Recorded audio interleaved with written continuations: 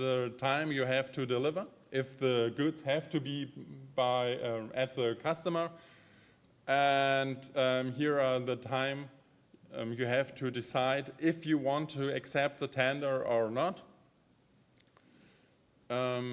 So you can order the tender to decision time. So the tenders with the shortest decision time are now on the top of the list, and so that you don't miss a tender that is good for you.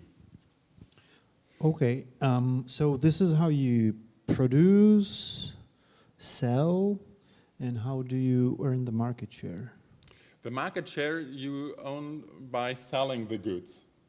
So if you, the marketing just runs, so we don't get contracts from Europe at the moment.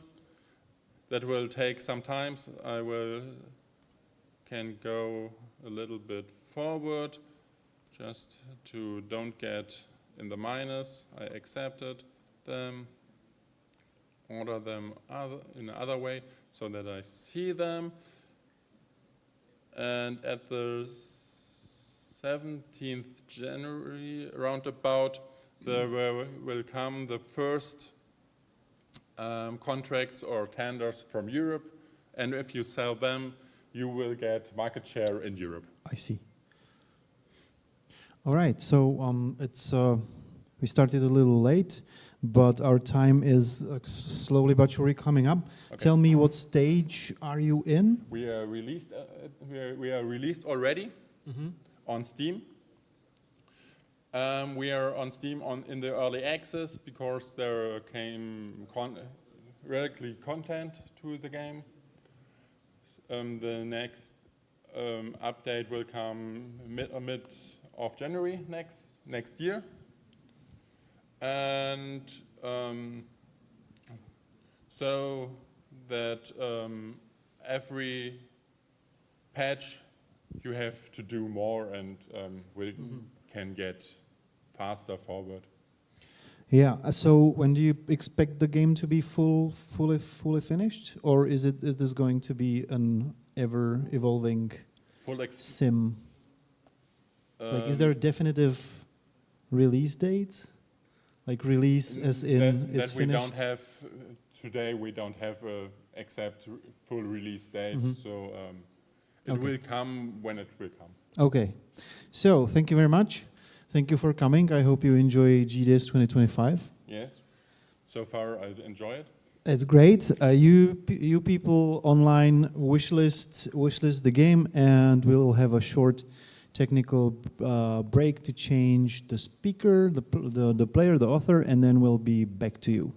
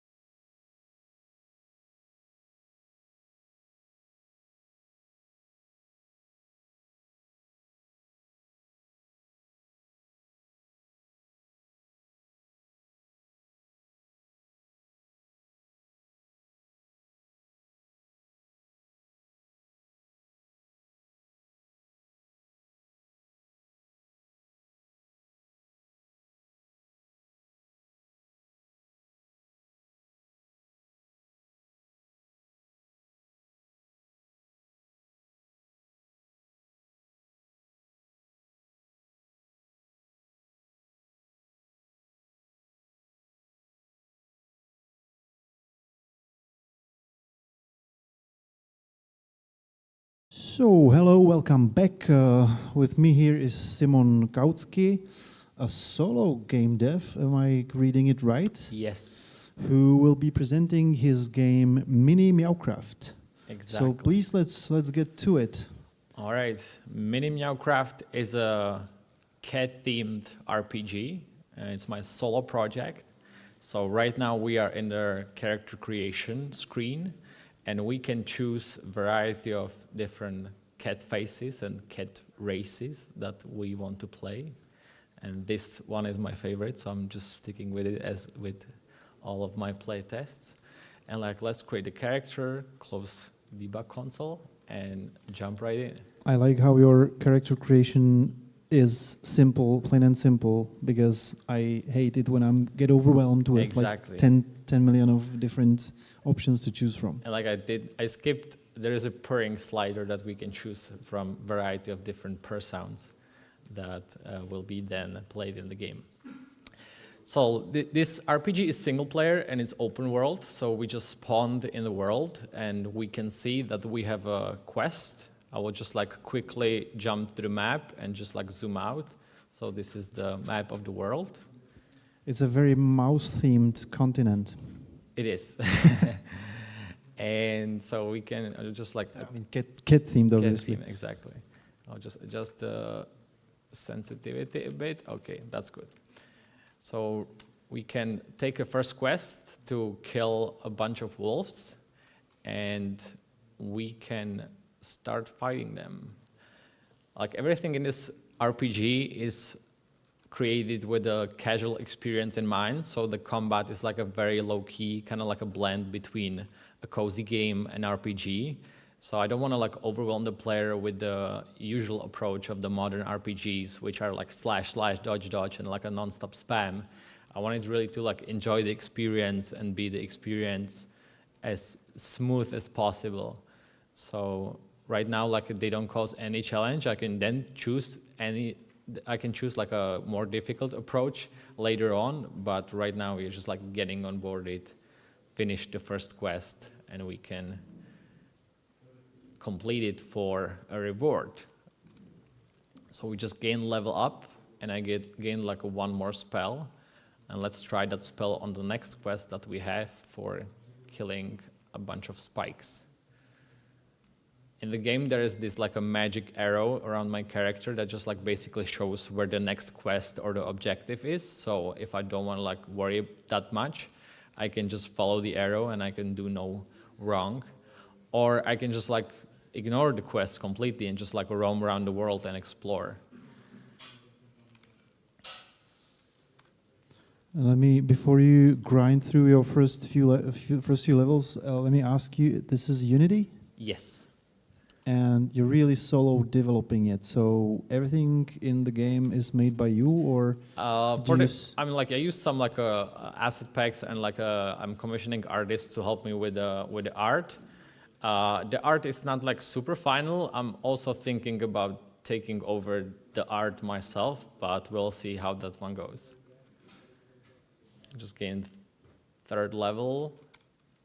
I can charge the enemy, and we gained bleed. So right now we can use bleed as our 3rd ability.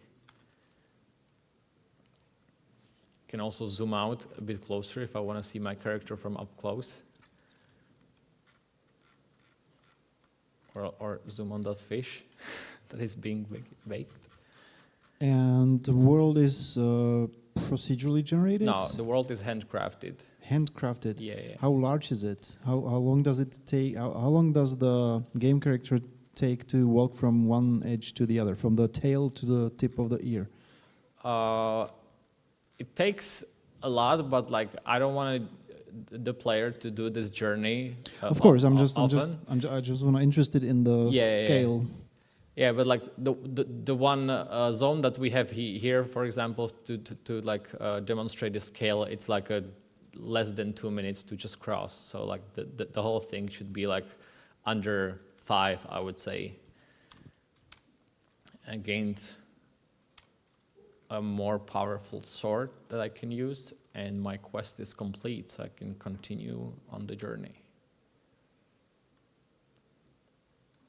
And this is a warrior class. I plan to have more classes than just a warrior, but right now I'm starting with a warrior because it's like the easiest ones. So I'll just like quickly go through the quests in here and upgrade armor that I got from the reward. Besides keyboard, I can also play on gamepad, which is actually like a way that I prefer. But I'm also working on a mobile version as well, so it also supports mobile in case you want to experience the RPG in your pocket. And I suppose with no controls of the combat other than distance, and it's just distance, right? Whether you attack automatically, or you can pick spells. Yeah, exactly. I'm or, like contributing or with using abilities, with the items. spells, but it's like a typical like a role RPG combat. So I have like a chances for critical or for miss that it just happened, and so do my enemies, and they have like a different stats and different armors. So Yeah, I get it that the almost idle element of the combat makes it easy to be played on mobile, yeah, right? yeah, exactly. And how long has this been in development? I've been working on it for 2 years, out of which 1 year is full-time, and the other year was during my weekends. So right now it's like in a And you 2 years switched to cycle. from weekend only to full time because you got some funding, or because you quit your job to pursue your dream? Yeah, I had like a lot of background in mobile game development, and I just wanted to create something that is like a bit bigger and in 3D. So I just decided this year that I will like focus on this project and like make it as good as possible, and then basically move back to like doing it on the weekends. But I just wanted to do like a big push, create like a majority of the systems and majority of the mechanics that are going to be in the game. And right now that is all done, and it's more about the story, the world, the quests, and like the abilities, more on like a content side. But from like a mechanics perspective, and like, you know, streaming the world, and like being able to handle open world and like quest system and inventory system and like different combats and abilities, that is all. And is this like a game that you would like to be commercially successful, or are you making yourself a treat? You know what I mean? Is it a hobby for you, or is it a business I mean, case? like both. I spend like a lot of money to do that. Obviously. Yeah. You would like to get your money back. Exactly. You paid yourself a nice development vacation. I understand. Now, is there a release date for this? Hopefully next year. I wanted to do early next year, but it looks like I'm gonna be doing it more like later next year. But we'll see. I'll need to like tweak my ambitions a bit.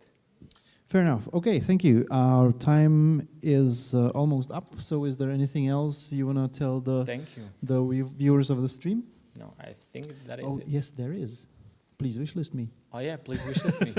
And also visit Indie Showcase. You can play the game. Yeah. And now I will thank you, Simon, for coming and showcasing your game. And see you during the day. Thank you. Good luck with your game.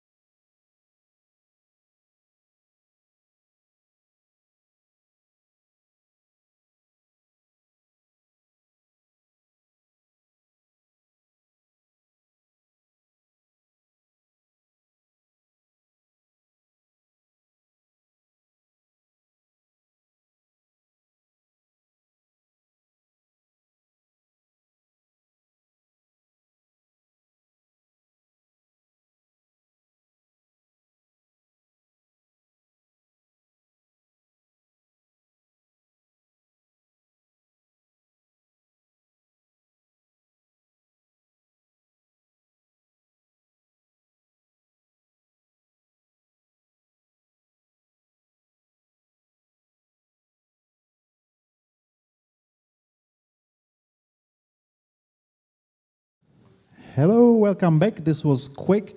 With me here is Igor Yakunin. Yes, exactly. That's me. Technical artist, says his badge.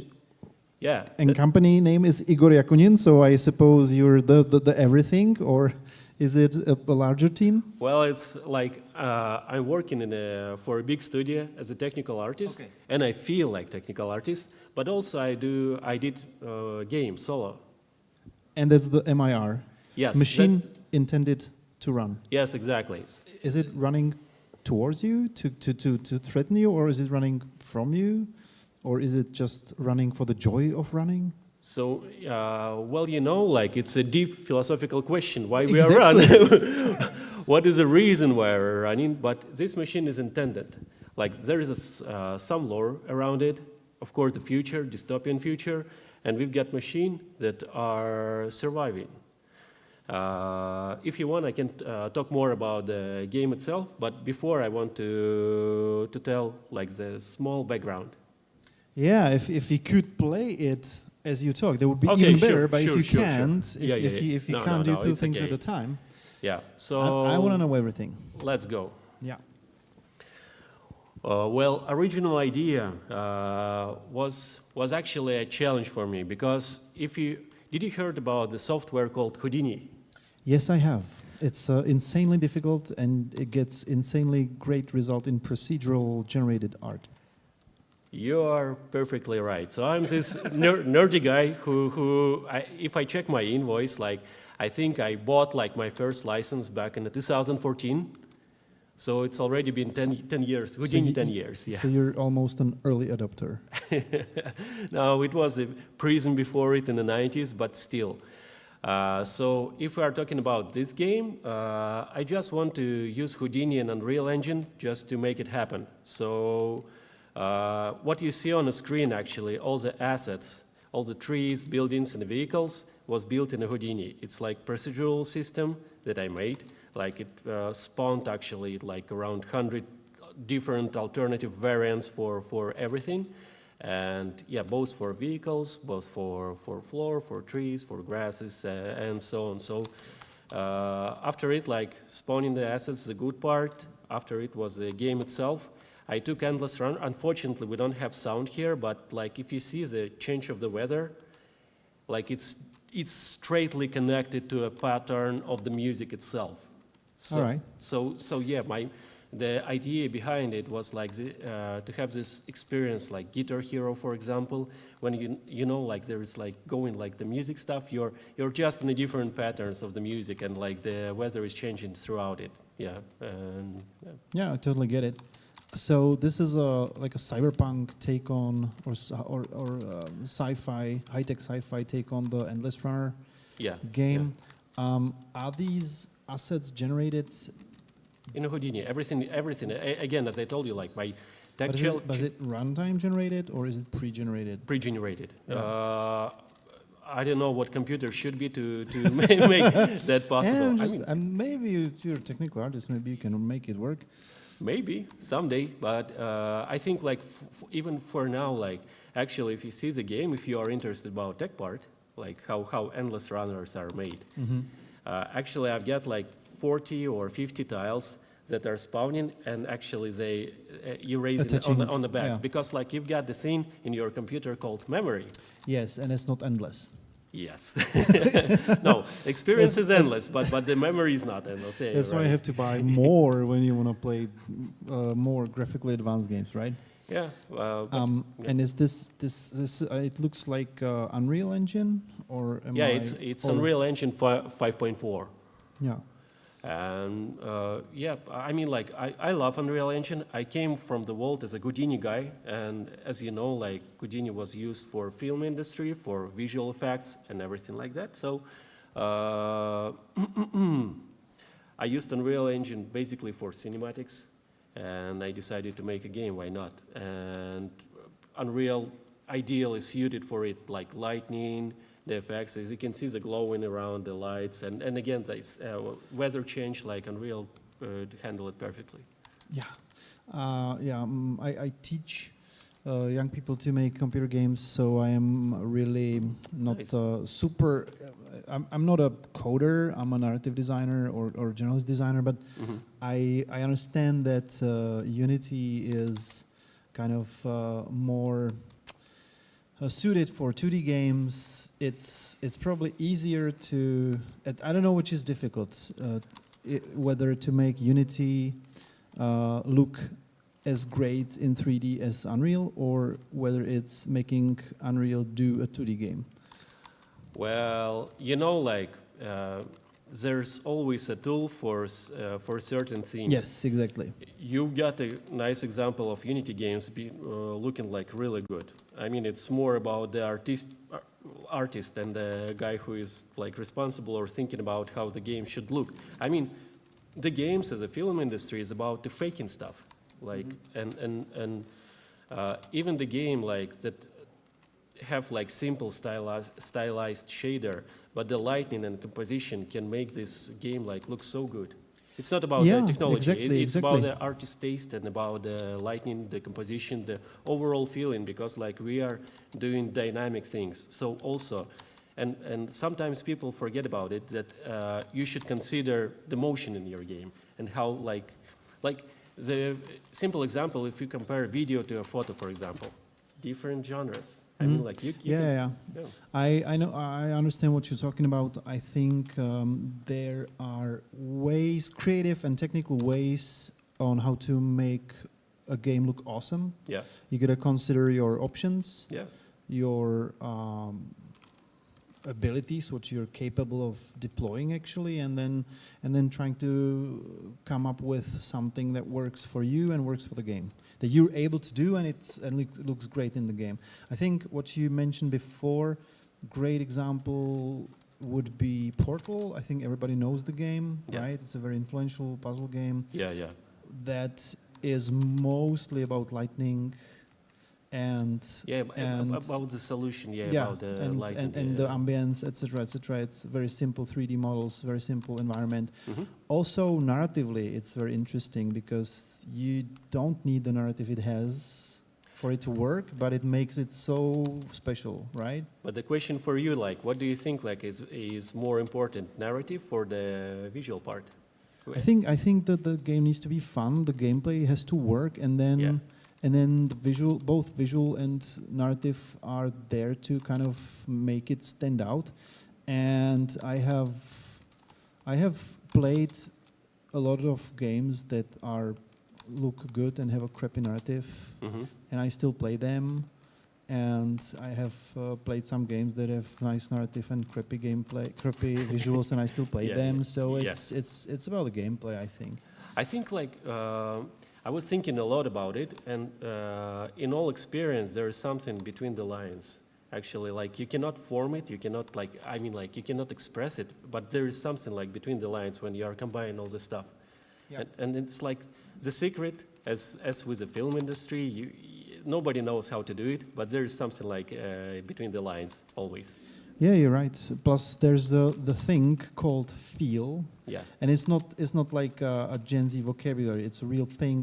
There have been books being written about this, about how the game feels, and that is somewhere between the controls, gameplay, narrative, visuals, and stuff that basically each game is a different thing. Like with movies, you basically can learn how to make a movie and then just follow the principle and try to enhance it with something new.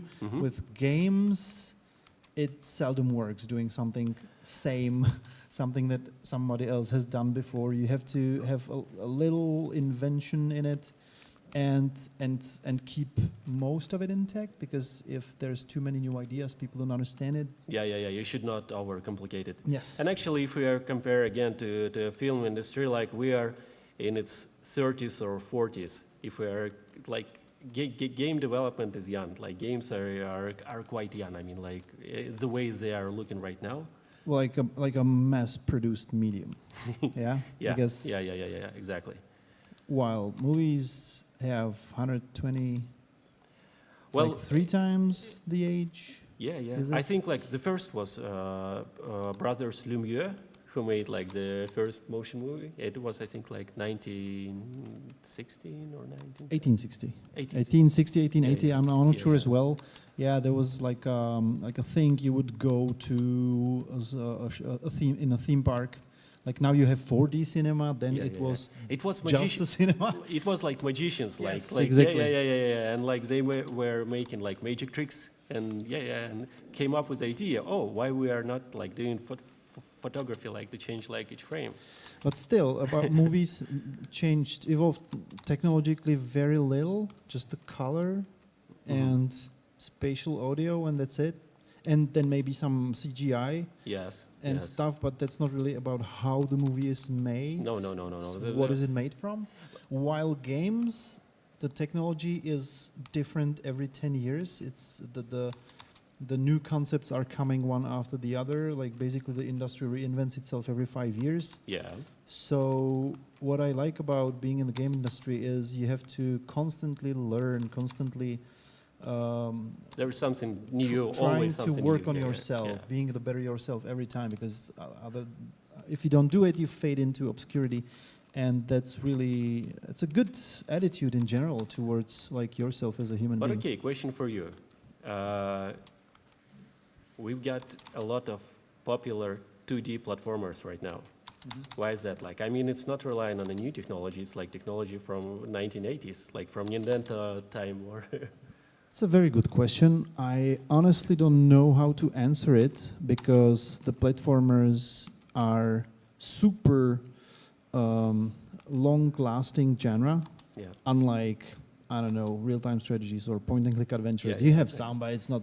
Yeah. While I think probably because a lot of people's first games were Prince of Persia, Mario games, Sonic games, or some like 2D platformers, it's their first contact with the medium and first kind of lines drawn in their minds about how the medium should be used. Yeah.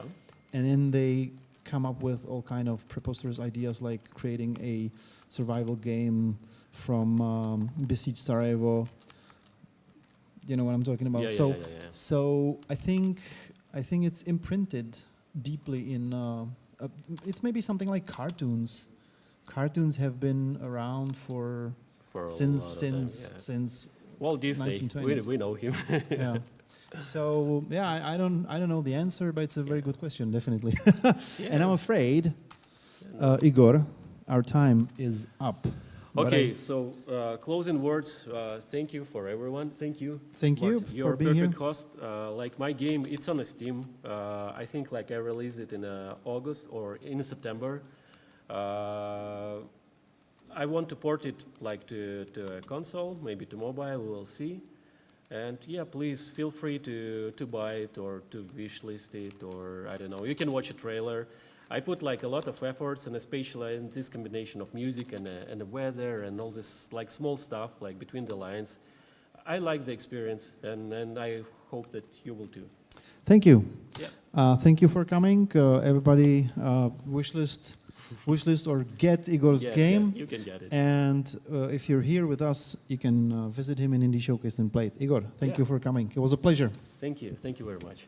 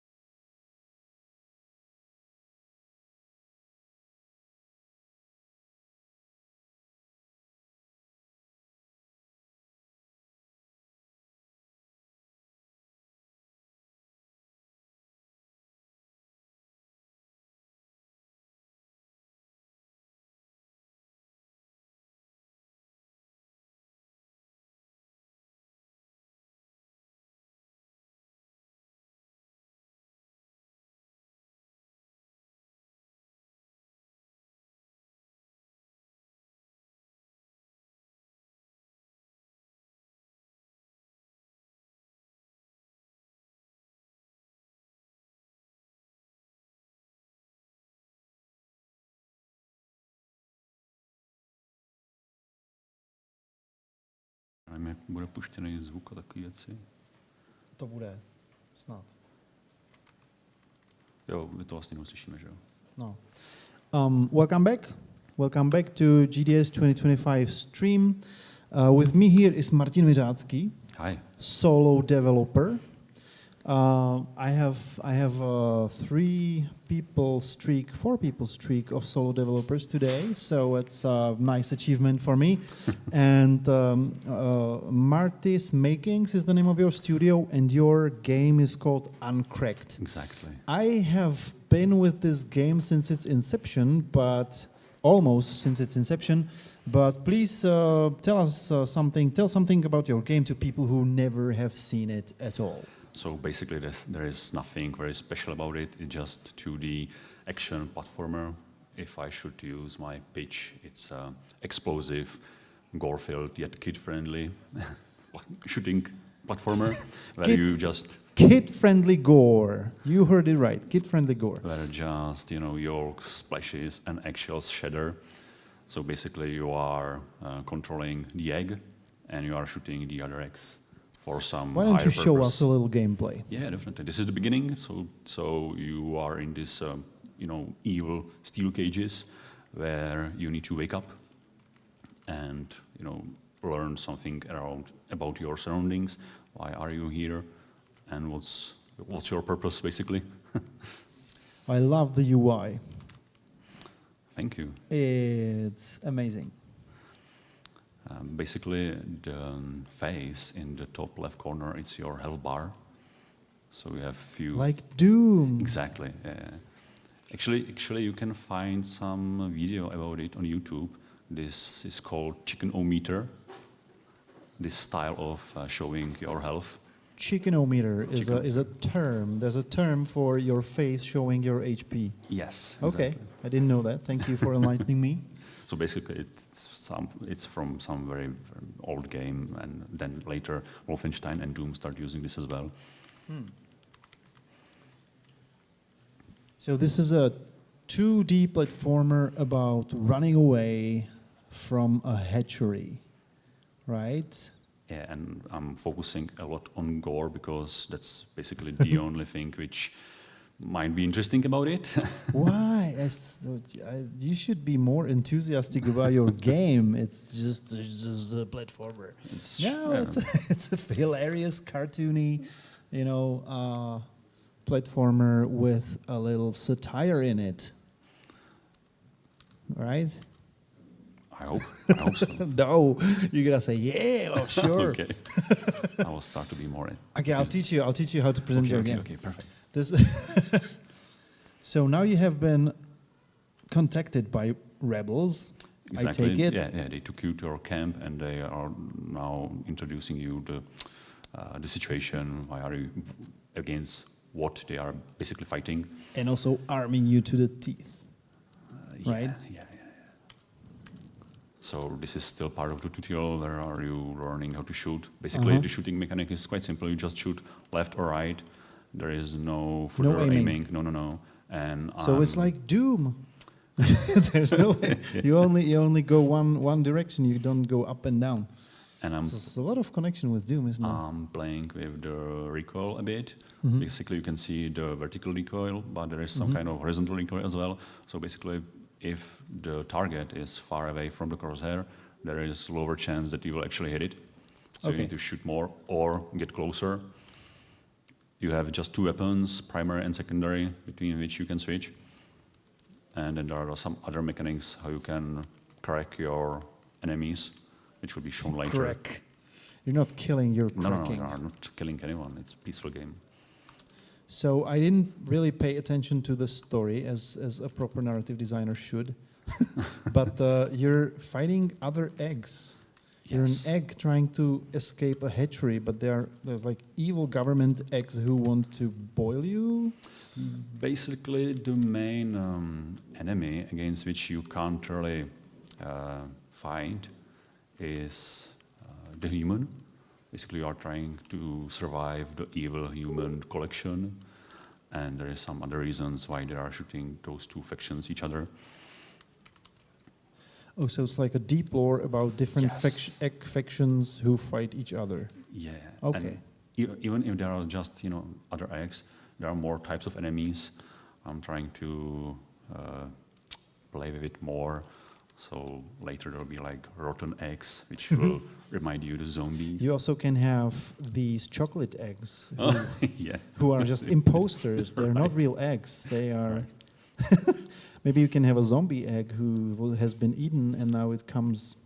Yeah, I don't know where he comes from, but yeah. That's basically a plan that one of the enemies type will be also this rotten egg. Basically, if you leave egg which is a little bit cracked, then it will turn green. he and- will yeah. zombify itself. Yeah, Oh, yeah. that's brilliant. So, is it still a game maker project? It is. It is I didn't one change. of the few these days. Yeah, I didn't change the engine. But the graphics has a very similar. So I've seen this game 2 or 3 years ago, and it was the same game basically. But everything has been polished since then, and the visuals. Did you do it yourself or did you No, commission it? Not anymore. Basically, I hired some artists who Mhm. converted the previous graphic style to this graphic style, and right now she's still helping with some new assets as well. But compliments to her because it looks the same in terms of like the general kind of vibe, but the quality is significantly higher. It took your original art and just elevated it. Didn't Yeah. change No. everything about it. Yeah. So that's a big compliment to her because that's a difficult thing to do. Yeah, she is quite skillful. And also, I don't know if they can hear the music. There's also playing some sounds from a Czech music band called Zooblasters, with which So you have an original soundtrack? that's original Music soundtrack. composed by them? No, Yeah. they didn't compose it. No, well, yeah, it's their music. They have the whole album. They are normal band which they are playing Sorry, buddy. outside. I'm distracting you. So I agreed with them that they will basically provide those music to me, and I'll be able to use it in my game. But I like your level design. I have seen many 2D games Oh, thank level you. designs, and they can be very bland, very uniform. Well, this looks fun. This looks engaging. Thank you very much. Presents a challenge, but still it looks very busy, but it still is easy to read, and I like the kind of tiny like egg hiding behind the wall from a shootout or like corpses and stuff. It's fun. It looks very busy and like stuff is happening everywhere. It's like not you're running through a dead world, if you know what I mean. Yeah. So it's a big compliment there. Thank you. I'm trying to play with the level design a lot. Basically, yeah, each mission you are starting in the camp, but I'm trying to change the camp each time you are there, so the player can have the feeling that There's a sense of progression. yes, A visual sense of yeah, progression. and, Brilliant. Yeah, and he can see that the camp is alive and something is happening there. Brilliant. And so how long has this been in development? Like forever. Forever is 5 years, 10 years, 20 years. Basically, I started learning how to do all this stuff 5 years ago. Uh-huh. So 5 years ago, I That's didn't where know. that's where you installed Mission Maker, Game Maker. Yeah, right? yeah.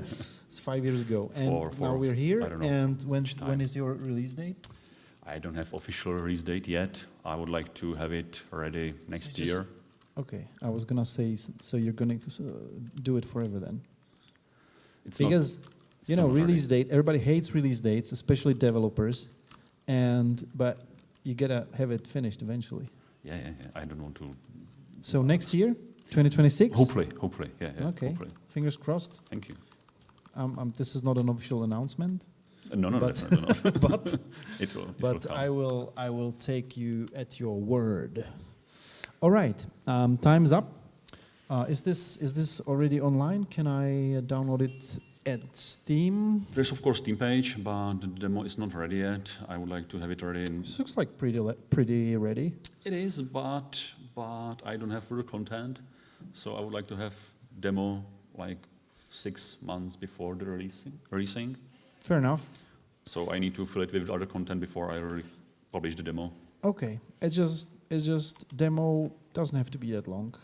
No, basically this is the last mission. Okay, and Which so will- this which is will be in the demo. scope-wise, this is kind of around where you would like to be with your demo when you release it, yeah? Or you want to add more content to it? No, for demo, I think that those 4 missions is just enough, and the full game should Me have too, around yeah. 20, so playtime would be around 3 hours. Basically, I would like to pass this 2 hours limit, so people can't refund it when they finish it. Yeah, okay, that's very smart, very smart. All right, Martin, thank you for coming. Thank you very for much. presenting your game. It was Thank a you. pleasure. pleasure. Fingers crossed. Thank you. Good luck, and see you in the Indie Showcase. Yeah. See you. Yeah, and now we have a 5-minute.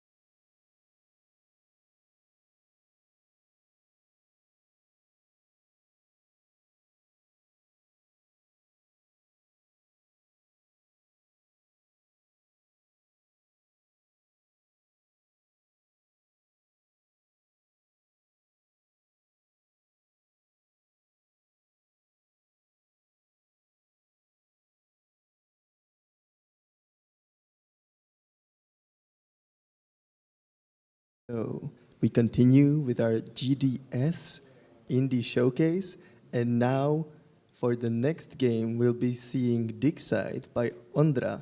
Hi, Ondra. Hello, everybody. Thank you for coming. Please tell us, what game are we going to play? What is it?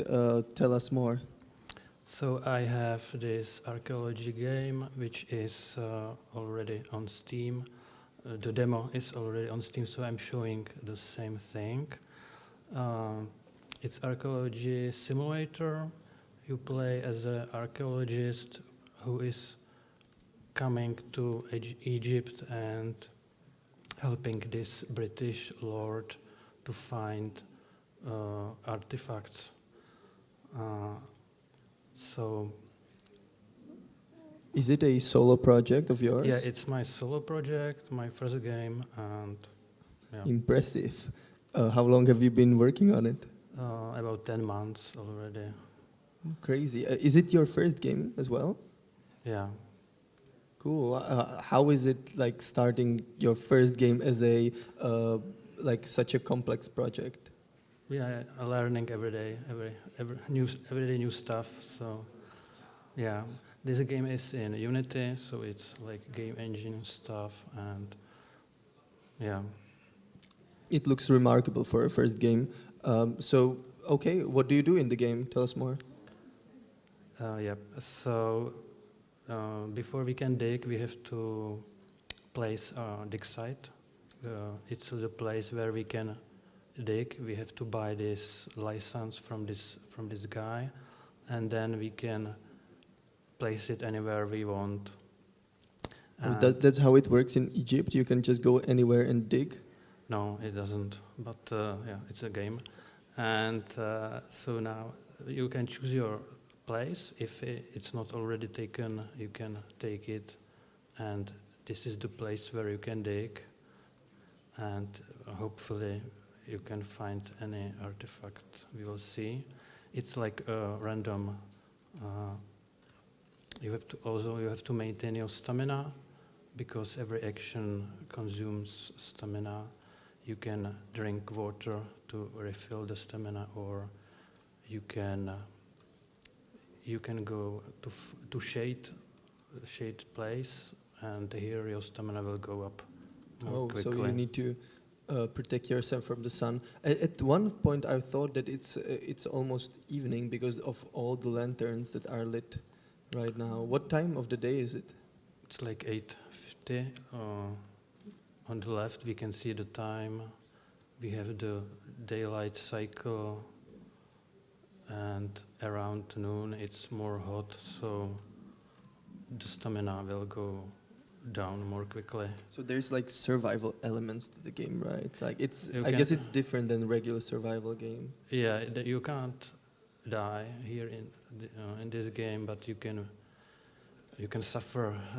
You can step on scorpion, for example. Did you just get stung? Yeah, you did.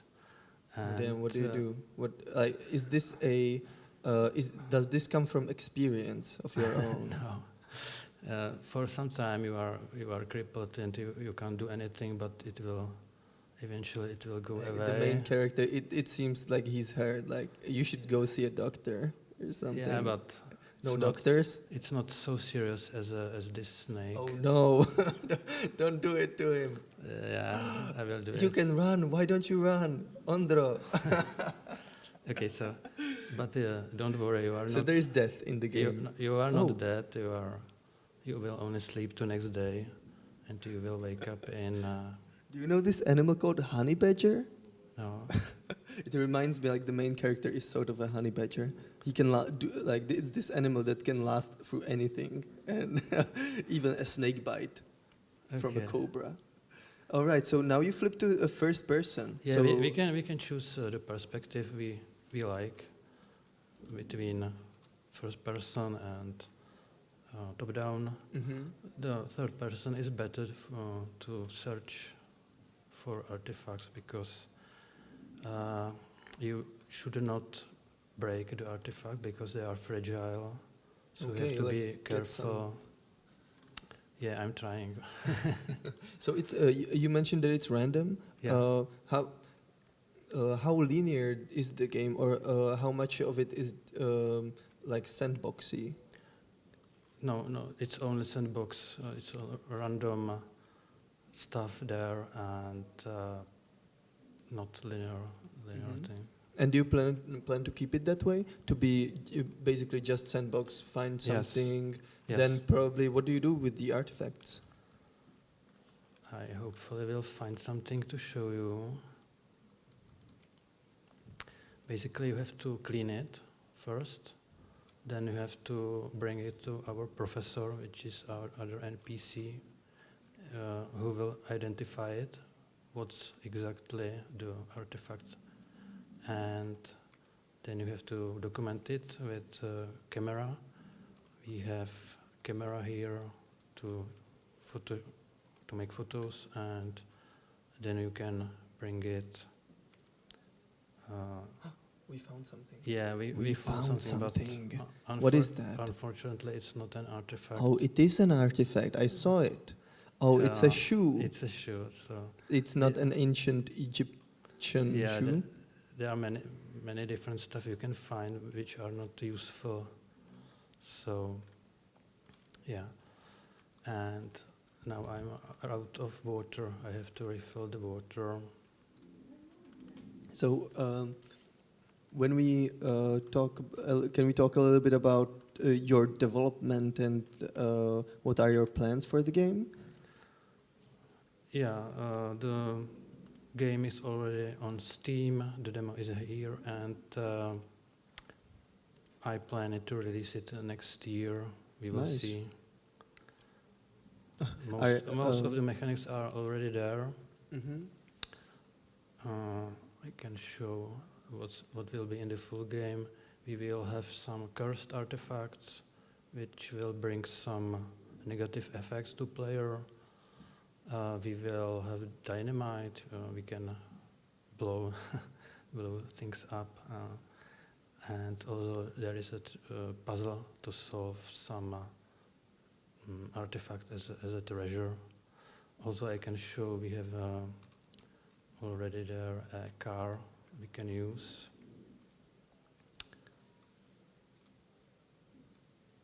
So you plan to release sometimes next year, and these the full game will have all these features. Yeah, Are you planning on supporting the game long term afterwards? yeah. Um, would we still be in Egypt if there was a DLC for the game, or would we go to take in another country? Yeah, still Egypt, but I don't have any plans for DLC yet, so we will see. I see you just got in a car. Like there is a lot of features in the game. Yeah, because the artifacts some of them are heavy, and you wouldn't be able to transport them for a longer distance, so you can use this car, like this trunk. Maybe one thing I haven't asked yet. What is the time period when the game takes place? 1930, Ah, okay. Was that some gold age of Yeah, Egyptology? it was. Is it the Indiana Jones Yeah, exactly. period? Okay. All right, it looks really nice. Thank you so much, Ondra, for playing the game and showing Dig site. So go and play the demo in the either here in the indie zone or on Steam. Yep. Thank you so much for showing it. I wish you best of luck with the full release. Is there anything last you would like to add? No, thank you. Okay, thank you so much for showing the game. Dig site. Thank you. Bye.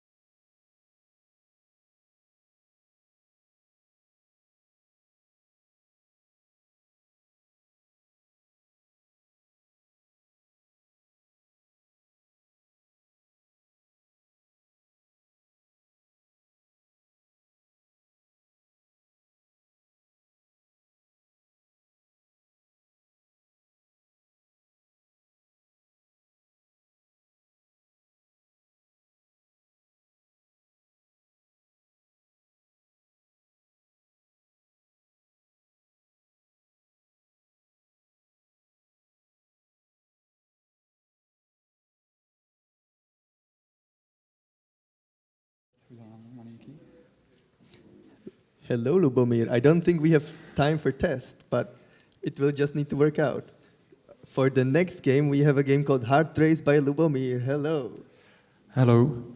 This is a special one because Lubomir has a very much a multiplayer game, which means like you can't see it on stream, but right now in the room, every single person has a controller, which means 6 people. Exactly. Yeah, except me, because I need to hold the microphone.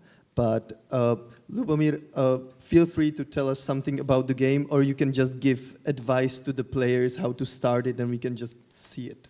Yeah, this is very simple game. It's a fusion of heart rate. This is my name, my game name.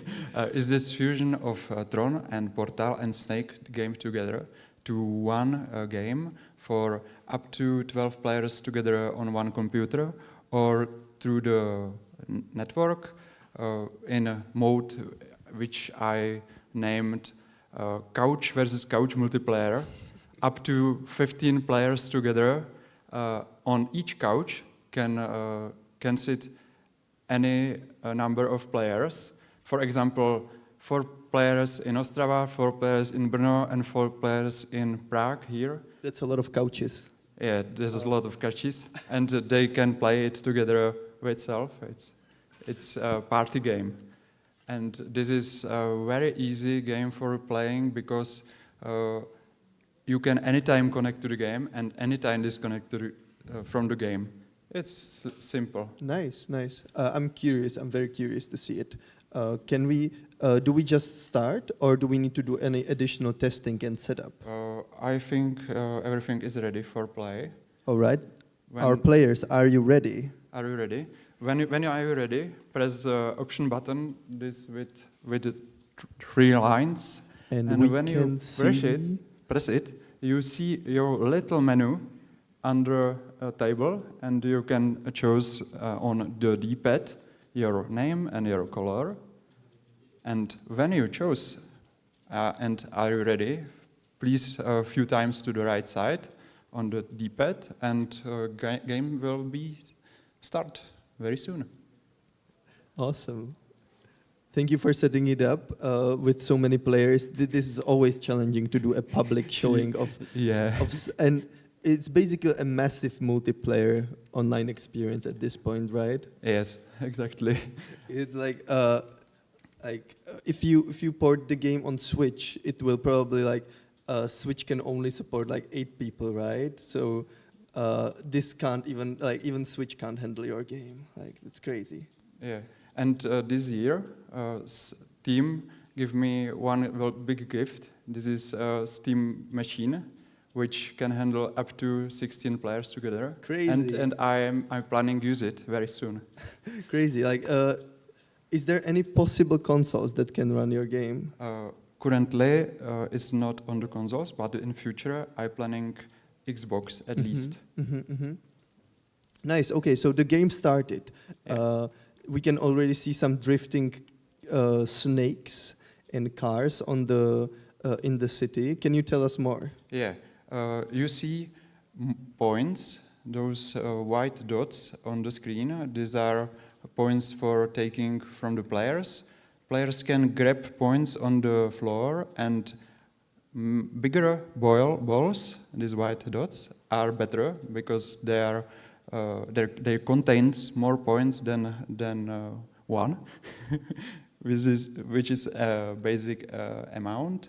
And when some player with points hit some wall, because this is hard race, every wall is hard and not passable. Every player can hit. When he hit some wall, he lose every point which he had. Okay, so On the you floor. hit a wall, you lose all the points. Yeah, but on not everything, but only those which are not saved, because here is some save mechanics, which is very simple. I can show you on the mouse. Under this player are 13 points. This is wall amount, and on the blue player, this is wall amount of his points, and this number on the right side is Yes. amount of point when you throw on the gaming floor. So we just looked at the blue player who had amazing 16 points, which he lost while Lubomir was pointing at it, Yes. which was quite sad, but he still kept his 6 points, which is good. Yeah, and in this game you can accelerate. This is through the driving around any wall and press button in direction of the movement. This is noticed by this electric arc effect. If you look at the red person, you can see him speeding up a little. Yeah, and another feature is you can brake, and you can do U-turn. This is instant turn to another direction. This is very cute mechanics, I think. It's very cute. And on the floor are portals. This is those big closey things, and these portals are connected together every time to the white one portal. And every time are on the floor 2 portals which are white, one vertical and one horizontal, and someone drive through the portal, he drive out white one. Okay. This aggregate player and aggregate tension in this space. This is, I call this zones with bigger balls and bigger points. So you go in, and then can you leave the zone? Yeah, I can because I can create my own portal on my trail. For example, I have 2 points extra. I press button, create my own portal, and jump through it and use it for grabbing some points inside some zone. And I can fight with players and take their points. And for example, this zone inside is no yellow one. This is not a great one for the test, but this one. Sorry, I must see some good zone for this example, because one of these zones with points are not here, but we will waiting a little bit, and I introduce you this mechanic. In the meantime, I just wanted to say that we're playing the game here without any sound and music, just to not interfere with the stream, which might be a bit tricky, right, for a party game? Like, sound is a big part of it. Yeah, sound and music is a big part of this game, but currently this game is in development and sound and music is not included. But in future, it will be definitely. So kind we're not of just techno. hearing it not because of the stream, but also because it's not actually in the game. Yeah, exactly. All right. I think like for party games, it's really important to have some nice music in the background. But already the game has a lot of atmosphere, and it feels like Tron in a lot of ways. This is my big inspiration. I was inspired by games like Tron, Achtung die Kurve, or Armageddon. This is a Linux version of Tron, which I play as child, and it was awesome. And I try through this game make it better. You had a Linux as a kid? Few times, yes. Interesting.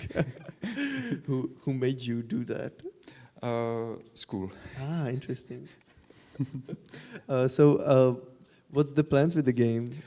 I plan release this game on the Steam. Currently, is it on wishlisting? I had currently few hundred wishlisting. Good. And I gain one per day about. And I will be lucky if any player will be wishlisting to this game. Yeah, go and wishlist Heart Trace on Steam. Thank you. It definitely needs a lot of players to fill up the whole space. So when I think it's a perfect game for high school long afternoons, right? the whole class can play at one computer. This is my plan. That's cool. Like, it should be somehow in a school curriculum in the whole world, I think. Definitely in Czechia, though. Nice. I planning in future do some next abilities like controlling through the mobile phone and this kind of stuff, because not everyone have gamepad. Definitely, yeah. I thinking about it, but currently it's not included, and in future it will be. Let's hear it from the crowd as well. Like, how do you guys like the game? It's very good. Incredible. I like it.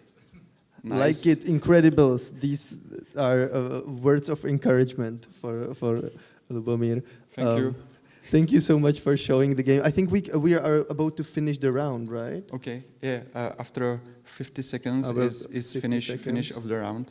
Yes. So when is the release date also? Did you plan some already? I in last year, I tell something Mhm. about the release, but currently I'm very not angry, very Cautious, probably. cautious, yes, about telling something about the release, because it's a hobby project and I give this game so many time as I can, but release is in near future. It's in near future. That's good enough. That's good enough. Yeah. And also, when you talked about the controllers, the necessity of a controller and maybe a mobile port, are you planning to do any other platforms, maybe web-based or something? I don't planning do it for web base, but I planning it release on the Linux, on the Mac OS, and on the Windows, and of course on Steam machine in future. Nice. Steam machine, go. Okay, Yeah. Heart Race. This was Heart Race by Lubomir. Thank you so much for showing the game. Thank you too. And thank you for all of our players for playing it. It was real fun. Yeah. Thank you. All right, next game will come in a couple of minutes.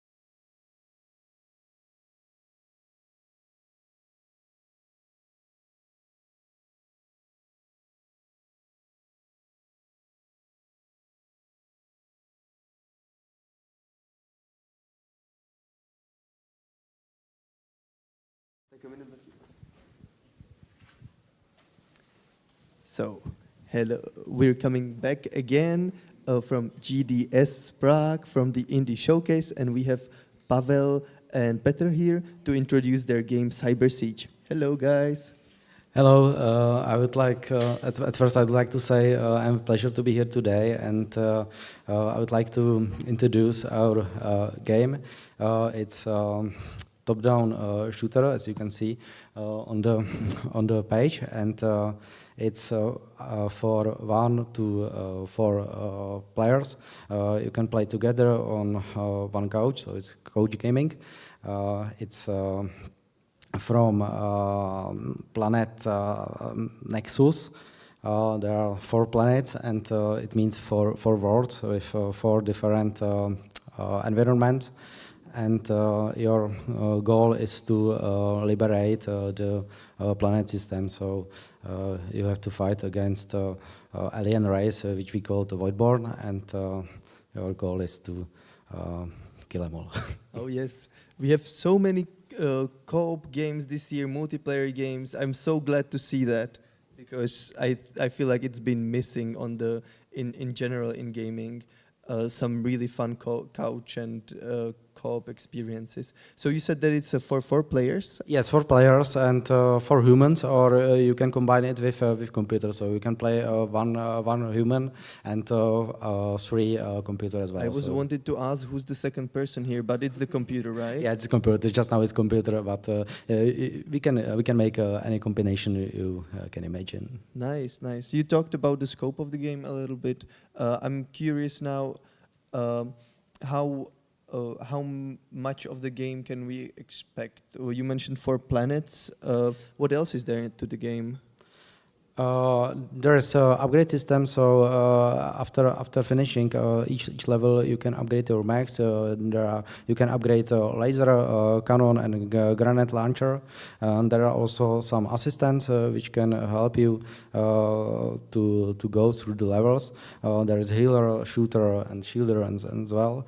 And we hope that it will be enjoyable for. Is it like you have roles in the team? That you, like, one of the mechs is with a shield and another one is like a tank? Yes, it's for us this is the plan. So one can be shielder, so it can make aura around, and everybody in this aura will be shielded, and second one can have healing, for example. Nice. Now we finished a mission, so I guess the game is split into some smaller parts, right? Can you talk about that? Yes, exactly as you said. It's split it into 5 levels in each world, and after finishing the level, the game is automatically saved, and after that you can continue. So there is no saves during the level, but if you finish successfully the level, everything is finished. Now there was visible the upgrade screen. Nice. Did you upgrade anything, Petr? I didn't see it, so just laser. Okay. Yes. So I'm curious, who sits in the mech? Is there any characters to it? Is there any humans to it? It's a very interesting question. we didn't think about it in this way, but we have mechs, and I think you are just the mech. Nobody is sitting there. It's completely fine. You are a remote controlled mech on a alien yes. planet. Maybe we can think in this way. Mm-hmm. Is there any story to the game, or is it so far without any narrative? I think at the end there should be very simple story, because this type of games is not about story, it's about gameplay, and we are only 2 people, and we don't have time to make some complex story around it. So I think it will be maybe in this way. Of course. And that's completely understandable. I just saw a cool switch of perspective, that the game switched into top-down. What happened? We have camera which can move around, and you can put it in this nice direction and look from top. And after going this way, it goes back. So yeah, it's very interesting to play with camera, and it gives us some new experiences. Yeah, definitely. It suddenly I was like curious if there is gonna be like a puzzle challenge or something. So you mentioned that it's just the two of you making the game. How long have you been working on it? Did you get any other help with? No, this is our first game, and we started 1 year ago at the end of September. We start learning Unity, so it's made in Unity, and just now we are at the end of let me say. All mechanics are implemented, and now we are working on content. So we hope that game will be finished at the beginning of next year. Nice. That sounds like a nice plan. Do you have any idea of the game time or gameplay time for the final game? Roughly, it should be about three hours, from 4 hours of Nice, gameplay. nice. First of all, it takes about half and quarter, maybe. Yeah. It's releasing your first game is always the toughest challenge, with all the trying to figure out what your market is and push it to Steam, right? Yeah, it's a very interesting way to start with a Steam page and everything around it. Yeah, it's crazy complicated for the first timers. Did you get any? Did you get to showcase the game anywhere else so far? No, this is our first event. Nice. We joined the Czech and Slovak week and Next Fest, but in person, this is our first event. Nice. That's. I hope we're gonna see you at more events in the future, because, like, of course, these sort of games, they need long-term support, and people need to so people keep on seeing it and keep on playing it, right? So, is there any plans for the future? I can say that we are really enjoy it. So I hope that in the future we'd like to apply for some other Cyber event Siege 2 and Cyber Siege 3. Maybe. This seems like like a game that would be the whole series coming all the way from the 90s and 80s. I can imagine that Cyber Siege had a pixel art predecessor sometime on NES or something.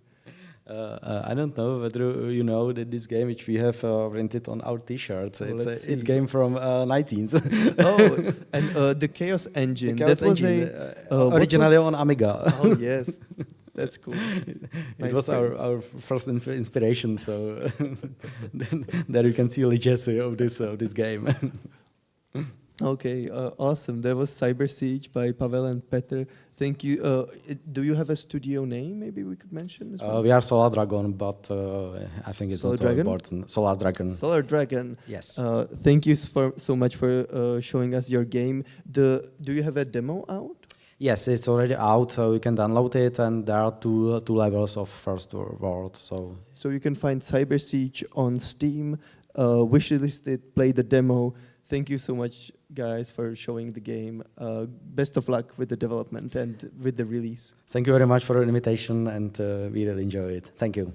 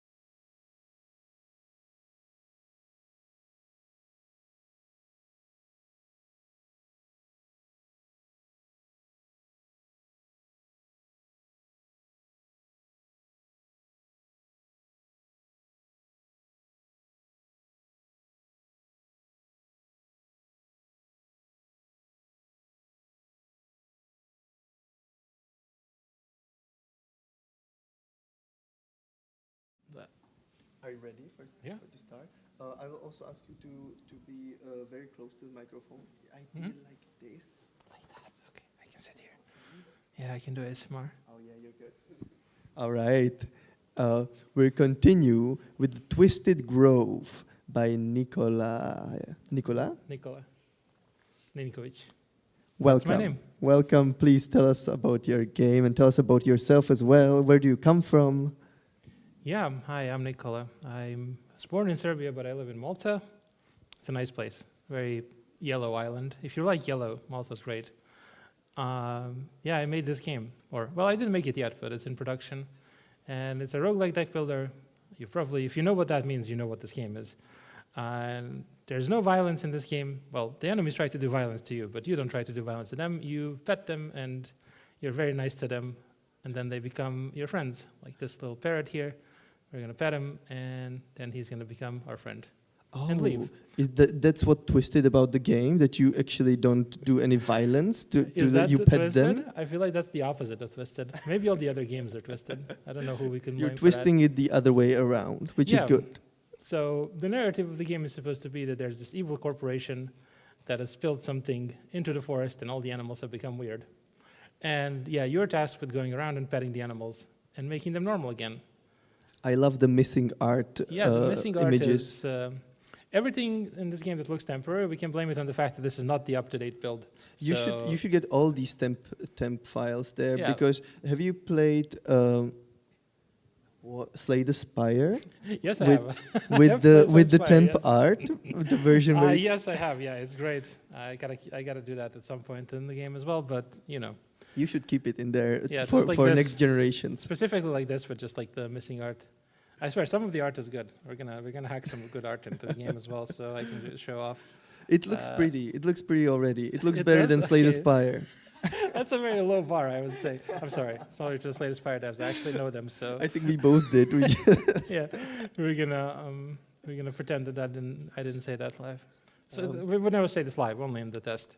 So maybe can you guide us through the gameplay a little bit more? Yeah, of course. So I guess the main question everyone's going to ask is why does the game exist when Slay the Spire exists? Or at least that's what they ask me. It's very rude. So the gist of this game is, other than just like the interesting theming and stuff, is that you don't get to reshuffle your deck whenever you want. You know, so usually in games like this, you would just play you start a fight, you get your cards and you play them all, and then they go back into your draw pile, and that repeats on and on. But in this game, you don't get to do that. In fact, your hand is persistent even between combats. So if I play these cards here, and this plant becomes my friend, those cards are now gone. They're in the discard pile, and I get to draw up to my hand. And as you see, I didn't reshuffle my deck. Whatever was in the deck is still in the deck. And my deck only reshuffles when I reach certain points on the map. Interesting. So your cards are kind of like a permanent resource that you're trying to use as efficiently as possible. And it's mostly petting. It is mostly petting and flattering, and saying all sorts of nice things to the animals. I wonder what this mechanic of not making them randomized and not shuffle them, what does it say about people who are trying to, I guess, like, please all the animals in the forest? I'm not sure what it says about them. I think it says something about me that I just thought that was an interesting mechanic. And maybe we can... It is an interesting Yeah, mechanic. and we can come up with rationalization for it in hindsight. But yeah. So you just keep on petting them, flattering them, and then having a shield to block their attacks because they attack you? So basically, the way the enemies perform actions is by having a bunch of these attacks. We can undo here and probably break the game. No, everything worked, great. And job. you have these defensive cards that can target the attacks and nullify them. Some of the attacks you have to parry more than once, and then they go away. Some of them you can just parry once, and then they go away. And the way that the opponents attack you, I'm going to let this guy attack me now. Suboptimal gameplay, don't look. Is by giving you these useless cards that clog up your hand. So every turn you draw up to your hand size, which is currently 5, and these cards stay in your hand and you can't play them, right? And So he they're bit your hurting. finger, and Yes, exactly. now you can't use your finger Yeah. for petting and Can flattering. peacocks bite? I'm not sure peacocks can bite. Well, they have a mouth, so theoretically they can't bite, but That's a very sexy peacock, by the way. thank you. Yeah, everyone likes the peacock. That's why I'm spending so much time on this fight, because this is, the best art. And yeah, anyway, and you don't actually have a health bar, despite what this heart here would tell you. Oh, what does it say? It says that you lose if you have more ouch cards in your hand than your hand size. So the way you actually lose the run is by having your hand being clogged up by these useless cards, which the enemies try to give you. Can I actually win this fight? If not, I'm going to Let's just try. cheat. I'm going to just cheat and no one will notice. It's fine. I already lost track of time because the game is so interesting. Thank you. That's a very good, very flattering, as this card says. I'm good at flattering as well. I think Yeah, that's why they hired you, probably. Okay. This is the thing, like of people, like some people that have this people-pleasing problem. Like I think that the game could tackle this a little. Like it could definitely, I think, teach me something about Something about how to pet animals. about to okay. pet people. You don't. I don't think you. Do you pet any people in the game? We'll get to that if I get to the fight. I'm not sure how much more time we have. Let's just go. Yeah, let's just go to the boss fight, and we can attempt to pet the evil corporate We're overlord. good. We're good. And see what he says. No one saw that console pop up. Don't worry about it. Yeah, the actual boss fights in the game are fought against these corporate overlords, who you cannot pet, unfortunately, or fortunately. I would say that's a step towards realism. I think we should pet our corporate overlords. Let's try. They See could what be better happens. people. No. Well, there was supposed to be a funny error message here, but the game glitched out. So Can you say it to us? You Yeah, have it a says unique that- chance.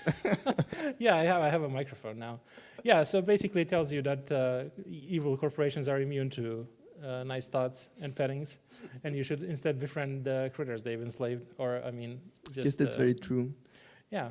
Is there a connection to game dev? Are there any evil corporations in?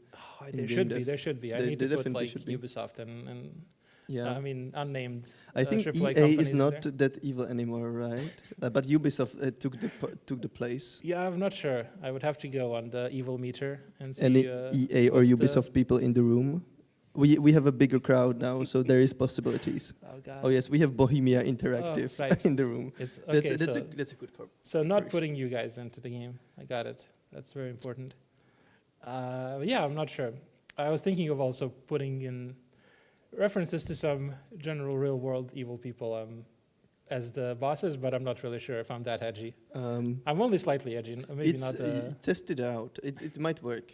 It might work, It might work if you can pet them. I think though. It might also. I get would me- like to pet them. It might also get me sued, so that's another. That's true. Another consideration to That could possibly actually have. work out good for your marketing, though. Actually, yeah, that's right. Indie developer sued by Elon Musk. Must see. You said it. No, I said nothing. You don't know. Yeah, anyway, that's basically the game. There's much more content currently, so this would be the equivalent of Act 1 in unnamed popular game of the same genre. And you would get to fight one boss, then another, and another. You get to navigate through this hexagonal map that I spent so many iterations working and reworking, and now it's great. Trust me, best map you've ever seen. That's what I want to hear. How many iterations? Like, How give many me the number. iterations? I don't have my Git repository here, but it's at least 9. Minimum of 9. Nice. Really Nine is works. good. Like if it's not a double-digit number, that's Not fine. double digits, no. I can't do it anymore. Otherwise, it's going to be too much, right? Then I'm just bragging at that point. It's cool, Nicola. Thank you so much for showing it. Just a couple more questions. Release? Is it going to be released? Is it going to be released? If I don't get isekai'd by some truck, probably next year, we can expect a release. I was going to aim for March before I turn 30, and then I have another thing to be upset about. A game not doing good, not just the age, but it's not going to happen. So sometimes next year. A game of the decade for you then. Yeah. Thank you so much for showing the game. Is it on Steam already? Yes, it's on Steam. It's called Twisted Grove. Please wishlist it. Twisted Grove, please wishlist Twisted Yes. Grove. It's Best game amazing. you've ever played. You can or might not pet some corporate overlords, but definitely pet some animals, sexy animals. Thank you so much, Nicola, for Thank you showing for the having me. game.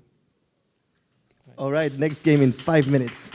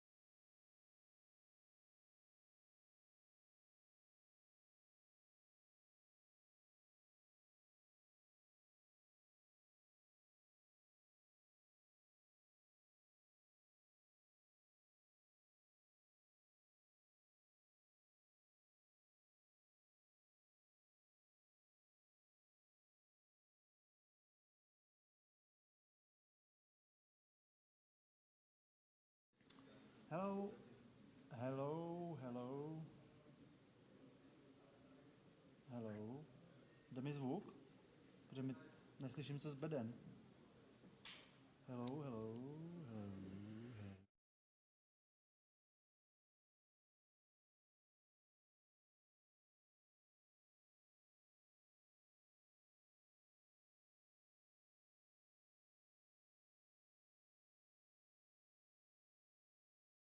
Then for the nice Mickey guy, you would have to wait another hour. But with me here is Jan Štěpánek. Hi, Jan. Hello, hello. You came to present Office Manager. Yes. Before we start, are you a solo developer? I am solo developer. Another one. It's all day solo developers. It's just curious. It's not a bad thing to be a solo developer. Please, can you tell us something about your game, Sure. ideally while playing it? Okay, so my game, Office Manager, is tycoon building management game where you are building the offices and workspaces, and then you are renting them to the other companies. So you don't have any company, your own. So you really build offices for Yes. anyone else to use. Yes, that's right. Okay, sounds original. I hope so. So you can see I can build new rooms, new buildings, objects, doors, windows, furniture, and there is a lot of objects.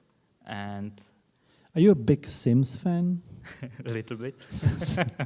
Because it's can you open the menu again? Sure. Is every tab, are this list of items, is it just one tab or is it all tabs together, these things? Because you have tabs here, right? Or is it filters? It's categories. Yes. Categories. And Yes. so this one has, okay. So And it I looks can like, search something fridge. how many items do you have in total? I don't know. You don't know. You I don't look in your Git. But there is not too much objects. I want to have more objects at the end. Well, obviously, it's a creative, decorative game, so there's never too much objects in there. Is Yes. it? So I want to show you also the managing, because as the office manager, you don't just build. There is also other needs you need to make finished, like the meeting requests. So you need to plan every meeting from every company, and yeah, it must be in the future. So there is some meeting, some Tobiáš, Eva, Lenka, Martin, Kateřina, and today they have 2 meetings right now, one here, one here, and Please finish. I have my questions, but I don't want to interrupt you. I don't know how I want to finish, so you Okay. can ask. Is there a coffee machine in this thing? Yes. Because if it's not, it would be very unrealistic. Yeah, there is It a would- coffee nothing machine. would be done. Also, the NPCs have their own needs, and you can see coffee need is there also. Okay. Where's the coffee machine? Can I see it? I can build it. Please build Okay. me a coffee machine. So I will build a kitchen here. This is beautiful. He will build me a coffee I machine. will. So some doors. We can add window also, and switch to kitchen, fridge. I don't need fridge. I just want a coffee machine. Okay. Just coffee Here machine is- wall to wall. Yes. And I need to plug it into electricity also. So you can see I need to build the cables. Mm-hmm. But now it's not built. I need to call the builders. Okay. I call them. So it's quite detailed. Yeah. Is there air conditioning as well? Not just it. But you plan it. Yeah. Okay. But you can see, that's the noises, the noise map. So there will be also the managing of the noises of the No. workspaces. Okay, I was gonna say a thing that a rapper is okay to say, but not a host on indie show. There's also toilets, I see. Yes. Can you run out of toilet paper? Because No. that's what happens in offices. Okay, that's a good And point. it- I will write it to them. Please do. Yes. feature, and now now I suggested a feature for this game. I see a copy machine. Sure.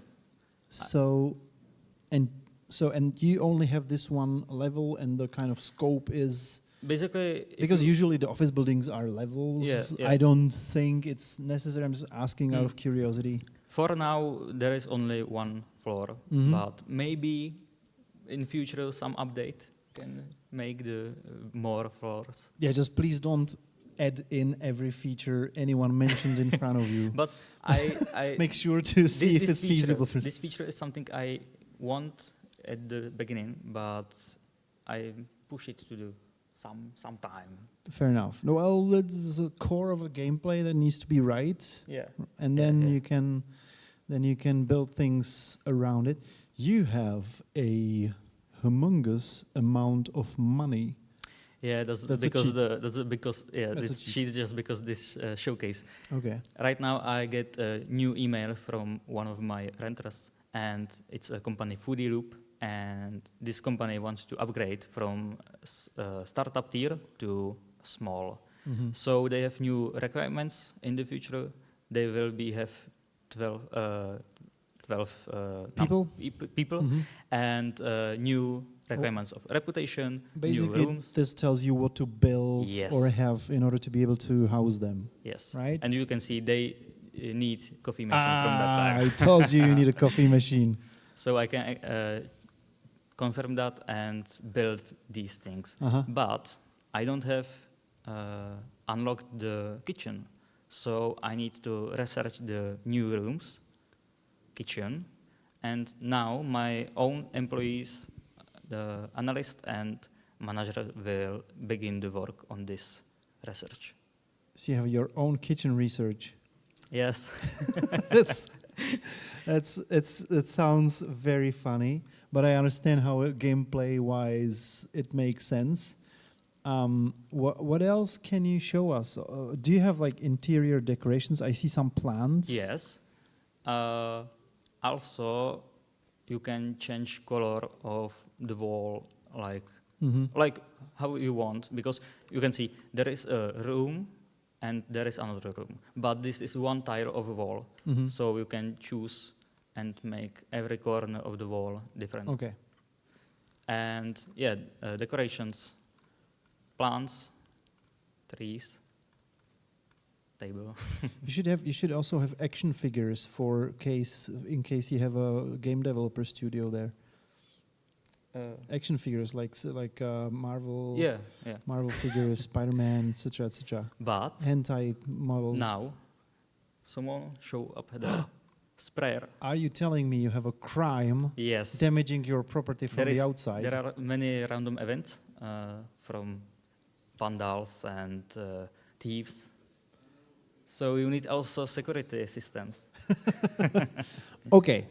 So how does that look? You hire people to walk around the building, or you build cameras? This will be in the future. We have it in working. Okay. But how is intended? I can hire security, and later we want to add some cameras and cards. Okay. My next question is, what other events, apart from graffiti artists, do you have? Do you have a Godzilla wrecking the city? No. Do you have UFO abducting people? No. So what do you have then? We have fire. Okay. The object Makes like sense. coffee machine can just blow up. Okay, makes sense. Or a computer. Are those results of your negligence of electrical network? No. That would be interesting if it would be dependent on your mismanagement of the facility, which obviously the spray painters are. It's just you can have all kind of fire hazard. You can have. Did you hear about the? I'm just making things up as I go. Did you hear about the sick building syndrome? I think yes. That's when you misplace your facilities like servers and copiers and air conditioning and electricity hubs. They can produce an environment that is very unhealthy for people, but I think that would require to design the game around this from the beginning, I guess. So we've almost out of time. We're out of time. But my question is, how long has this been in development? 1 year and 2-3 months. 1 year and a quarter. Yes. That's nice. What engine do you use? I said my own. Is your own engine? Yes. You're crazy. I am working. I'm working with. Sorry to say this, but I can see the positives, but there's also like nobody helps you with it if you're stuck in something.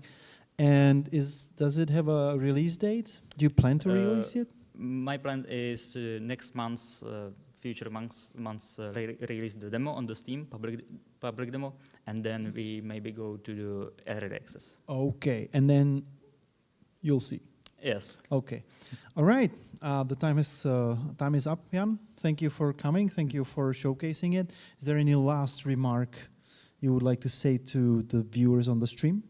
I hope you wishlist my game, and I will see you at my Discord. Okay. Good luck. Thank you for coming. Nice to meet you.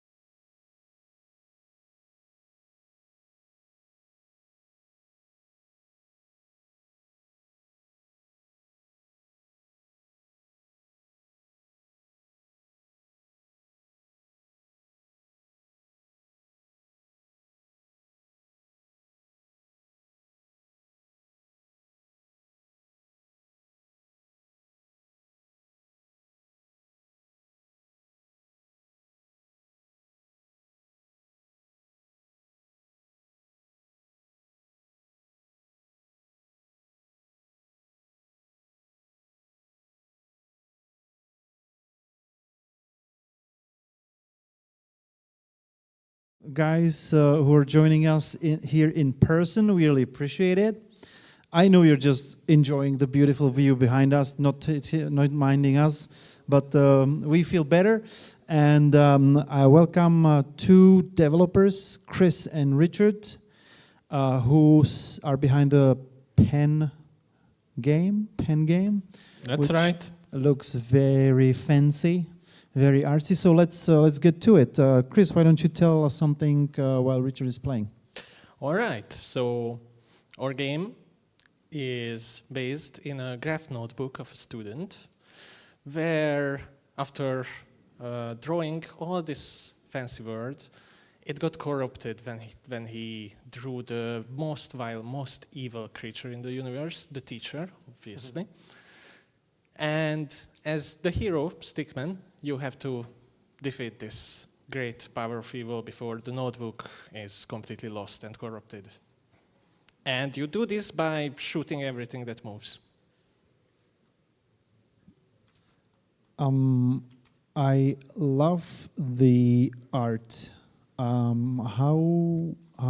did you conceive this idea? How did you come up? Was it difficult to come up with the art style? Because the doodles in my notebook were way uglier than these ones. So how did you even conceive this idea of because the art style is quite unique, isn't it? Yeah, we can say this is a very artsy student who did this. The original idea was exactly as you said. We wanted to make a game that we can just draw, and if the theme is that it's just a normal student who drew the whole world, we can draw ugly things, it will work. But then we got an artist and they went overboard. Yeah, I don't see any ugly things. Yeah, it looks well. Our artist is an art major, so it looks super polished, and it still kind of has this rough feel to it. I especially appreciate the stickmen. Stickmen's usually there's a lot of stickman animation. This one is the most beautiful and detailed that I've ever seen, and it's still a stickman. So it really blows my mind how you can do so much with so little. How many people is in the development of this? We have 4 people in our team. 2 of them are dedicated graphical artists. Mm-hmm. Well, a main artist and an animator plus graphics. And there is me, who is a writer designer. This is a story game, as you may have guessed by my description. And my colleague next to me is the main coder person. And the main ace who's just nailing the game. He plays he plays way too much of this game. Well, he has to, because he has to test every line of code that he puts in, right? Of course. Would you like to have a QA specialist hired for your game? Rich? Yeah, he nods. We absolutely do. We are trying to get maybe a publisher deal. Because professional QA would be amazing. Well, it definitely looks very polished, but I can see how a bullet hell like this with tons and tons of assets and effects and quite large scenes can be overwhelming technically. Also, you mentioned you have 2 artists. Are they both responsible for the same thing, or is there like an environment artist and a character artist, or is one like a senior, the other is a junior? Yeah, I would say we have a graphic lead and his colleague, the other graphical person we have, is mostly a support person who is trying to mimic the same art style that our main artist is doing.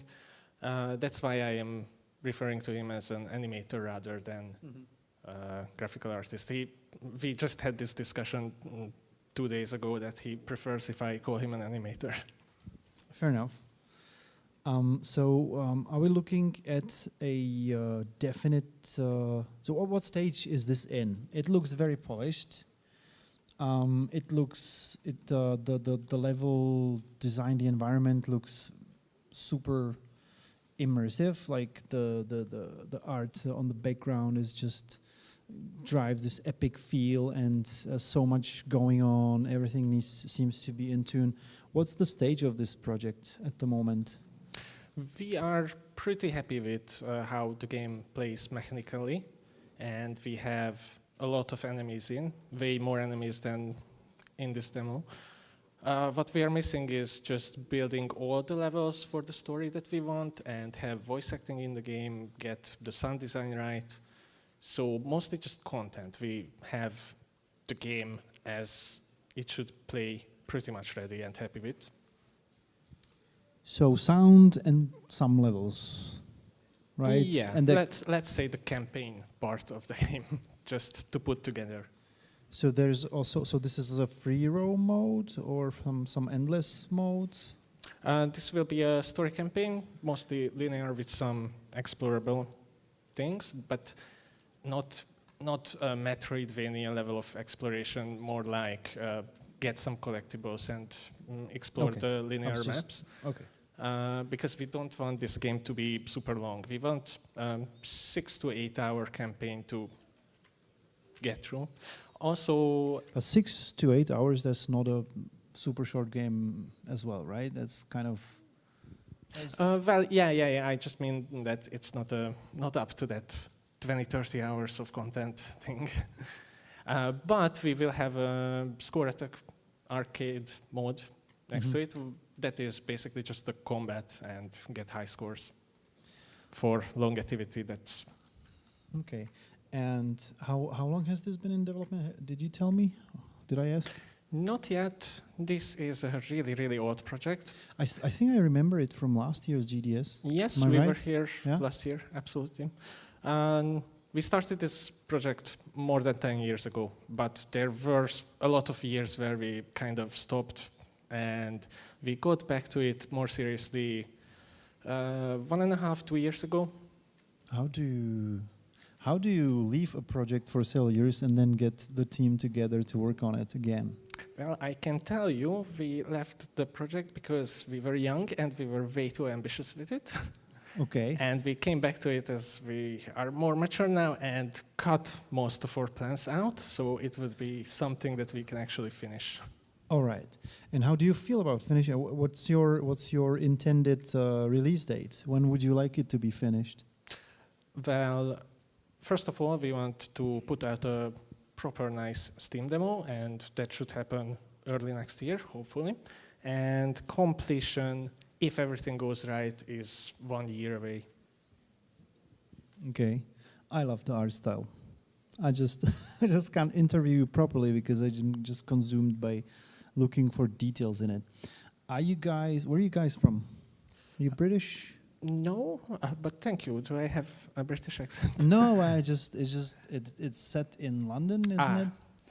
Yeah, So you can see there's how... a lot of British with different accents.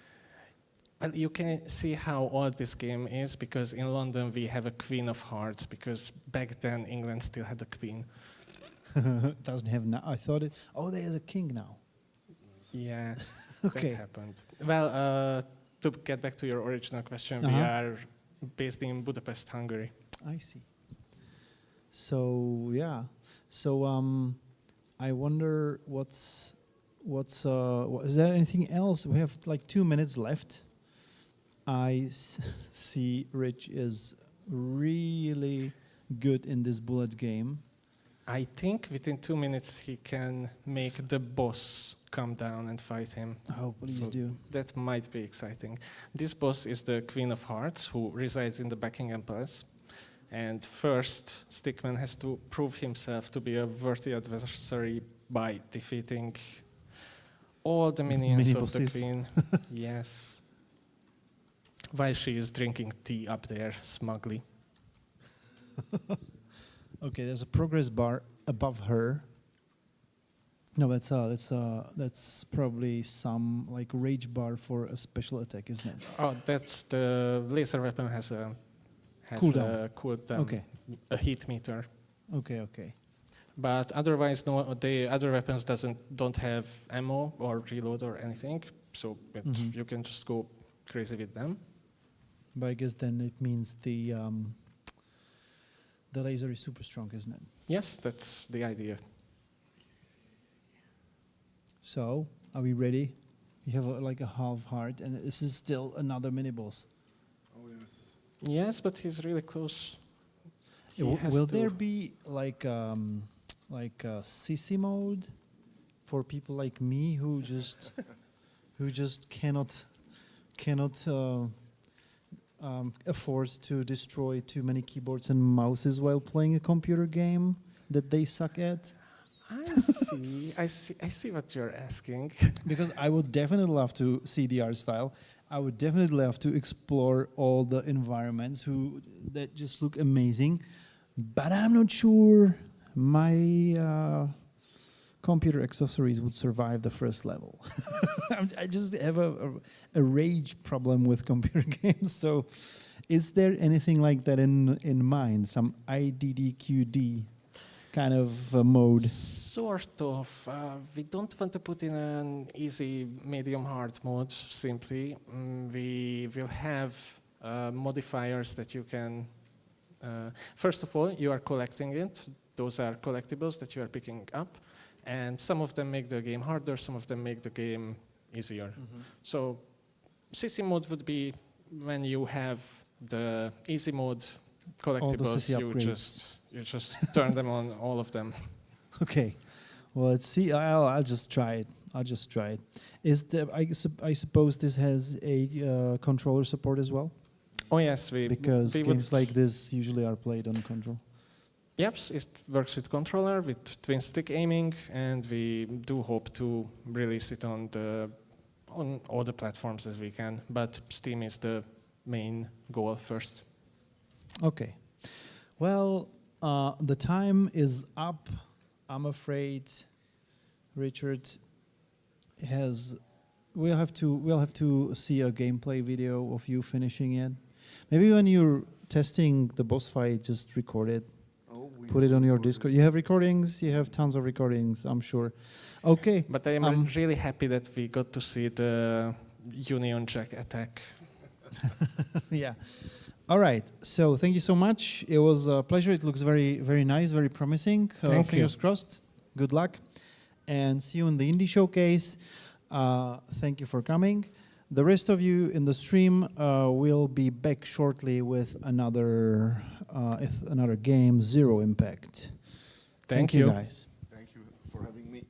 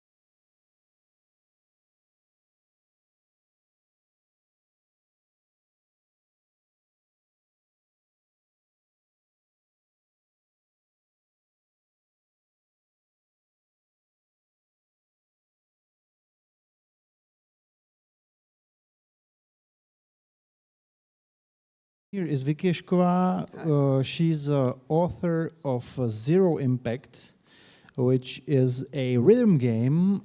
Funny thing is the voice here, the sound here is very, very low. So let's see, very soft. So let's see if she can play it, but she knows the game by heart by now, so it shouldn't be a problem. Should it? I already started the game, so we're just past the main menu. I did let the tutorial go, just so you can see how it looks and how it handles.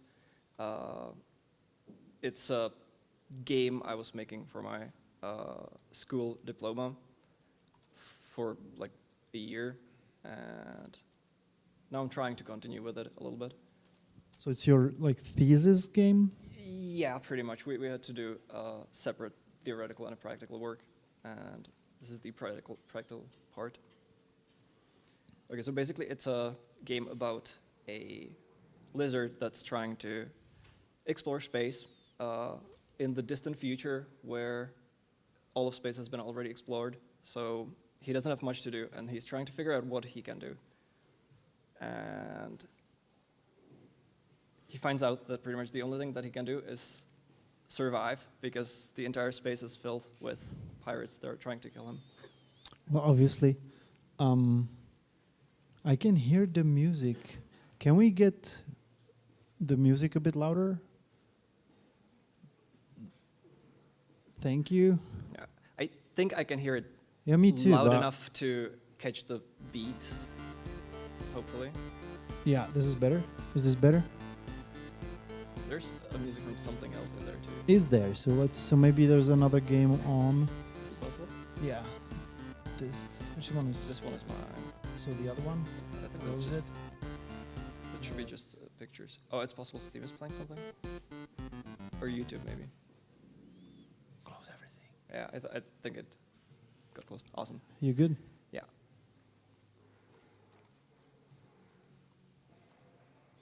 So yeah, the game itself is mainly separated into two parts.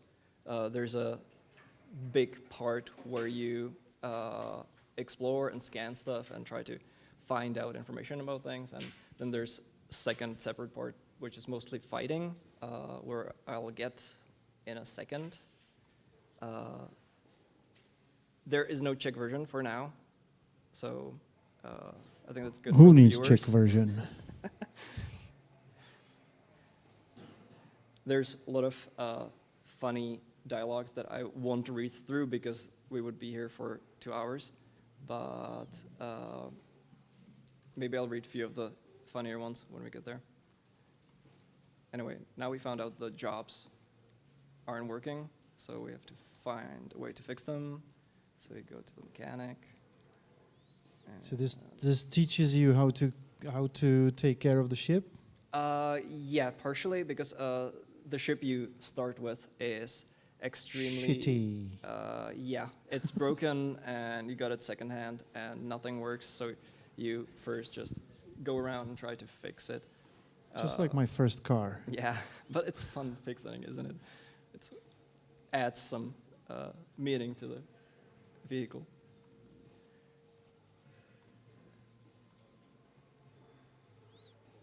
Oh, yeah, of course, if I didn't say please, the other lizard would be extremely angry and he would just argue with me for tens of minutes until I would say please. So the game has some moral overreach as well. Like you should say please. Yeah, if you that's want your something. moral. That's your moral message to the mankind. Yes. You should say it's a nice You message. should. I agree. It's a nice message. This is the scanner. This is the object scanner. There's several actually, but the object scanner lets you scan the individual items in the game world. They're usually not so neatly pinpointed to you with these waypoints. Usually you just see something that's glowing and you can scan it. You can also scan the And you individual just people here. acquired chill. Yeah, I did. It's a nice resource, chill. Yeah, it is. It lets you Chill. sit down and relax. Yeah, you can. It's the way to upgrade your ship. I'll just click through So you this. upgrade your ship for chill. Yeah, you actually because you mostly upgrade yourself by being mindful and doing meditation, and the ship itself Is it conscious? yeah, you can go to the ship screen and select an upgrade, and right now we can chill while upgrades install. And now you chill. Yeah. So it never occurred to me that my Windows tries to update. I should just chill. It always made me angry. So what's your extra ingredient for making people chill and not angry while waiting for an upgrade? I think the ingredient is having some kind of humor during that. I think Windows loading screens should have some mini games or such. I think that will make Ask Google. bearable. Ask Google and the dinosaur game, right? Yeah, exactly. Okay, so now I fix my scanners, and I can see here that the scanner has a proximity alert, which means I have to go further away.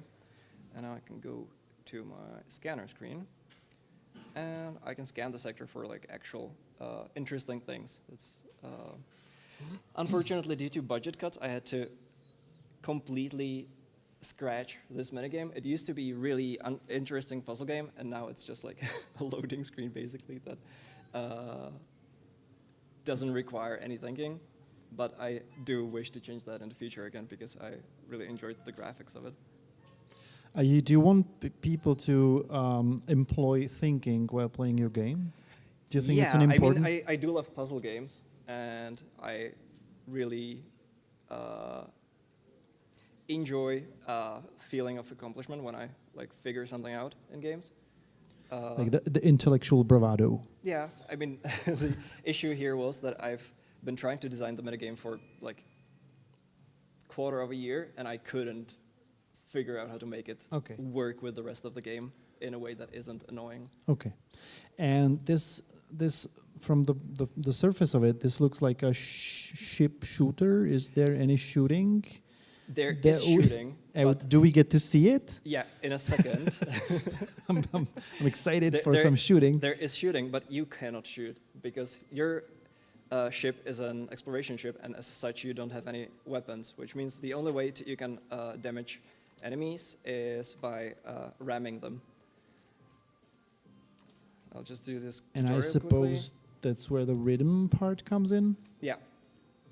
The combat is synchronized with the rhythm. I've spent some time on making sure the hits of the enemies land on you on the beat, so that like I get a warning 1 beat in advance, and then I can use the shield and I can attack. I mean, this was just fighting tutorial, so there's just like 1 enemy, but later on there's waves of these and enemies with different weapons, and it. Do you have like a cheat? Yeah, I can. Or save that will just get us into the most intense actions this game has to offer? Yeah, okay, a little bit. Drugs, mushrooms is the code. I love it. Not drugs and mushrooms, just the code. Okay. There's like I see the mushroom part. Okay, the rhythm is kind of quiet, but I think I can do it. It will take a while for them to spawn.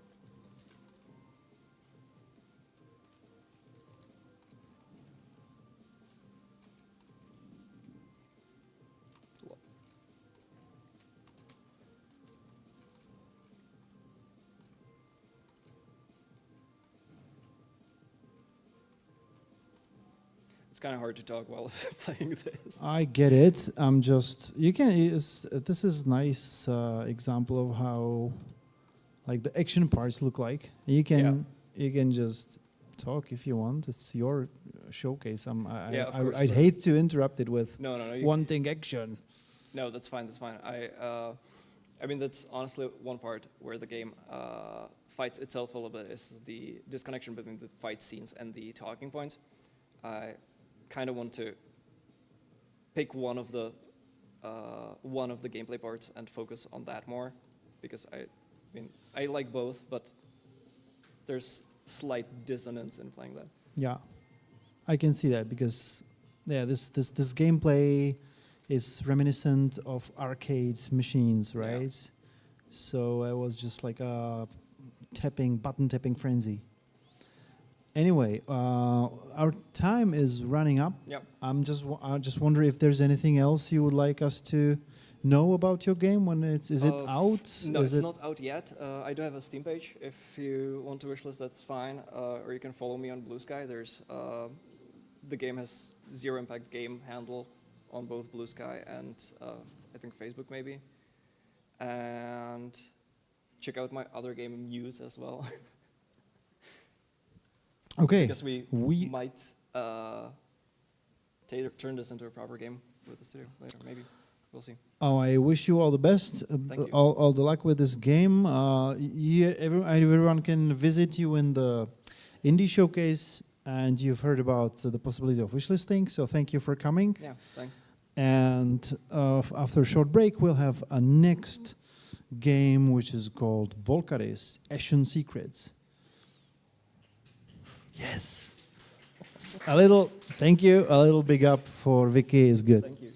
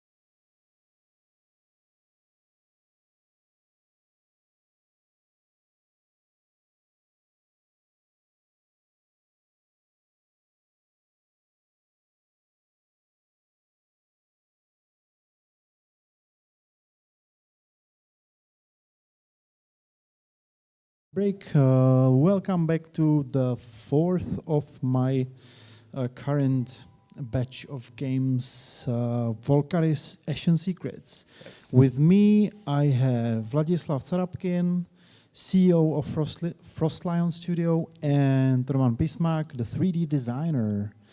So why don't we get right to it? What can you tell us about your game? So, Volcaris Ashen Secret is a card-based strategy with elements micro-control and management. This game challenges your ability to make quick, rational decisions while racing against time and stay calm, continuing managing people and resources.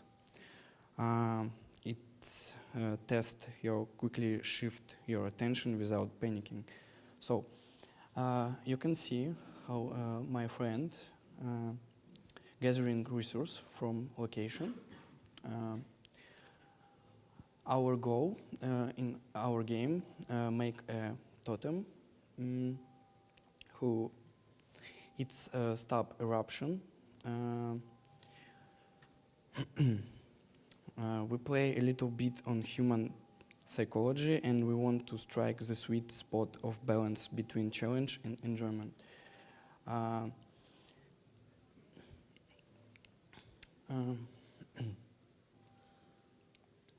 So, in our game, you can gather resource. After this, craft from materials new things. It's for need to go to main goal, craft totem. Can you please show a book of recipes? This is our goal in early access demo.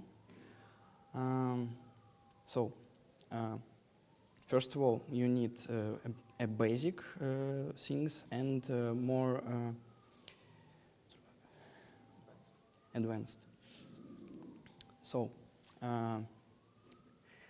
the main feature in our game, and this is close, please. Vulcana. Vulcana is not a static enemy. It's not just a static enemy. He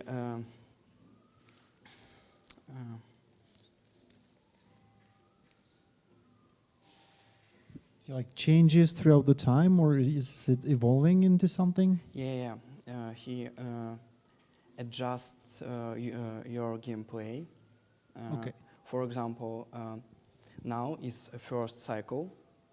We have main core cycles.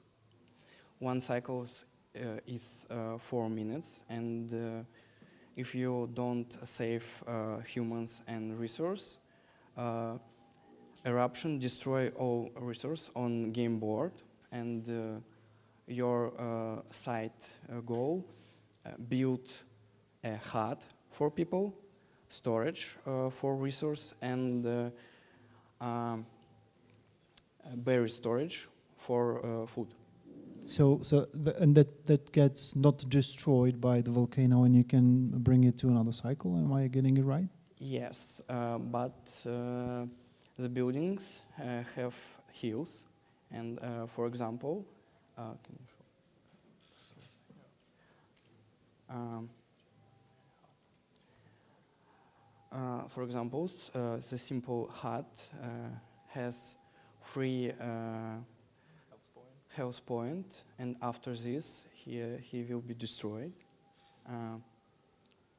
In our game,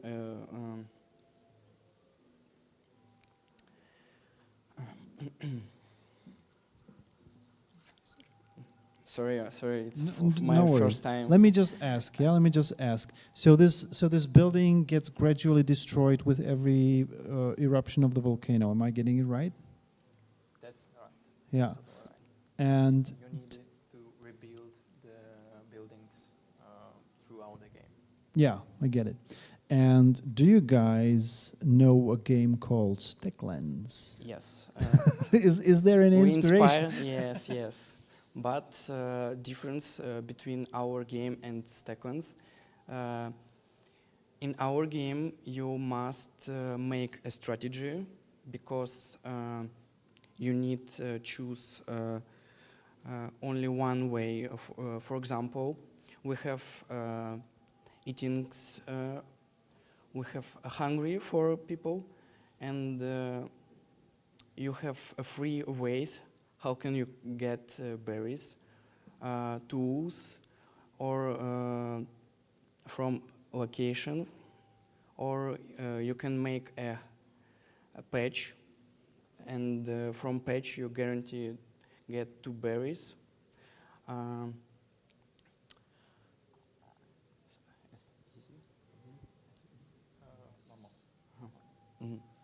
So, you can see the cycle is ending, and if my friend don't save people, play is game over.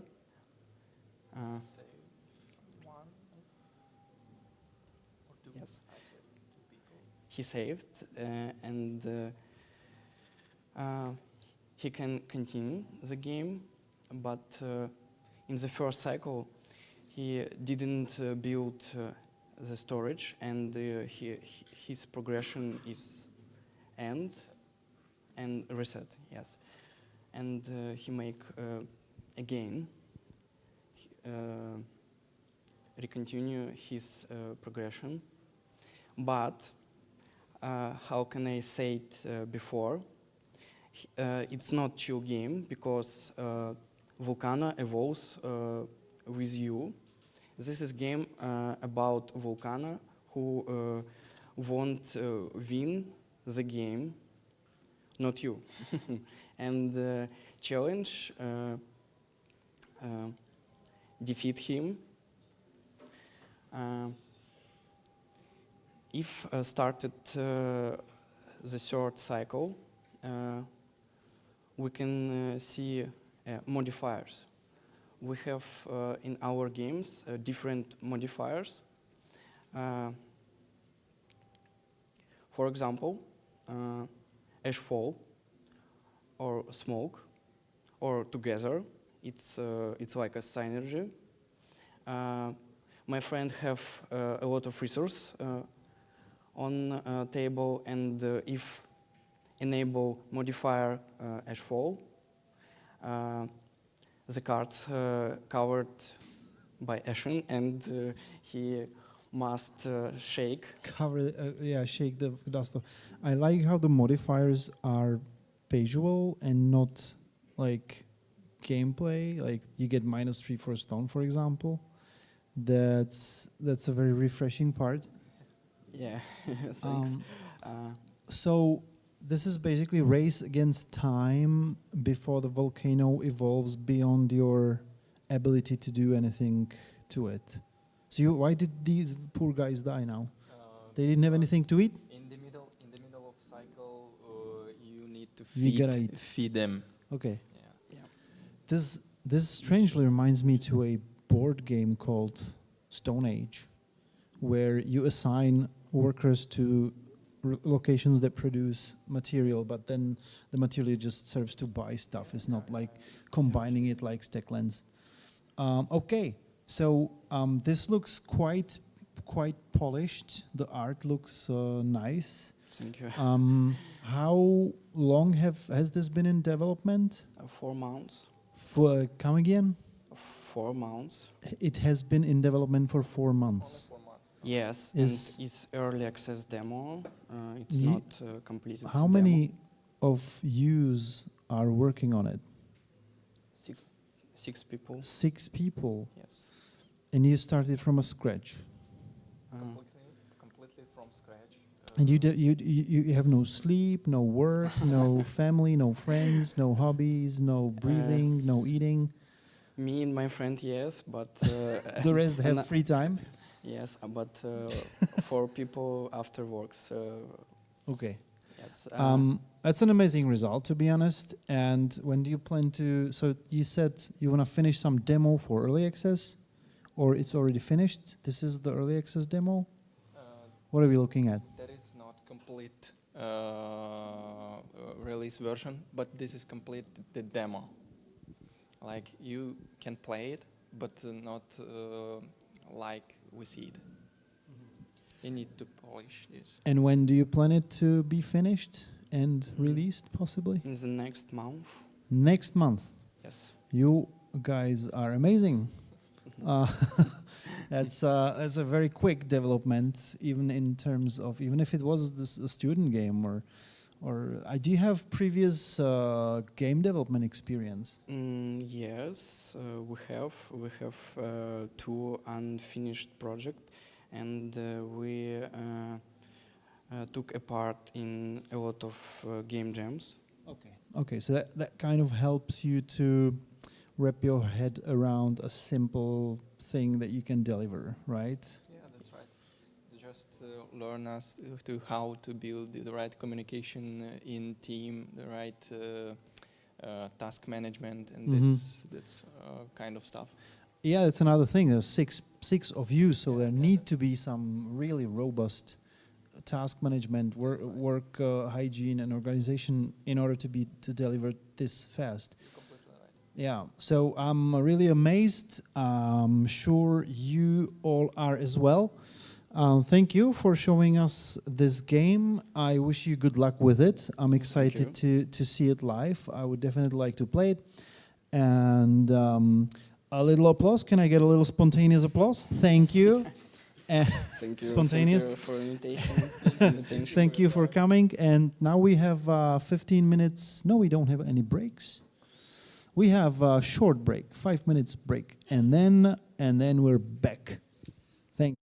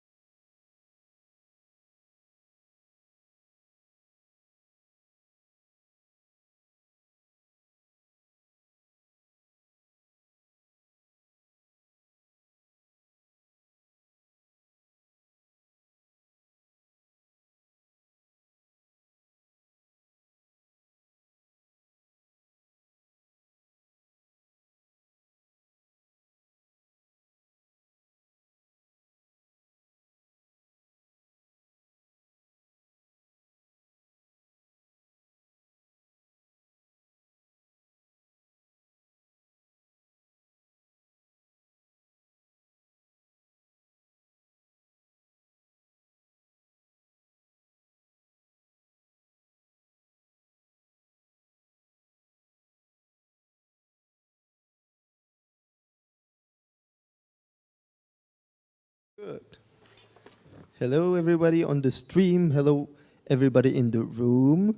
We would like to welcome you here back with Jaromir. That's me. With his game, Two Realms Whispers from the Rift. Hi. Thank you. Thank you for the introduction.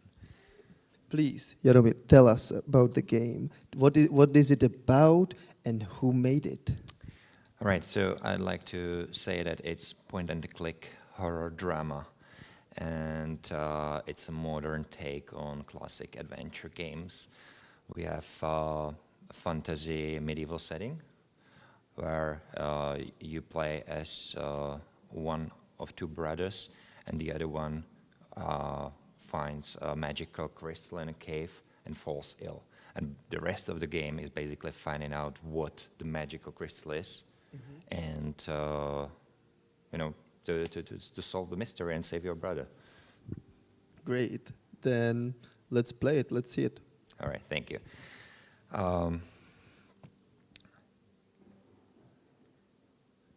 So here we go into the game, and well, in a second.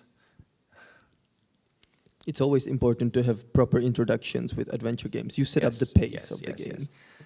Here we go straight into the action, right? There should be a 20 minutes prequel about the characters and who they are. So we skipped some.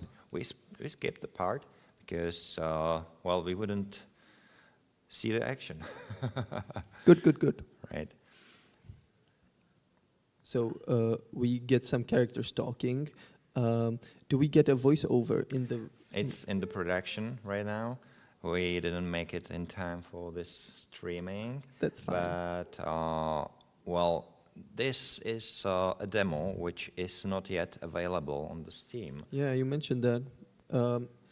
You said that it might come sometime soon. Can you mention Well, it's going it? to come in January, I guess, right after we finish the voiceover. We have 2 British actors working on it, and I'm cutting the audio, redoing stuff and all sorts of things. And after that, we put it in the game, and basically the demo is finished. But I must say, it's not just the demo. We have about 1/3 of the game finished, so the full game will come in about next year, maybe. Cool. So we can maybe play a little part of it right now, so we can focus on the story, right? Because that's what's important on adventure games. Indeed. So this is a story about 2 brothers, and this is the beginning, right? So where everything becomes intertwined, mysterious, the magical things happen here, and so that's the hook. If you watch this stream and you say, wow, I want to see how it goes next, then that's where we want you to be. So, yeah. You can't break a stone with a piece of wood. Yeah. Oh, that's classical. Well, of course. Well, we have a crystal here. It's embedded in the rock, and we have to get it out. So this is just a really simple puzzle. I just have to pick a stone here, knock the rock around, and take the crystal out. So you can see some of the mechanics already here. It's not like in the old games where you click everything and the character commands for 15 seconds what it is. It's very streamlined. I can click most of the things, but I get the description, so it's very fast-paced. I'm using only my left mouse here, and also it's very intuitive, so people should always know what to do next. And but it shouldn't be like easy, right? There are puzzles, environmental puzzles, dialogue puzzles, like where you have to solve the situation in basically in a natural way.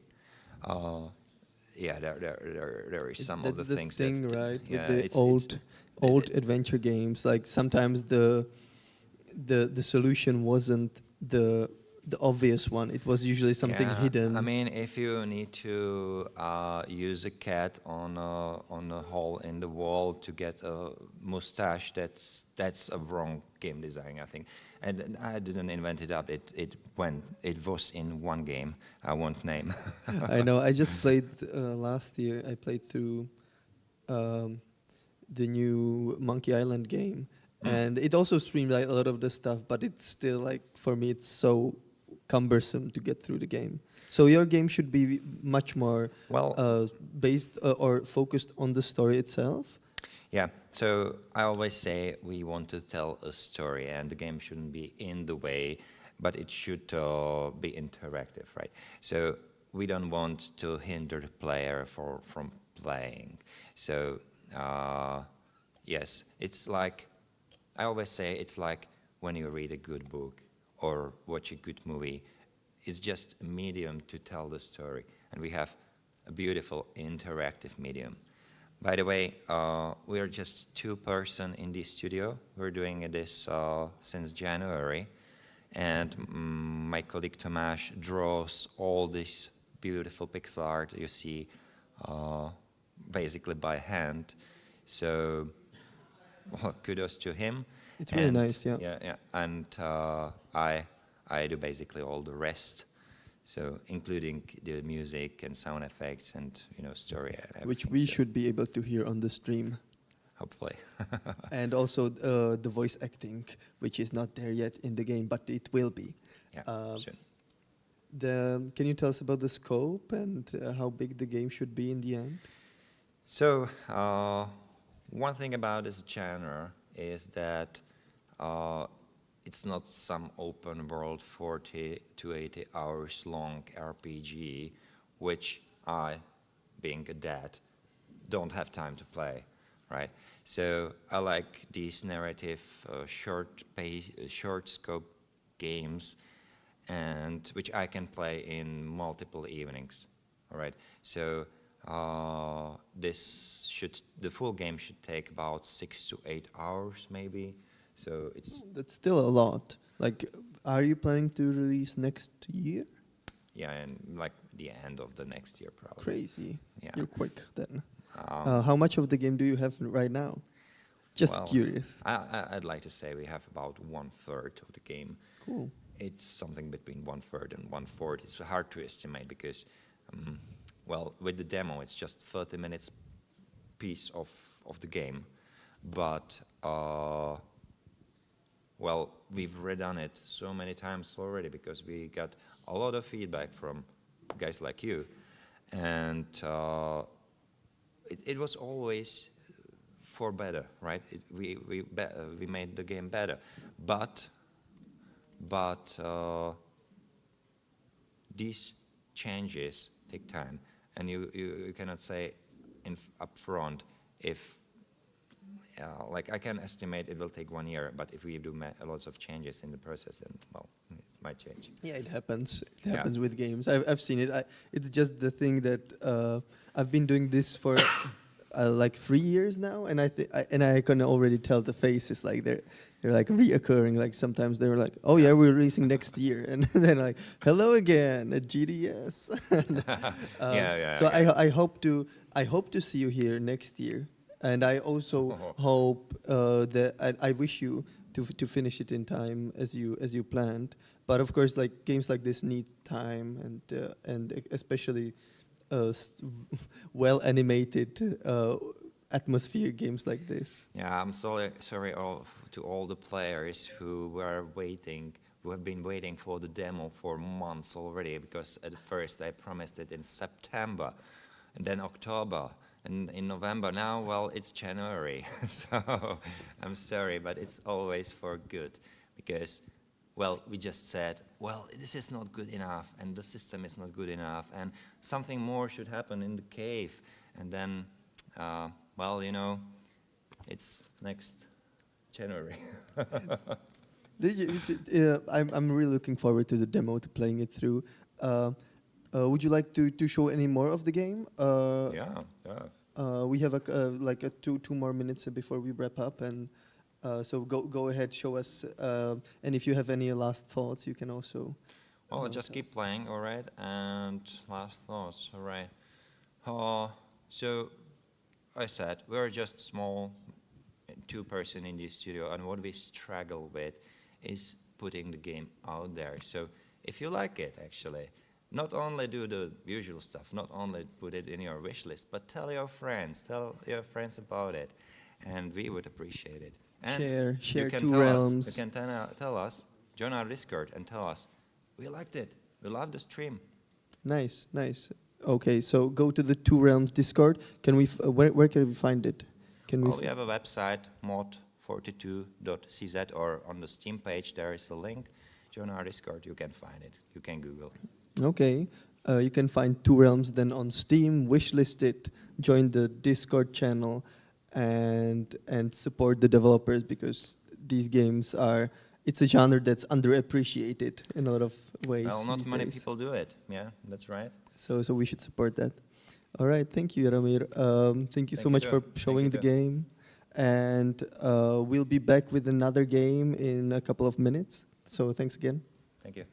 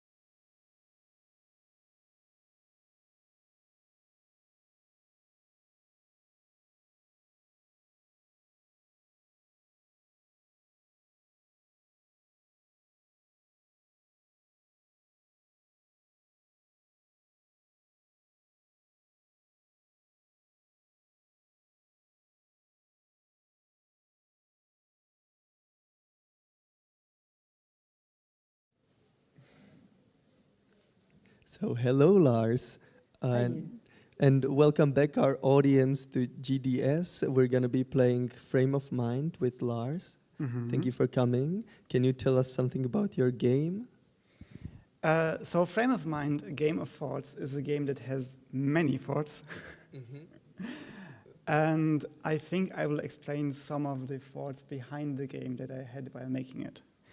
I will say it is a game that is probably better if you play it blind and don't know why I'm telling the things that I do tell in the game, because I think trying to figure it out is part of the fun.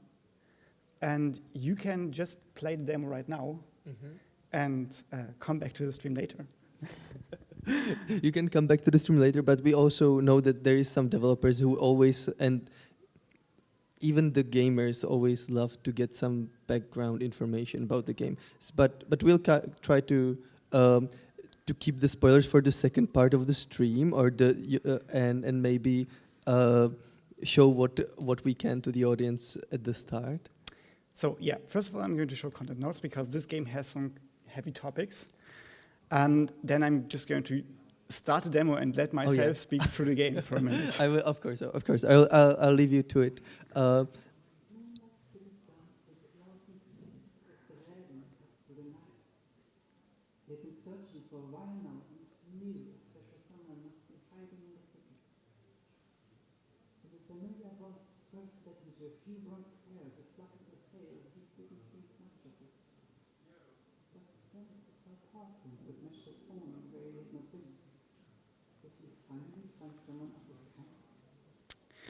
So, I'm going to skip this scene because I think it's going to be very distracting if I talk over myself. That's fine. That's fine. Of course, like the streams are sometimes tricky to do with certain games that have a lot of text in them. But we're here to see the game for what's it like to be played by when people download it. So we give some context. So can you maybe give us a little bit of context what the game is about and what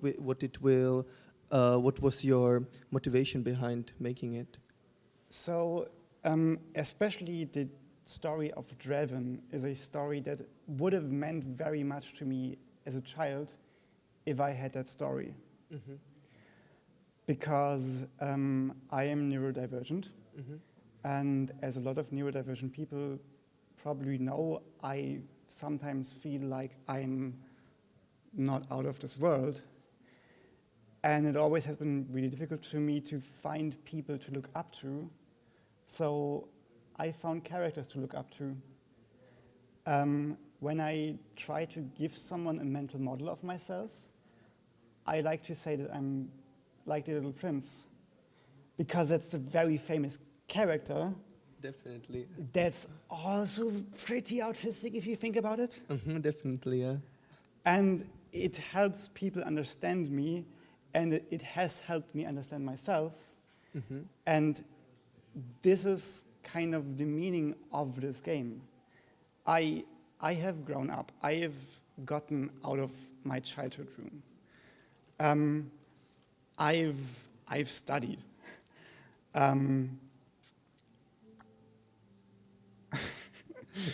I like being myself. That's very nice. So this is a very personal journey for you then? This game has a lot of stories that are from my own life, but it also talks about some stories that I didn't get to make because the character of this game has been raised as a girl. So this topic, well, this game also deals with some pretty bad topics that are in this game not because I want them to be in the game, but because when I made this character, I've been told the same exact story for the fourth time by 4 different people. And I feel if I made a game about them and didn't include that story, I would be lying.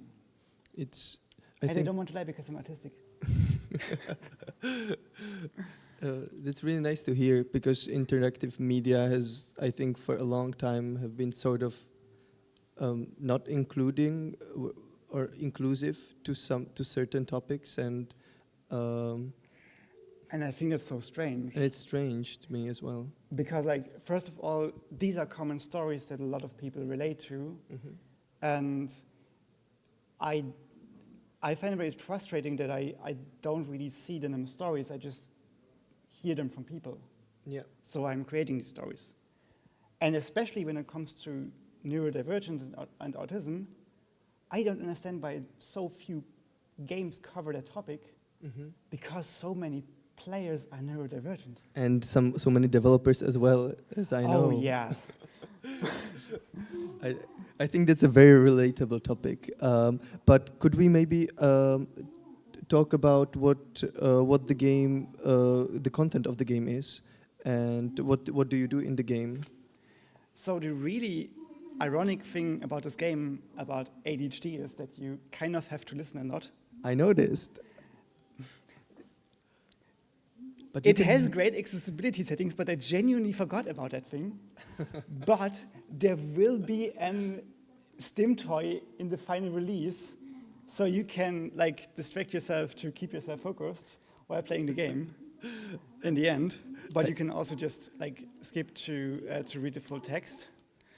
And yeah, I'm just going to collect some random thoughts to show you the second main content of the game. Oh, I wanted to ask about these little papers. So you just mentioned that they are collecting thoughts.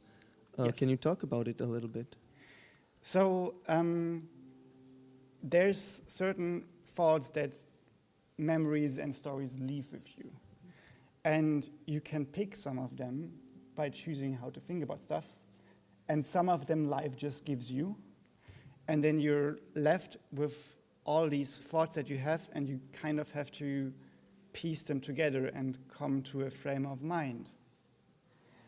And some mean developer didn't give you really great thoughts in the first room, because that be like that sometimes. But if you've found all the mementos and you've connected all the thoughts, you get to move on, and you get to come out of the store, and maybe there's a second room that has more stories to discover. Maybe there's different stories depending on what choices you made. And maybe you don't realize what choices you made mean, but I mean, that's life. Yeah. What I can promise you that there will be more thoughts in the second room, and you can find your old thoughts in some box, and you can pick them apart and combine them with new thoughts to come to a better frame of mind. And this is what you can play in the demo right now. This is what you will hopefully be able to experience in about 2 months when this game is scheduled to come out. Yeah, it's quite a journey to have made this game. It started as a passion project and become the starting point of Polynormal Games, which is a game company that will hopefully make many normal games in the future. Beautiful logo, beautiful T-shirt. I'll just ask you to speak to the microphone closely. Sorry. But because there is so much things I want to ask about the game and about the process. Because you mentioned that it's more of a hobby project for you, or hobby might not be the correct word. So the thing is, I'm not a finance person, and I'm not a organizing person. I'm a maker person. So I knew I wanted to create these kind of games. And I knew that it would only be sustainable if I had a studio to support me. But I also knew that I'm not capable of making this myself. So I started what I could do, which is making this game. And through making this game, I found Ling, which is my co-founder. I think she's there in the audience. Yes, Hello. she's in the audience. And together we are now Polynomial Games. This is kind of our zeroth game as a company, because it started as a passion project, but right now we're learning a lot of things about working together in stressful situations and getting a game to release, which is understandable, being here as well, I guess. a total hell, but also very informative. I hope so. But yeah, I now have a sustainable framework to create these kinds of games in the future, and I can promise there will very likely be a next game of this company already, which is great. That's so great. Follow us on Steam, I guess. Definitely. But it's going to be very different from this. The next game is going to be very different. Yes. But I guess the theme that of like focusing on a more deeper topics or topics of deeper mind, should they be still involved? Definitely. So I do believe that playing is one of the best ways to learn. Yeah. Because I think it's very difficult to understand a problem if you haven't failed at it and if you haven't struggled at it yourself. And creating this safe place, the safe space to fail and to struggle in a game helps you learn lessons that other people had to learn a lot harder. And these are the kinds of experiences I want to create, to show empathy for life situations that other people wouldn't be able to understand, to create deep understanding for systemic issues that we face as a society. And this is, by the way, topic of our second game. It's a game about game theory, and it's a game about keeping humanity in darkest times. And it's also probably going to be very comfy in a harsh way. That sounds great, Lars. Thank you so much for showing Frame of Mind. Wishlist Frame of Mind on Steam, because it's coming out in 2 months, correctly? Okay. Best of luck with the release, and best of luck with your next game. I wish you the best. Thank you for showing the game. Thanks for having me. And we'll be back with another game in a couple of minutes.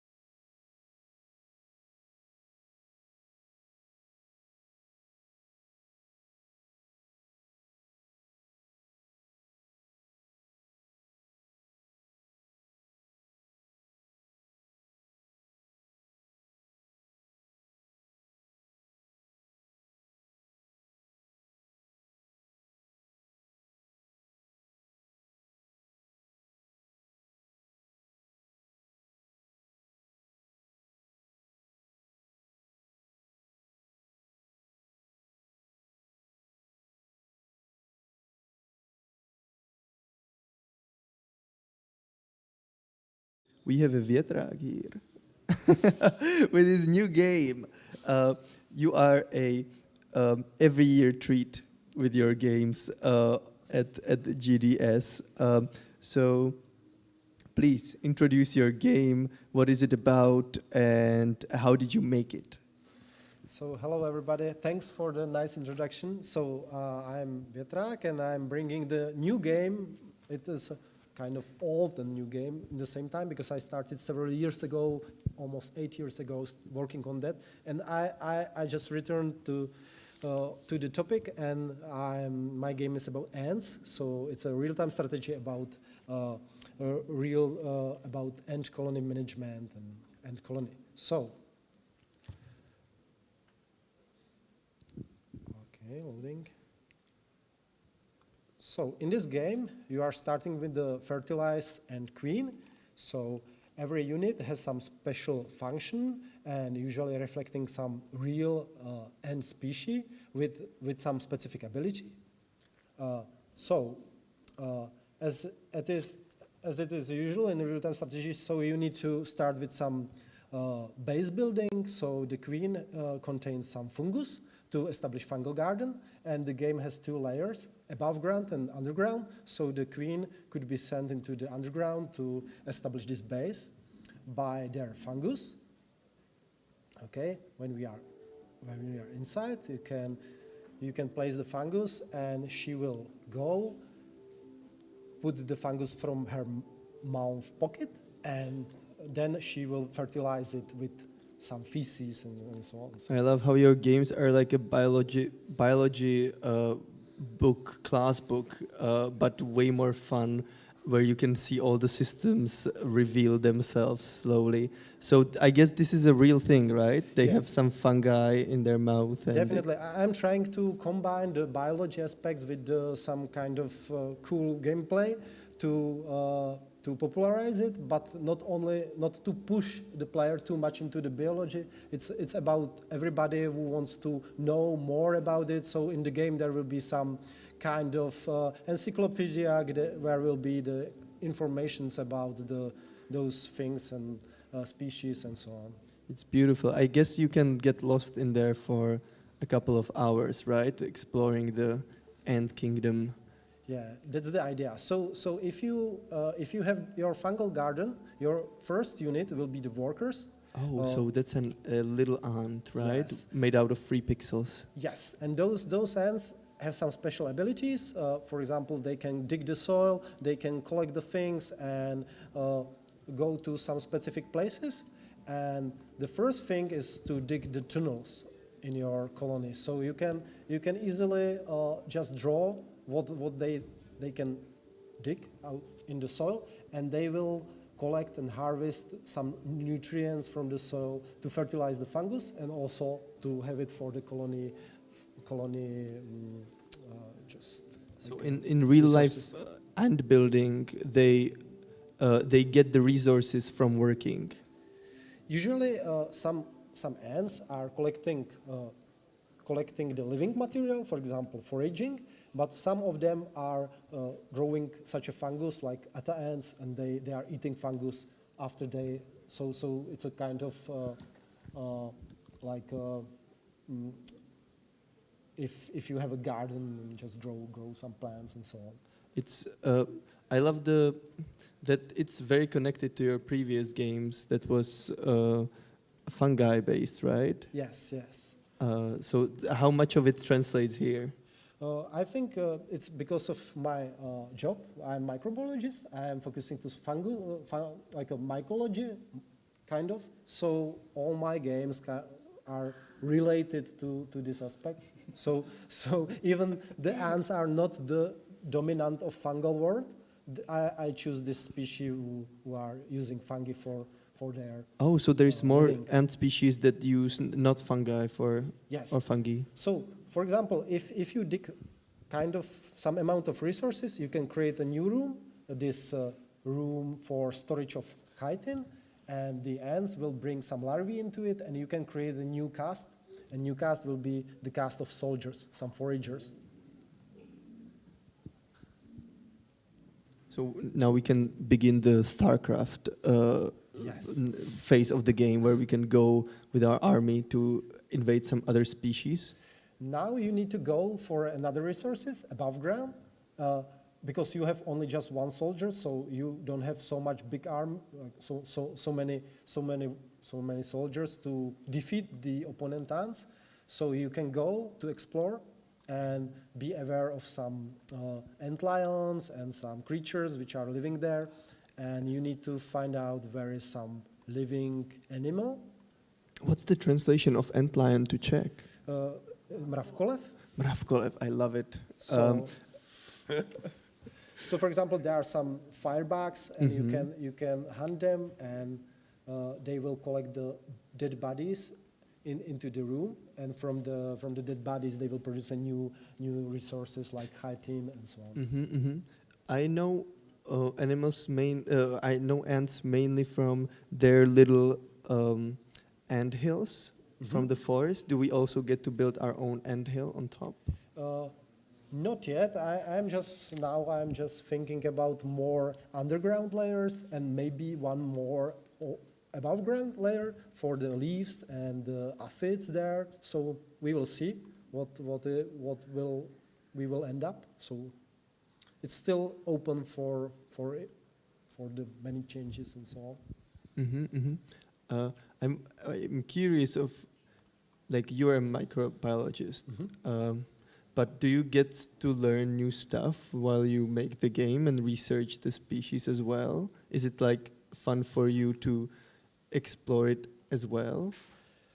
I think creation of games is somehow connected with my work. I am working as a microbiologist, but nowadays we are studying the DNA of the organisms. It's the main focus of a lot of people in biology in general.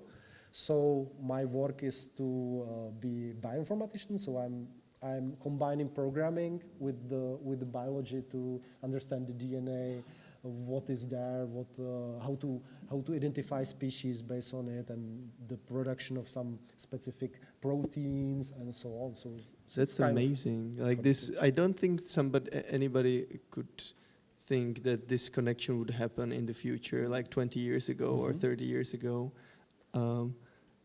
I think I always had a passion for creation of the games, and I just connected with my work. And sometimes I was a little bit scared that I am not putting too much effort to my work, but finally I decided it's a good combination. It's working together, and it's a kind of synergy in it, and new things I'm applying from the games into my work and so on. That's really cool. But back to the game, now we get just like a little glimpse of the game, right? But is there any more interesting events that happen during the gameplay that we can look forward to? So we are planning to put there more like in the game there is a day cycle. So the game is the environment is changing through the day or night, and there will be some creatures appearing during the night, and some of them will be just day living.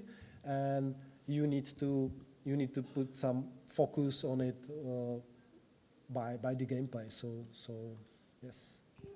And I think you mentioned when I first saw it that there is another ant colony somewhere on the map, right? Yeah, there are red ants somewhere. I think they are a little bit on left, so I can try to reach them just for fun. Yeah, I'm curious what the interaction's gonna be. There is some bug with this. Oh, more bugs in this bug game? Yeah, too many bugs. So, yeah, the red ants are there. Oh, so you can control a single ant like this? Yes, you can. Some of the actions are doing automatically. For example, digging. So you will just select the soil to be dig, and oh, now it's working perfect. And you can then control individual ants for foraging and hunting. For example, there are those red ants, so you can attack them. We see them. Okay, so we can eat them. Yes. How would it work? Would actually the colonies be in like they go full combat on each other, or they just like randomly stumble upon each other and eat its workers out, or do they use the other one as resources? You can, there will be many different castes derived from real ant species. For example, some slave-making ants are going to opponents' colonies to grab the pupae and convert them into their units. So this will be definitely there. So each room, which is, there are only just 3 rooms now, but each room will serve as a such a specific production point for the cast. It's awesome. It's really great to look at. But we need to slowly wrap up. So I just thought about asking what the progress is and when can we expect it released, or when can we see you next with the game? Yeah, I think we are still at the beginning. We just started to polishing the core mechanics. So there will be definitely a lot of improvements, and my plan is to release some demo on the next Steam Next Fest. So Nice. probably in end of the February. Oh, cool. But the full release should come next year as well then? I can say that, but it's difficult to promise something. Oh yeah, just how you're thinking about it. That's what I care about. But we will see how fast the work. Of course. And anyways, see you next year here at GDS. Like if this is gonna be released, I'm sure you'll be having a next game here already. And I'm really curious about, of course, the next project. But best of luck with the ants. Is it on Steam that we could wishlist it already? Definitely. There is a Steam page with the first pre-alpha video gameplay and some pictures from the game, so you can support us and wishlist the game. Please do. Please wishlist the game that was Garden of Ants by Vietrak. Your production is named differently though, right? What's the name of the studio? The studio is Vietrak Software. Oh, Vietrak Softworks. It's okay. Thank you so much, Vietrak, for showing the You're game. welcome.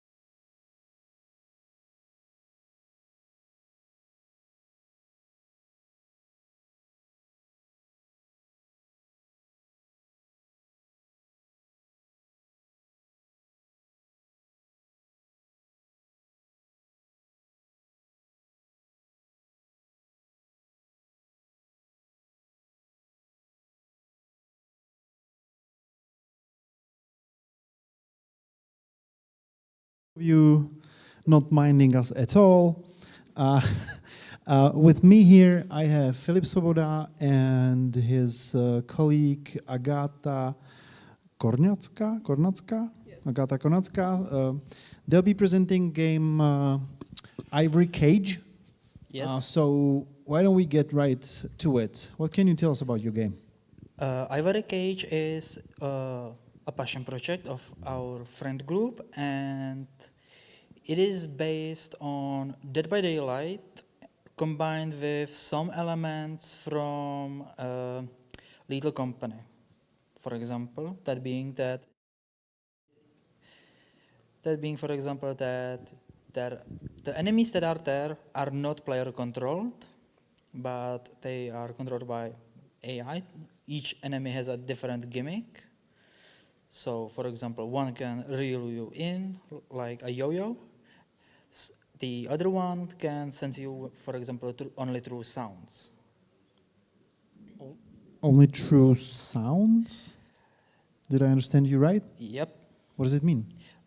For example, when you run, you basically make a small sound. So if you are close to an enemy that doesn't see, then you would basically just alert them. Okay.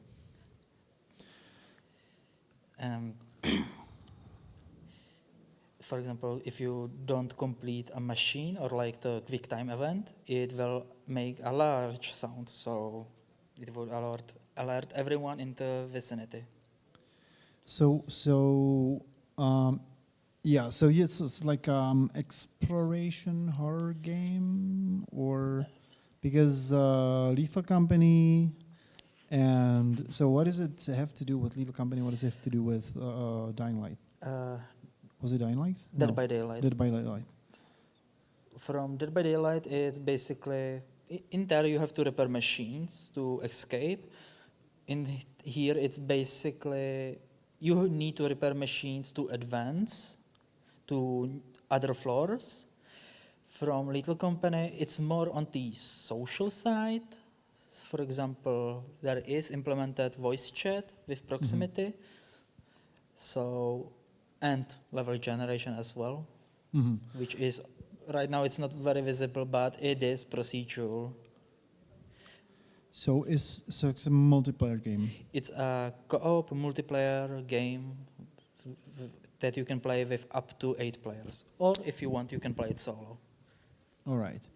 And right at the moment, you can see repairing of the machines or entering some codes. That's what you're supposed to do in the levels.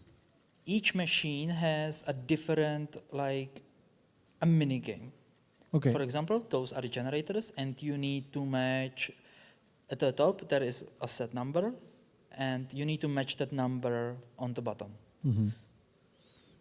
So if you go to repair a machine, for example, there will be, if it even shows, 804 watts, and you need to match the number.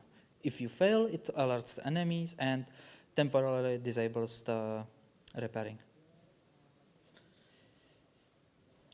And as you can see, if you complete a quick time event, it also gives you a bonus, like bonus progression, so it's faster if you complete them.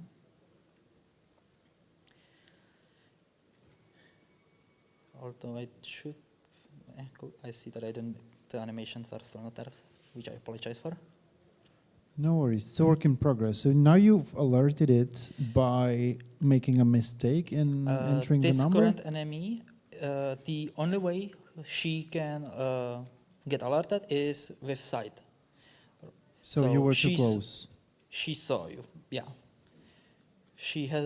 Each enemy has an attention span, which if you, for example, hide around a wall, then the timer starts, which if you are out of sight or like out of range would be a better wording, then she would lose you. Just like now. Yeah.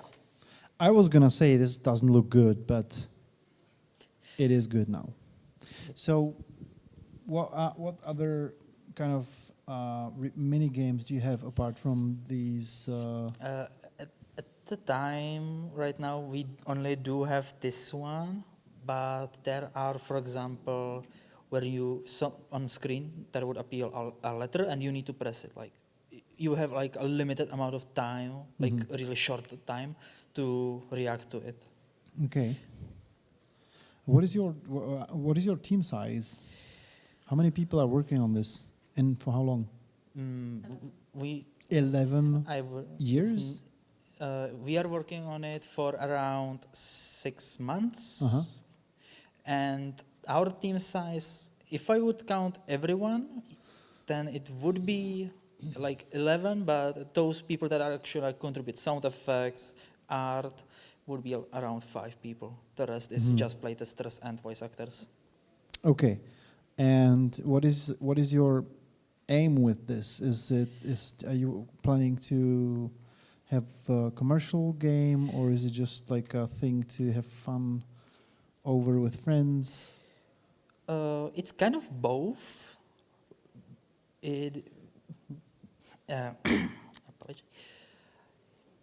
Basically, we thought of making a project with our friends, so we started working on like a combination of things that we kind of liked, and we decided to finalize it, which was 2 months into process. What was the question again? What's the target result? What are you aiming with this? Is your goal a commercially released game? It is planned. We do plan to release it first in early access to get people's feedback into it. So like what to change, what to add, that kind of stuff. But yeah, we do plan to commercial. Oh, the scene has no boundaries. Yeah, it does. Not yet.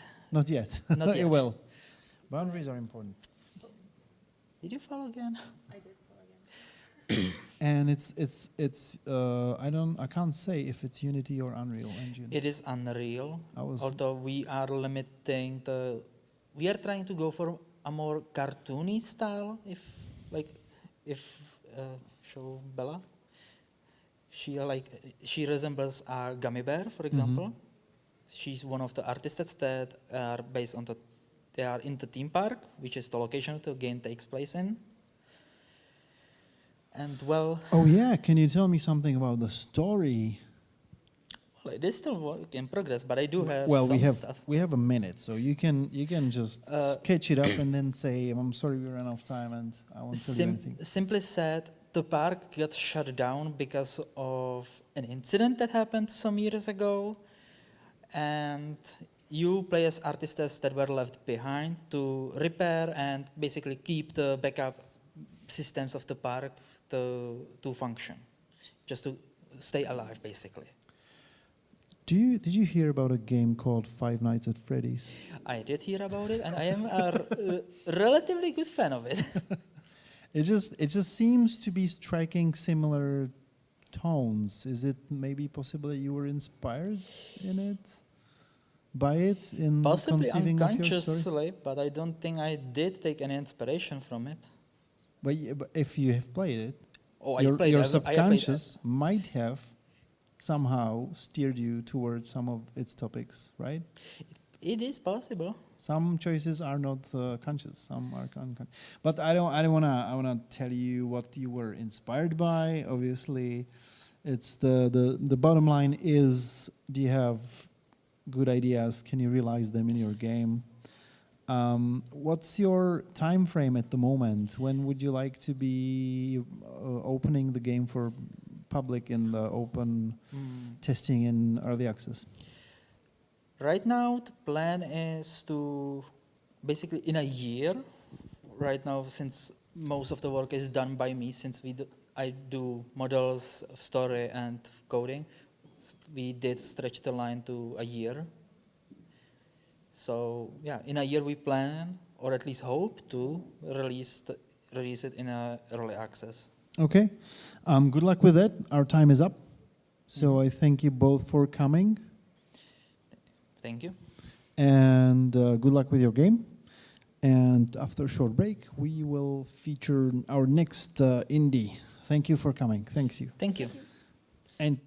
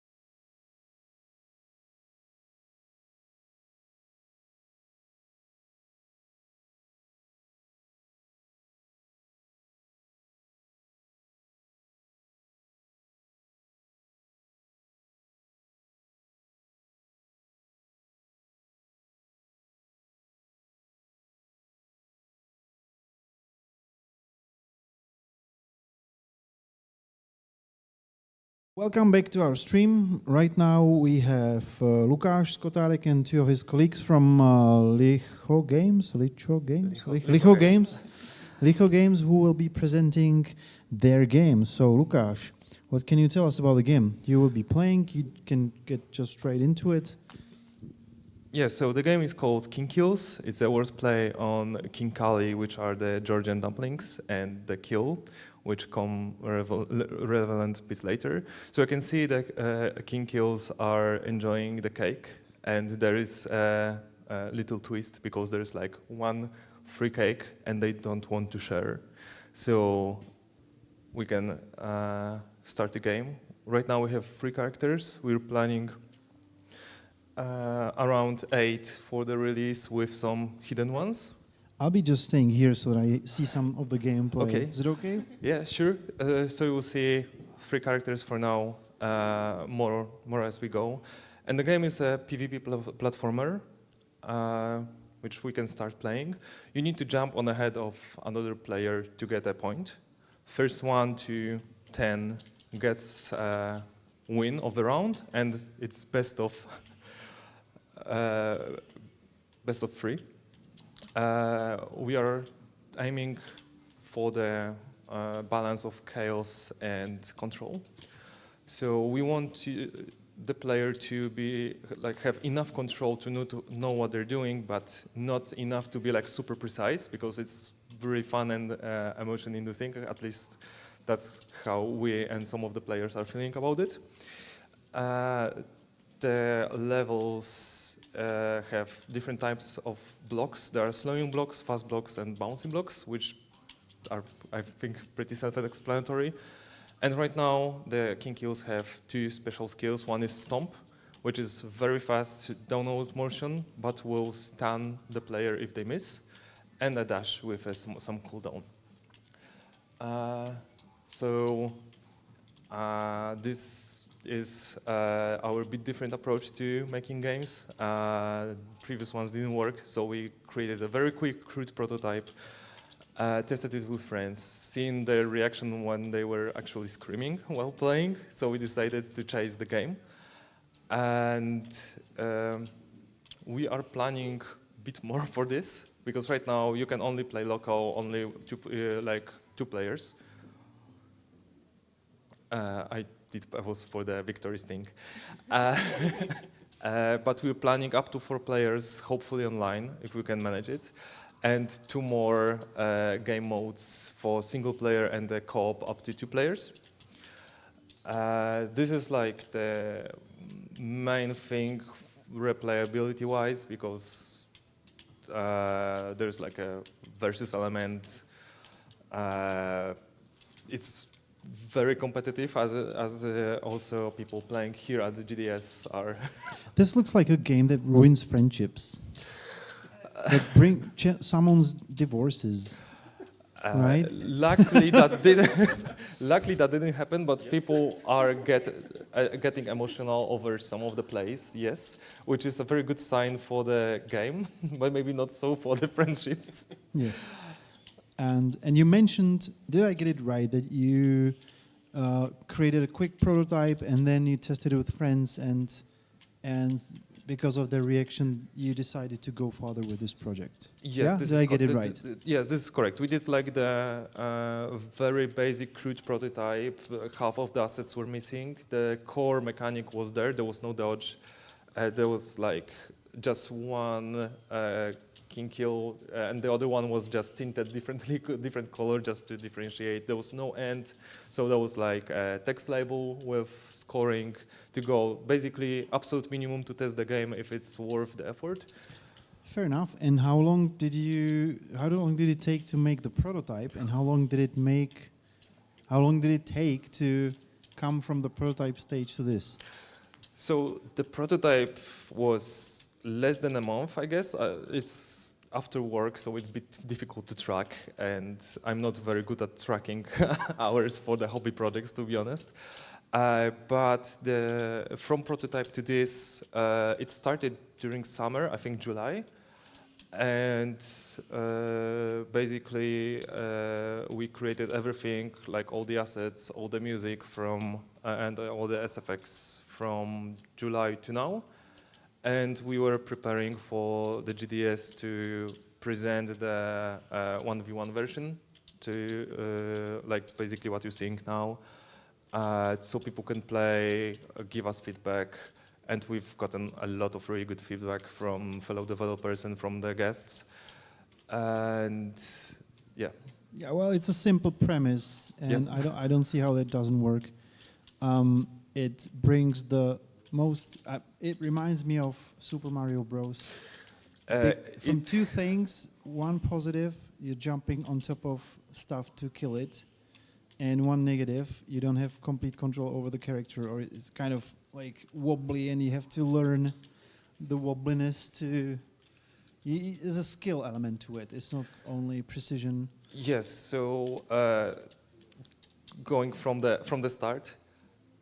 Oh yeah. So we got like the final screen. You can try to do the rematch. So about Mario, we actually do have the Mario jump, which is if you do the long press of a jump, you jump higher. It's definitely there's like not 100% precision, which is by design. The game used to be way faster. By the way, we slowed it down because it was too much. But we want to we want to have a skill expression of advanced players. We want to have like some skill progression. And possibility for more advanced plays, but at the same time we don't want it to be like 100 precision, to be able like to maximize the game. We still want some unpredictability, some like not full precise movement, and this chaotic bit of a party game vibe is something that we really enjoy and people are really enjoying, so we want to keep it. Also, you mentioned you want to add some other game modes and online multiplayer, right? I think this game would be just hilarious if it would be for 8 players, or like you know what I mean? Not just 2 people. Is there something that is planned for development as well? So we are planning for players, but now that you mentioned 8, maybe we should. I think there's a lot of screen estate for it to be still like easy to read, or maybe not easy to read, but it would look great. It's just a suggestion. 4 is good. 4 is better than 2, definitely. So I'm all in for increasing the player count. What's your roadmap? And also we always ask about roadmap and team sizes, etc., etc. So how many people is working on this? So we have 2.5 people working on it. 2.5 half a person. Half a person. He's yeah. doing half a build. No, half a it's more of a me and Aga. We are like doing the basically quote-unquote daily work on this game. Krzysztof is composing music and doing SFX, but there's also limited scope of the work that needs to be done. We have our roadmap is that we want to release a Steam demo in March that will include the single-player mode and hopefully online, if we can make it in time for that, because I know the online is the most complex part of any game. With that, we also want to make a little competition, which will award a Steam key to the best score for the single player, because it will be time attack. And in September, October, we're planning to release full game with extra story mode for 1 to 2 players, more characters, more levels, more everything. Story mode? Did I hear it right? Yeah. So what does it mean, story mode? Like how can I imagine this game delivering it? Sorry, I'm a narrative designer, so no, that's fair. You just hit the funny bone, you know. I'm just curious how this game will. Will there be like will they be like cutscenes or? There will be a little bit of more like animations between, like, for example, main menu to give the story, because even this Versus has a story when the kings are fighting for the last piece of cake. But the story mode will basically be 1 or 2 players against some of the smaller enemies, mobs, and some boss fights in like progressively more complex and difficult levels. So that will be, and during the story mode, which is secret, don't tell anyone. I won't. Everybody on Steam, everybody watching the stream. Yeah. So there will be extra characters to be unblocked during the story mode to play. So we're planning to have 8 characters as the base, and also have like extra ones to be unlocked during the story mode, and maybe time attack depending on how we fit them all in the game. And so this is a versus mode, and there's like a single player mode with AIs. Yeah. Okay. That so makes sense. we're planning to add bots to this mode as well. So for example, 2 people can play with 2 bots if they want, or 1 person can play to up to 3 bots, or up to 7 maybe. If we decide to go with up to 8. Please do. we will definitely test it out. It will strain the networks, but yeah, that's something that we'll definitely try now that's that a you new mentioned map. it.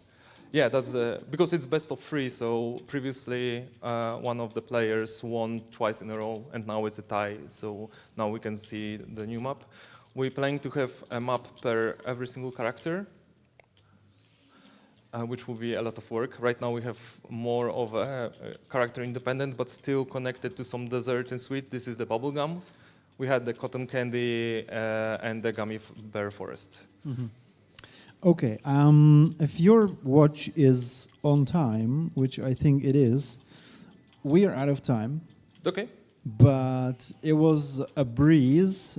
Time just flew by, at least for me. Yeah, likewise. Thank you for coming and for presenting your game. Please, I humbly ask the audience for a short, spontaneous applause. Thank you. And I'm curious how many players will the game allow to join in one lobby in the end, and wish you good luck with it. Thank you for coming. Thank you, thank you.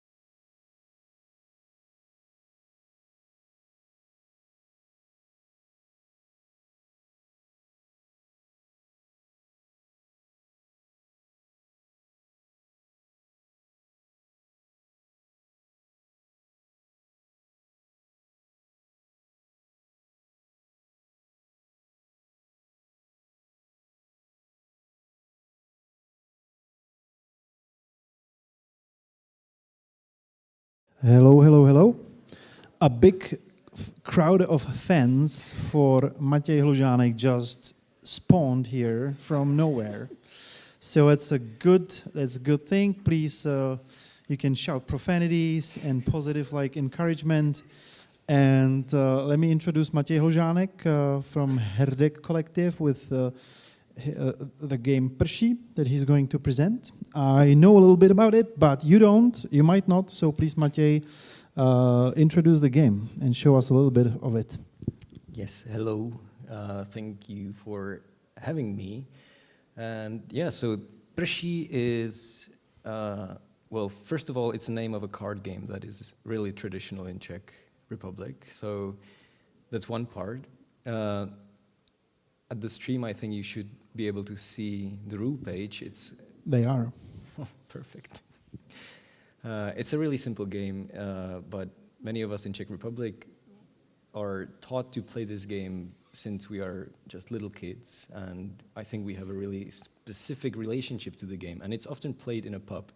And we wanted to put this feeling into a game, so we did that, and we tried to combine this kind of game with some narrative, and what we ended up with is a narrative detective story in a pub where you play cards. So yeah, that's the introduction. Sounds good. Do you guys compare Prší to Uno when explaining this to foreigners? Yes, because we do. Uno is probably something a lot of people from abroad can relate to, and it's quite similar games, isn't it? Yes. It just this uses traditional cards. Okay, don't let me wreck your presentation flow. No worries, I don't. There's none. There is no presentation. Okay. So yes, as you said, it's basically Uno, but with more traditional cards. The cards are, or the designs are, I think, originally German. And from what we understood is that there are different forms of these designs all over Europe. And Italians have their own kinds of cards. I was in Sicily this summer and I saw their cards, and they are also really beautiful and really similar to these kinds. So if you are a card design nerd, well, check it out. It's nice. It definitely is. It has also quite similar structure to bridge cards. It just misses anything from 6 down, right? Yes. Okay, so this is obviously a blend between a card game and a narrative, let's say narrative detective game, let's call it. How is it? Is there a way these two influence each other, or is it you just play cards and hear stuff, or is there a link between the two? Is there dependency of one on the other? Well, so from the stream, you might see that I have to play a card to select a dialogue choice. And so far, that's the main connection that we currently have, because we didn't want to overcomplicate the card game itself, because that's not the relationship that we have with Prší. When we played in a pub, it's something that we play just to do something with our hands, usually. Yeah, it's not particularly mentally challenging game, is it? Yeah, exactly. So we wanted to make mentally challenging the rest, and so yeah, that's it. But so if I understand it correctly, Prší is basically a way to pass time when you're listening to a dialogue, and also a mechanic that branches it. But there's no there's a function, there's functional mechanic, but not internal mechanic. The game of Prší doesn't influence anything, but it's just a way to kind of pinpoint stuff in the menu, which I think is brilliant. Well, I described it as, but I think it's brilliant. Yeah, well, partially it is like this, but there are parts that are influencing actually the card game. So in the pub where you are, there are different characters, and they also have different personalities. And some of the personalities are quite angry. Some of them don't like you. They argue with you. And we thought it could be interesting to implement this feeling like internally into the game mechanics as well. So there is like a feature that the characters that are angry with you are harder to beat. So what actually ends up happening is that you are not only feeling the like the words that are insulting you, but you are also like drawing cards all the time, and it's like kind of desperate to play against these aggressive people. So there is a connection, but I don't know, it's not like the mechanical connection I think that you probably had in mind. Yes, yes. So what else can you, how do you progress through the detective story? You have to figure out who a killer is, or you just listen to a bunch of dialogues, figuring out how does it finish? Is it linear, or is there like some detective element to it? Can you like discover or pick who you play the cards with? Yeah, so from the beginning, well, the premise is that one of the locals didn't show up, and he goes to the pub every day, so when they didn't show up, it must be something wrong. And the whole game is about you walking around a pub and talking to different people. And it's not linear, not necessarily. The story branches a little bit, partially based on what you choose to say, because there is also like a system that has inner perks that you can kind of define as a player.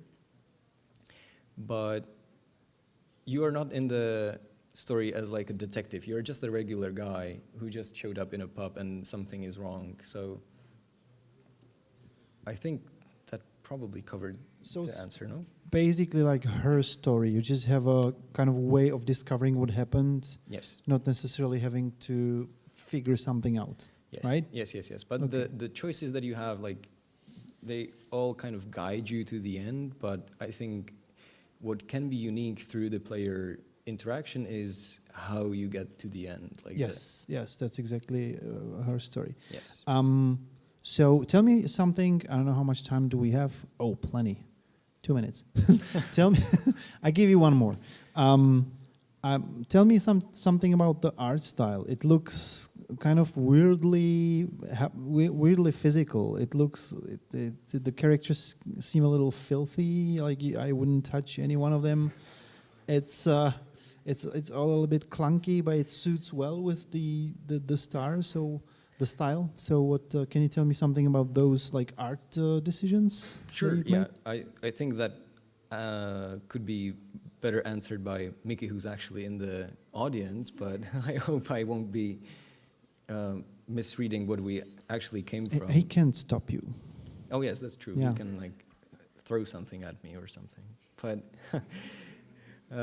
well, we started from more like animation films, because we firstly like animation indie films, and secondly we think that the art is just quite unique. If we would be looking for games that look similar, it would be maybe slightly harder. And then we also wanted to connect some Czech tradition to it, and there is this wooden puppet story called Fimfarum, which is based on a book of Jan Werich, and the models that are used in this animation series are really unique. They, I think, combine this ugliness and woodiness, and there's something really real around them and physical. So I think we wanted to recreate that somehow. Yeah, seems. Yeah. Now that you mention it, it seems a little Velisheki, right? Mickey is pretending not hearing me. Yeah. Okay.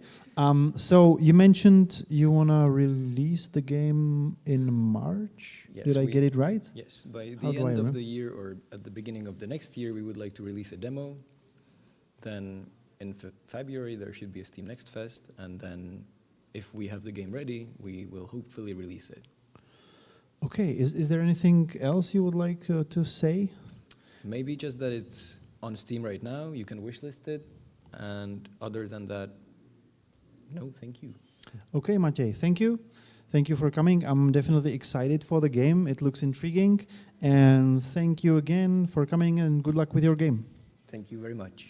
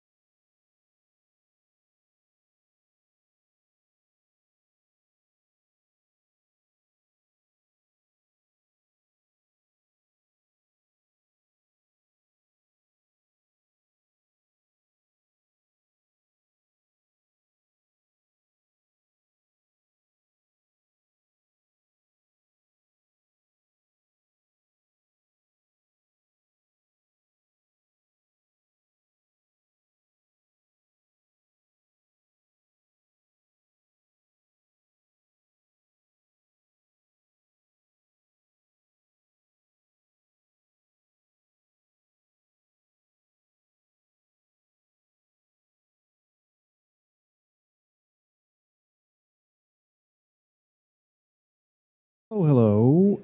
Coming up next is Dmitry Polyakov, lead developer of Black Parallax game out of Syntropic Design.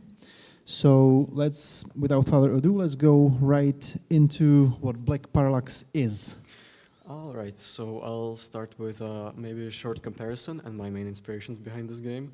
My favorite games are Outer Wilds and Hollow Knight. Well, one of my favorite games, and this is a sort of kind of a blend between those two.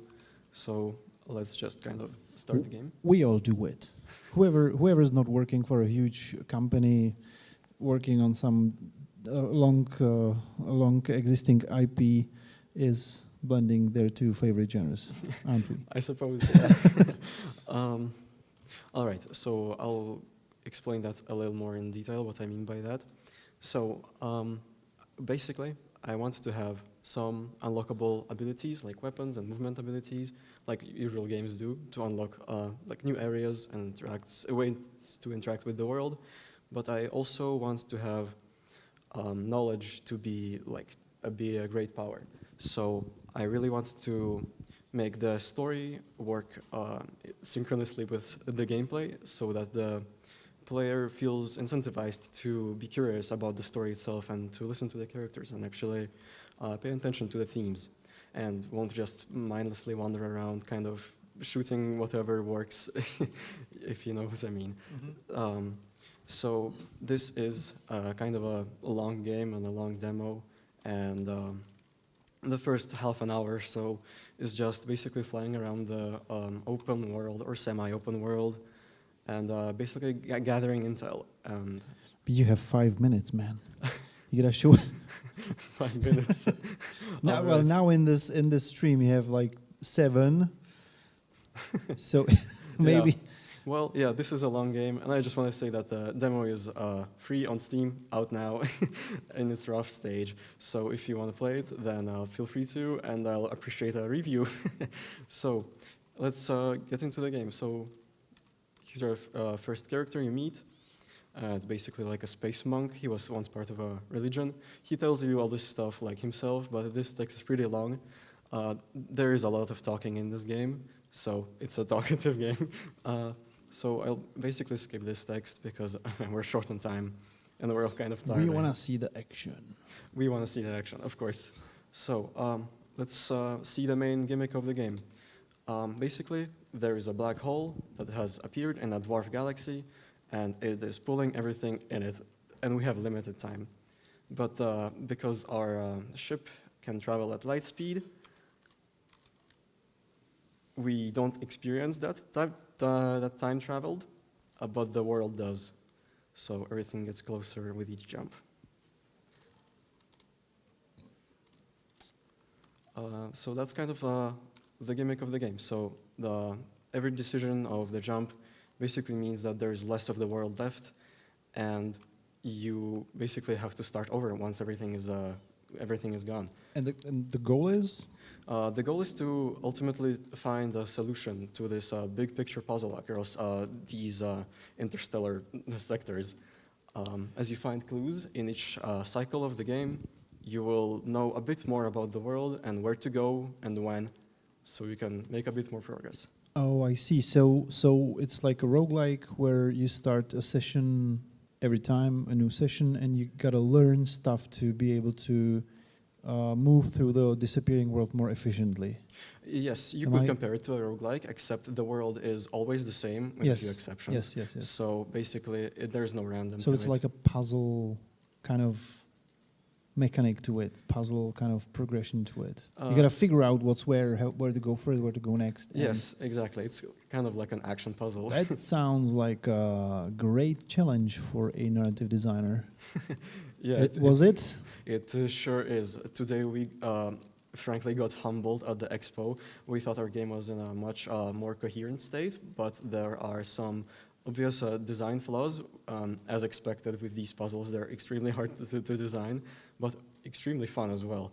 Mm-hmm. You never know how the person is going to react or how we're going to interpret the info. So yes, a lot of playtesting needs to be done here. Well, it's kind of a key process in game development. So I'm sure you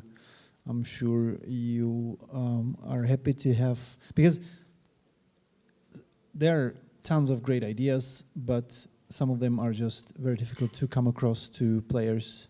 So playtesting is key, and events like GDS just give you an amazing opportunity to playtest with tens or even hundreds of other fellow game devs and game lovers. So I'm sure you will get tons and tons of items for your to-do list after this weekend, would you? Exactly, and we already have the list is huge. Yeah. Also, my recommendation of like a narrative game lover who hates to read long texts is I like chatty games, and I like when they allow me to skip the lore. You know, there's something a person wants from me, and then there's a backstory that they tell me. I really love that about Citizen Sleeper. Do you know Citizen Sleeper? No, unfortunately, I don't. You don't? Never heard of it? No. It's like basically a game book with some board game mechanic, but the story is super well written, super well crafted. and it always allows you to skip the lore or read it if you want. So it's maybe something to consider. That's true. And I am considering that. Well, I do love chatty games. I am a big fan of Disco Elysium, for example, or Slay the Princess. And basically, those games are all text. But the goal is here, I guess, is to make as much of the text in the game as relevant as possible. Yes, so exactly. Basically, all of it needs to be some kind of clue to a puzzle or how the world works. So the player never feels like they're wasting time reading text, more like actually getting loot by getting this knowledge.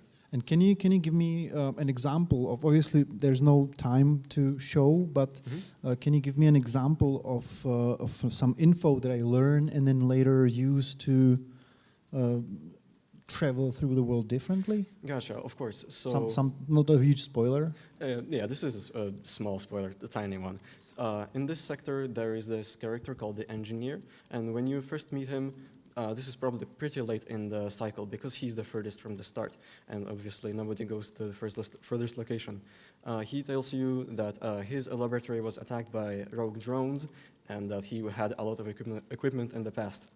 But in the next cycle, if you do decide to go to this location first, you actually do get to intervene in that combat encounter and save him, and thus he revives you with a weapon. Yeah, there are different POIs in the level, right? Like points of interest, Indeed, like different encounters. Yeah, it also changes over time, of course. Yeah. Okay, that sounds nice. Sounds intriguing. I'd like to play it. So, come again. When is it going to? What's your roadmap? What's your release dates and early accesses and stuff? Yeah, thing is, we realized that this kind of puzzle structure has a lot of potential, and we'd like to basically give it our all. And this is going to take a few more years, probably 2 more years. But this demo is free on Steam now, and we're planning to update it regularly. So this is kind of like a free early access where I plan to have playtesters and chat back and forth on their ideas on how to make the game better. It sounds like it's going to change a lot. Is it?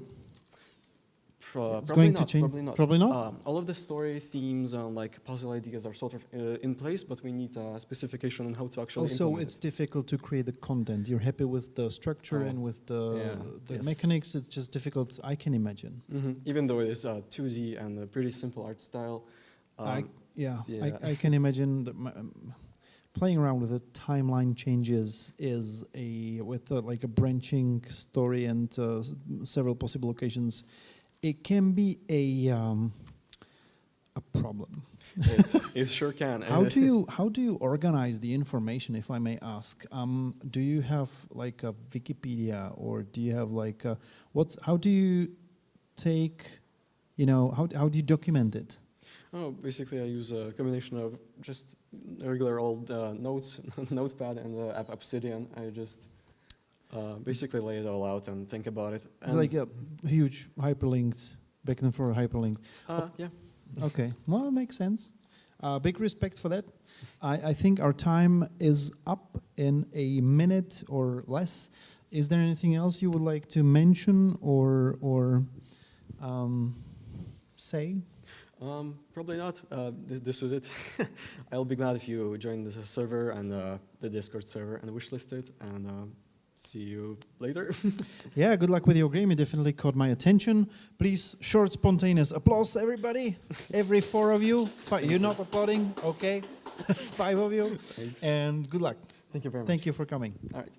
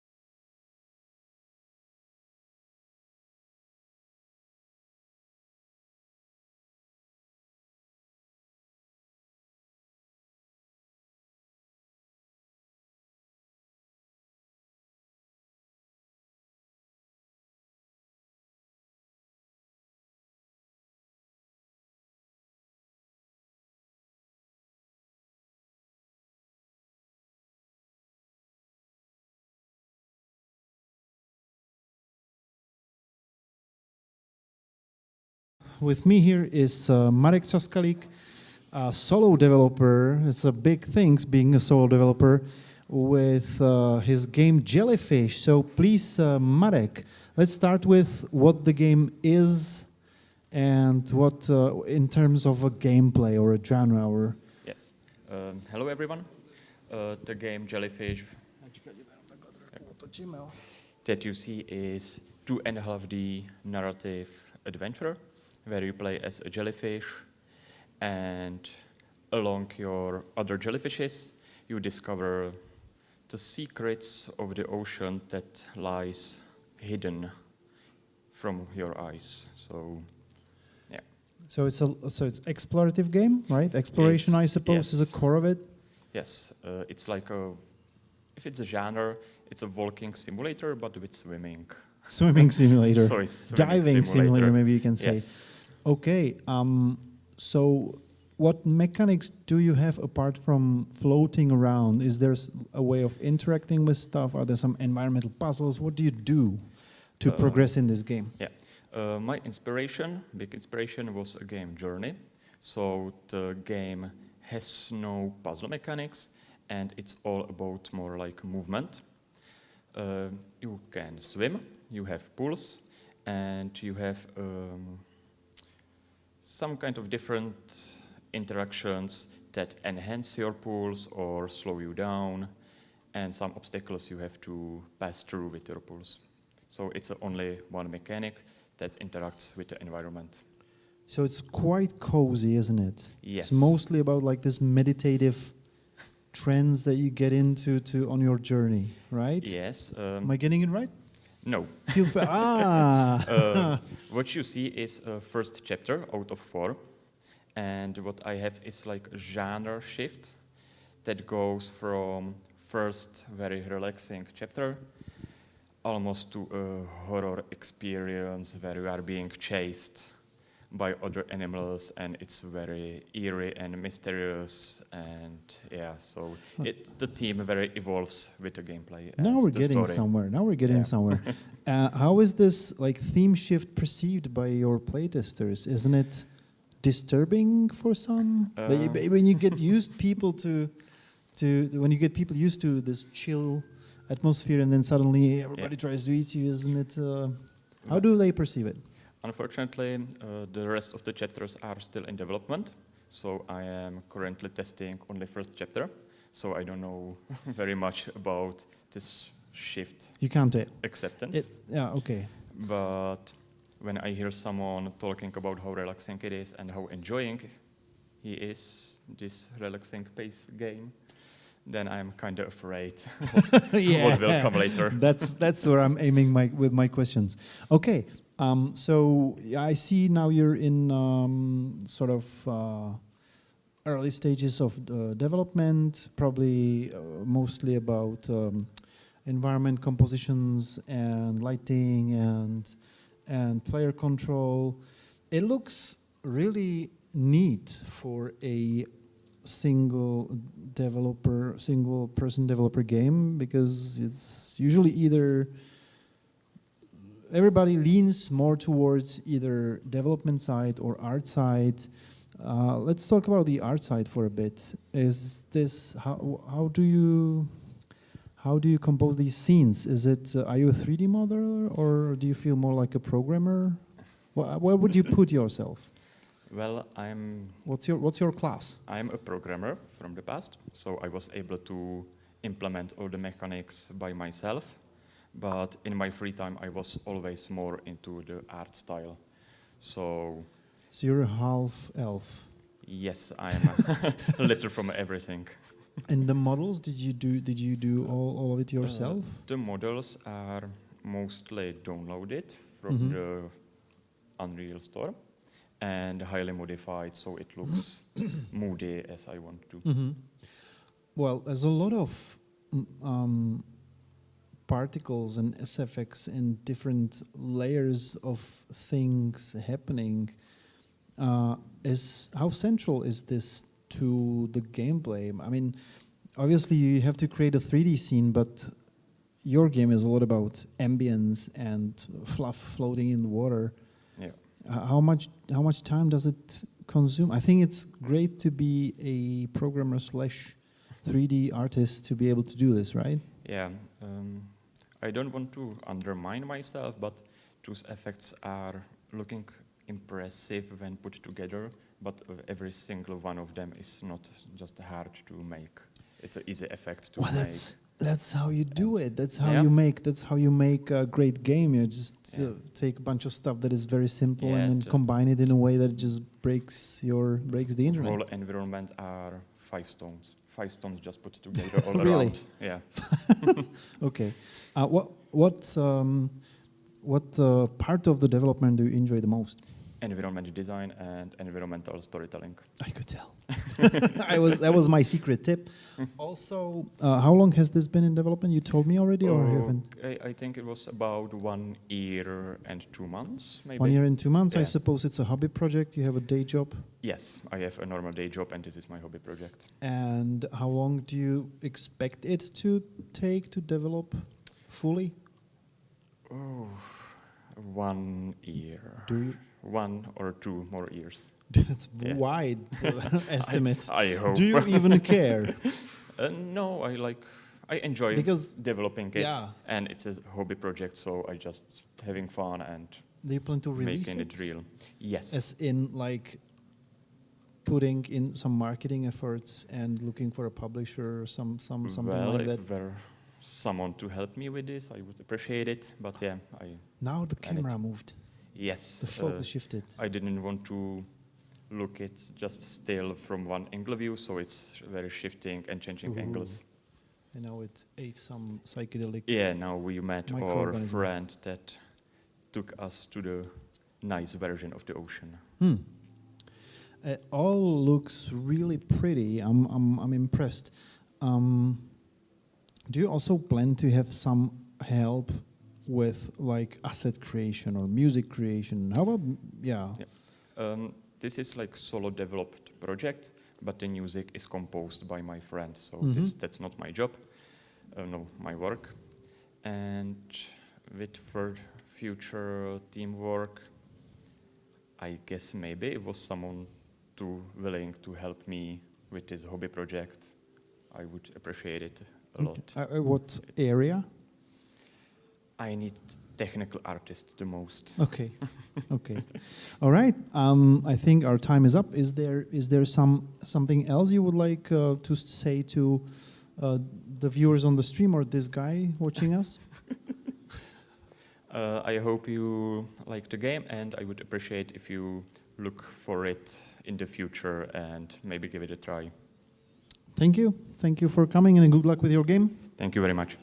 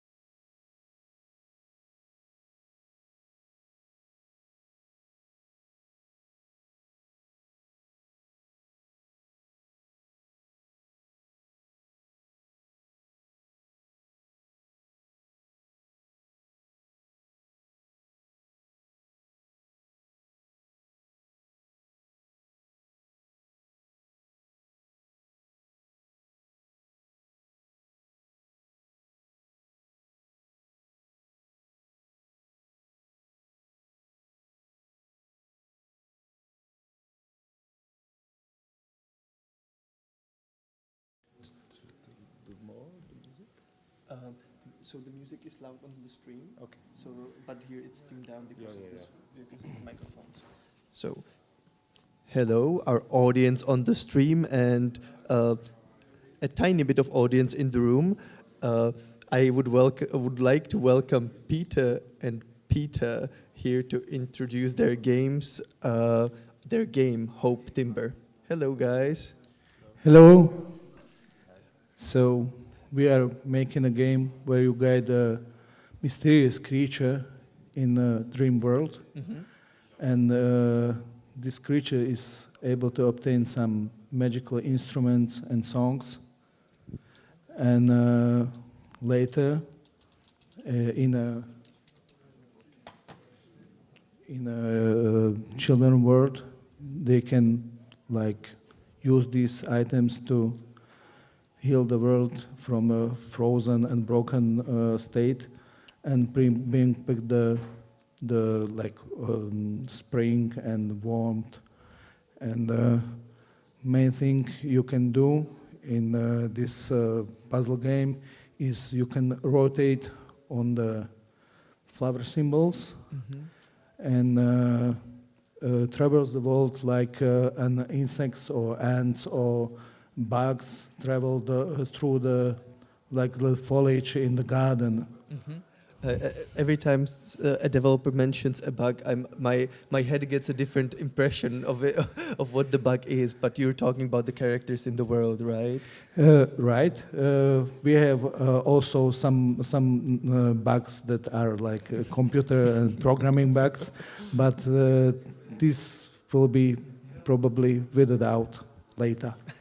I wish you a bug-free game, but the game, it looks beautiful. It gives me Monument Valley vibes. It looks like a very cozy game in some ways.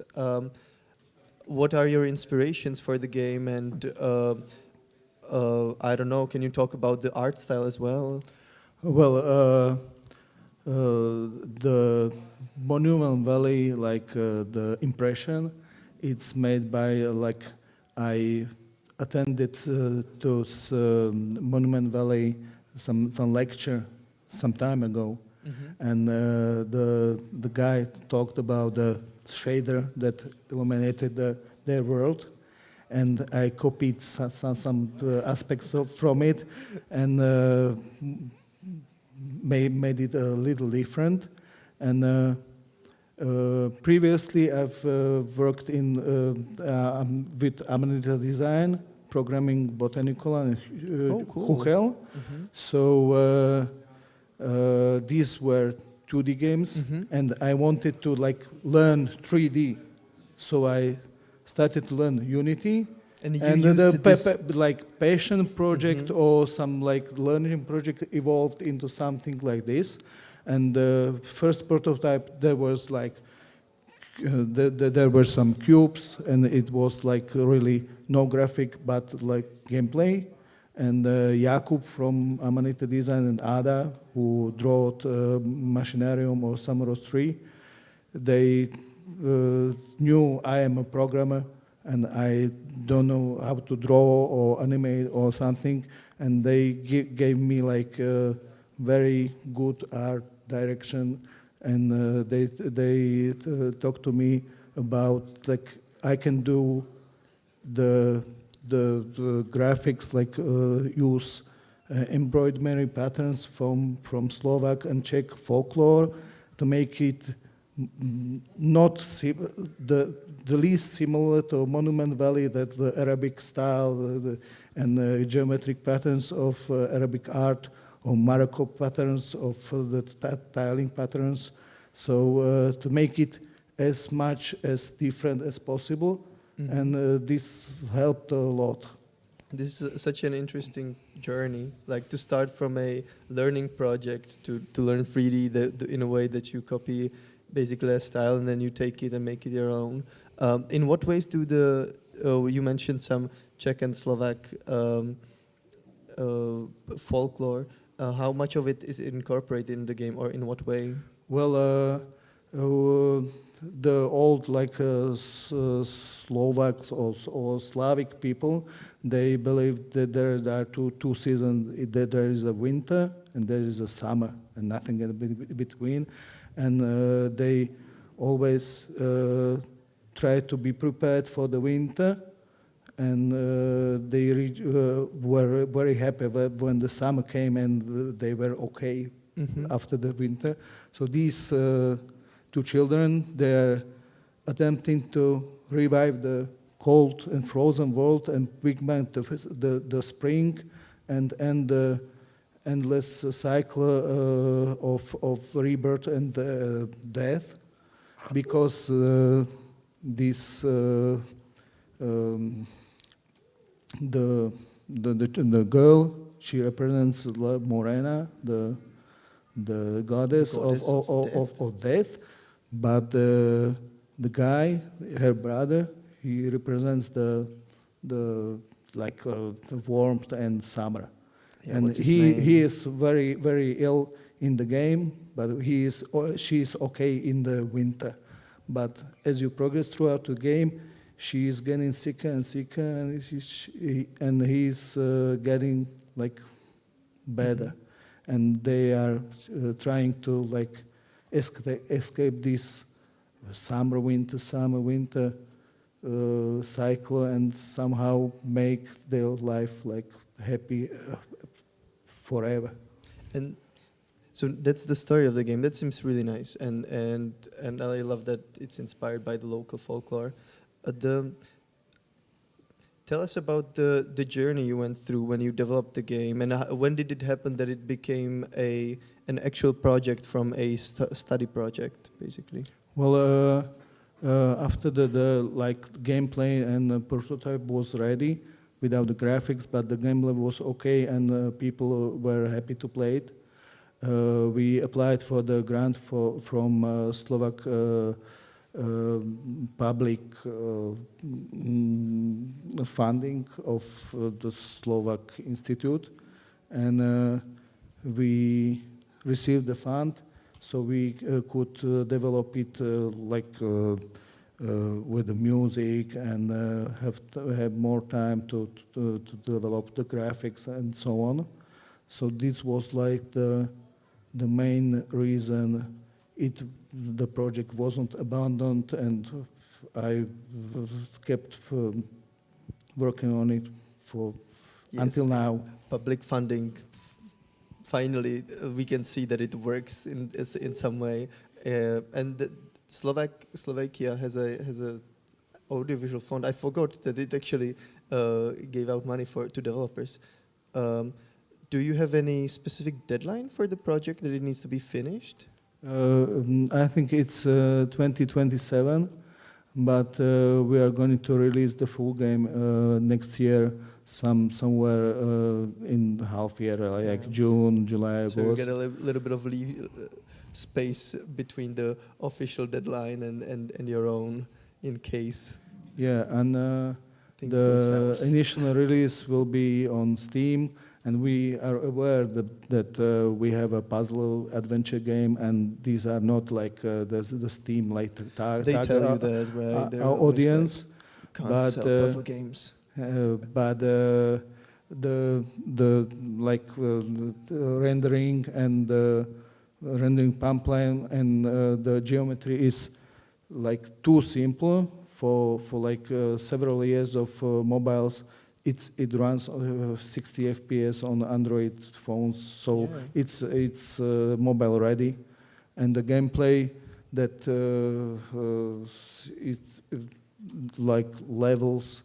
You change between levels and children world, and the gameplay is separated in smaller parts, and it's good for mobile gaming. And I think you have the Monument Valley crowd probably waits. There is a lot of space between Monument Valley games, so I think you can satisfy that crowd as well with the game. So I really hope you the best, and that you find this crowd and you find a way to connect with them, because it's a really pretty game. And I think it's interesting that you bring that local traditional aesthetics to it as well. and the story as well, which is kind of unexpected, I think, in this geometrical way. So thank you, Peter and Peter. Is there anything else you would like to add before we wrap up? We would like to ask, thank our family because they actively supported us, and my daughter she's a voice talent of this creature, and my wife dubbed the old creature and some flowers. It's like a really passionate project for us, and we are living with it for several years, and 1 year more, and we will see how much longer. Well, I wish you the best. So this was Hope Timber, correctly? You can wishlist it on Steam already, right? Yeah, you can play the demo on Steam, the first third of the game. Nice, nice. Okay, so go and play Hope Timber on Steam, and thank you so much, Peter and Peter, for showing us the game. Thank you for giving us the time and opportunity. Of course.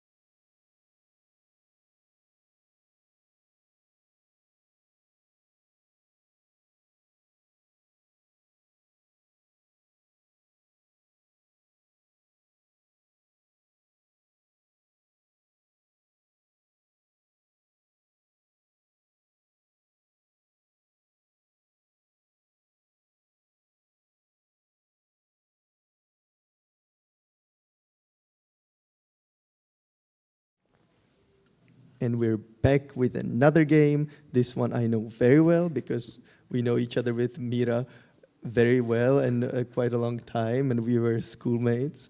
So, hello Mira, or you are also known as Zakroutil. Can you tell us something about Mo? Hello, I'm very happy to be here.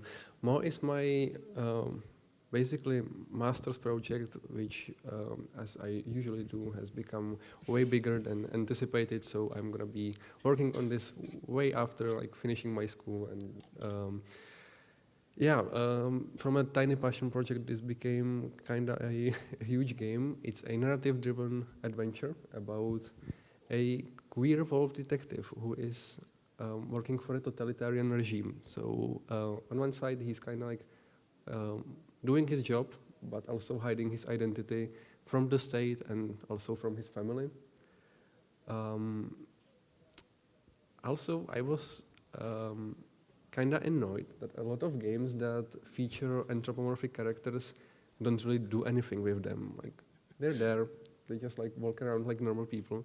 So I wanted to lean into this animal aspect, and since it's a noir detective game, I thought that it could be fun to use these animal instincts and abilities for the detective purposes. So you will be like literally like walking or running on all fours, sniffing for clues, licking things and other animals to gain information.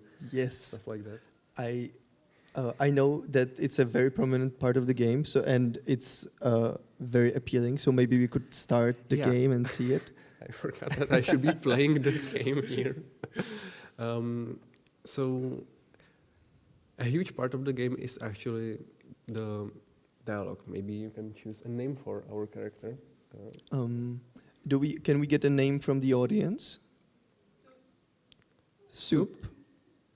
Like this? Sure. It's good. It's good enough. It's better than good. Vrnící skála. Yeah, there are a lot of like Czech/Polish kind of names in this. What is this?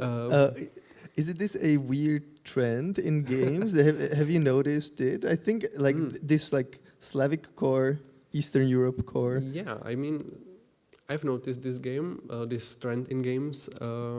However, this game, like more specifically, is like focused on. Even though like this is a fictional world, it should be something like Eastern Europe during the Soviet times. I am inspired by a lot of stories from queer people from the Eastern Europe, and also it's kind of funny to have these names there, even though it's funny only for like local people here. I mean, this game deals with a very serious topics, but I always try to bring some humor into the narrative, so these kind of little names and little details are meant there to there's be more fun. I didn't want to say it in a like pejorative way. I think it's just that we see more games from Eastern Europe that are tackling interesting perspectives, as you mentioned, like the queer perspective in the Soviet times is definitely something that's interesting to explore in a game.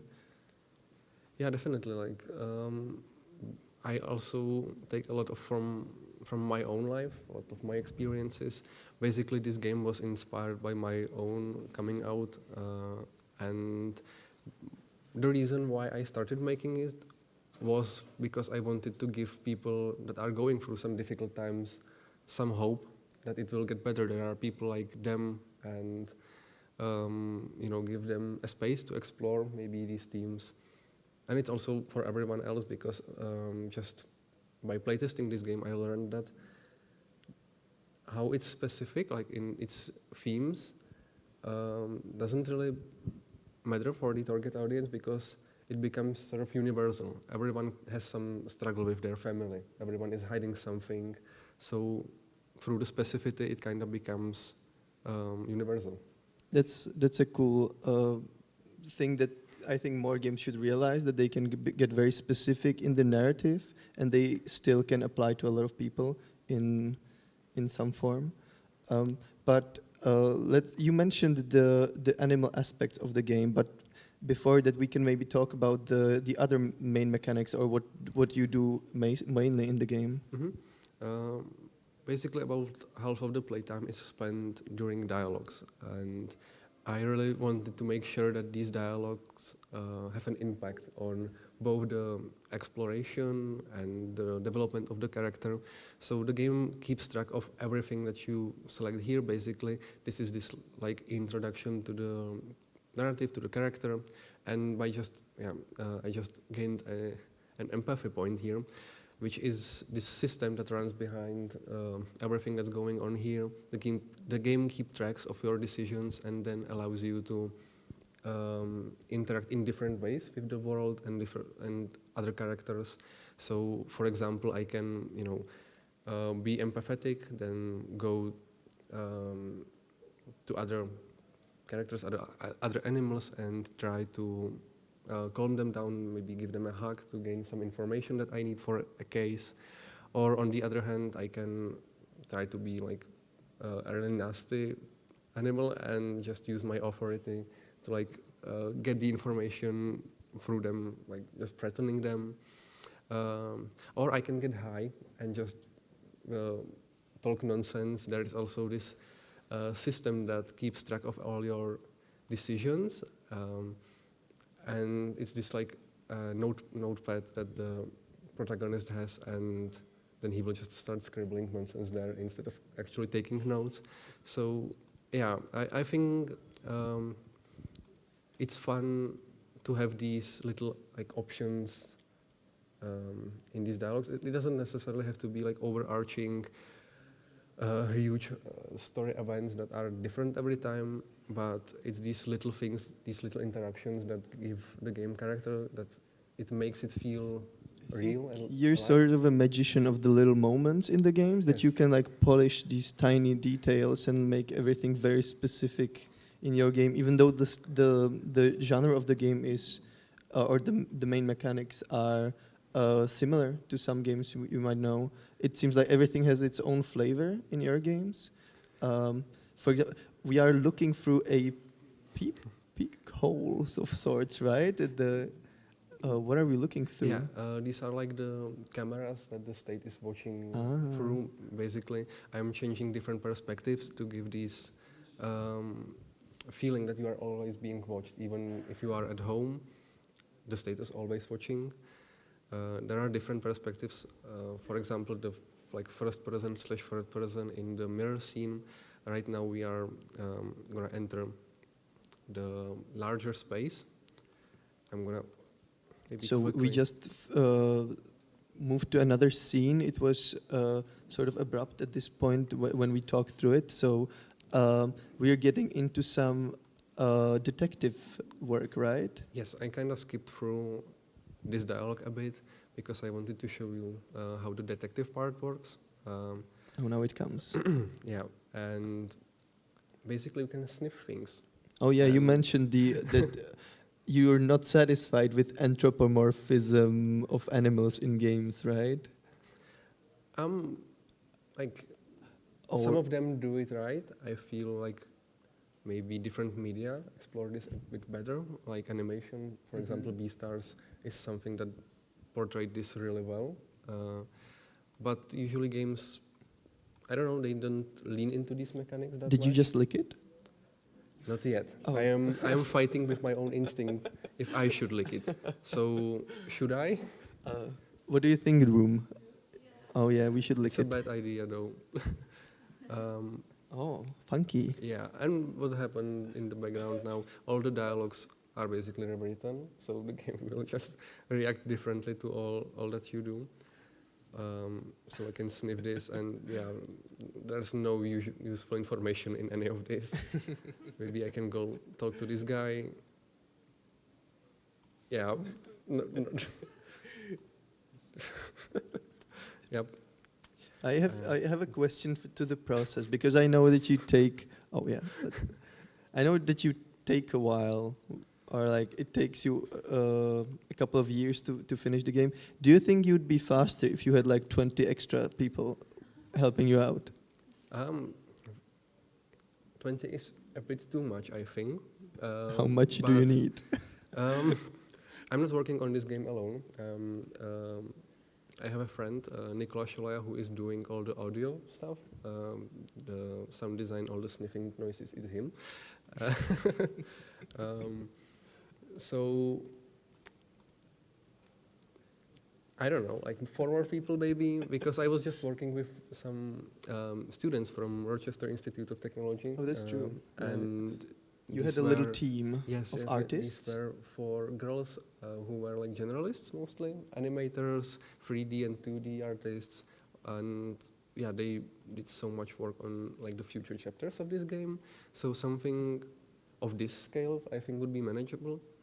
Because I feel like if there are too many people, then I need to hire more people just to manage people, and it becomes this vicious circle of hiring more people. It's crazy because your games feel big. They have this big feeling about them. Lots of systems, interconnected stuff, but they are also very authored by you, or like so. It's like an interesting like division for me. I don't have a life. That's my answer to this. I've seen this game is my I won't I won't finish that sentence. But I hope when you finish the game you will have some life. So when will it be ready? I know you said something before we talked. Well, just this Monday, a demo came out on Steam, which you can play for free right Congratulations. now. Thank I you. played it. It's amazing. It's this part of the game, right? It's this part, but newer. It's like, this is slightly older version. There are better sounds, more sounds actually, less typos, and a few game-breaking bugs missing from the current demo, which is good. But okay, that's great that you can already play the game. You can already play the game on Steam in a demo form. And the final release, how much bigger than the demo is it gonna be in your? This is the first chapter of 7. All right. So since I already have all the systems and the game design solidified, I'm hoping that it will go a bit faster now. So realistically, maybe end of 2027. That's cool. That's Maybe. cool. It's just a little wait. I know you already had a big success with the game. You showed it. You won the award at the student festival in Poland, right? Yeah, because they thought that this looked nice. Oh yes, it's because of this image. Yes, it's all this image. So I wish you all the more success with the game and with more and with releasing it. Go to Steam and play more on Steam. There is a demo. Then wishlist it. There is like, I guess, you will join a crowd of couple more thousand people there, or tens of thousands of people there, maybe. Thousands. Just thousands. Thank you so much, Miro, for showing the game. Thank you so much for having me here. It was a pleasure. Thank you.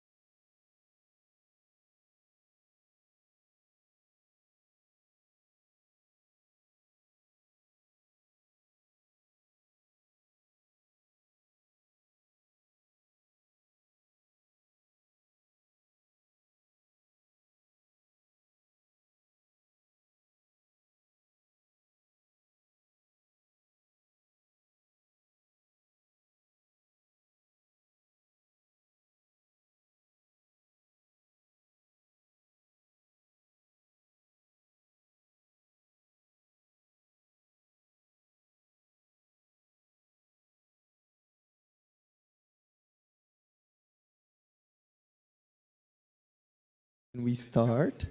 A nemá to být anglicky? It should be in English. Perfect. Let's see.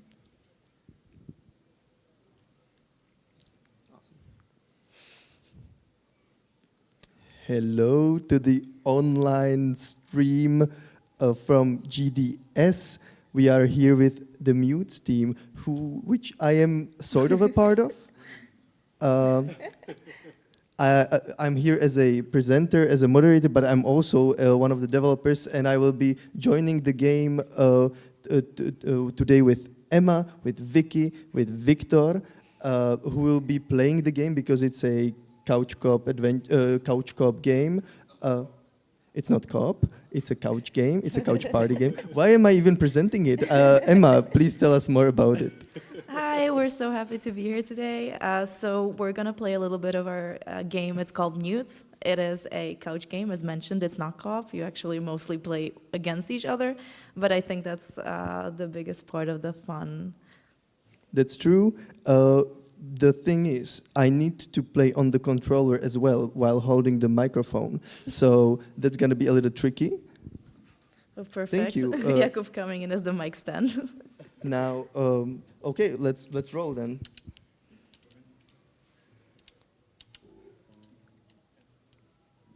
Okay, talk us through it. What's the game about?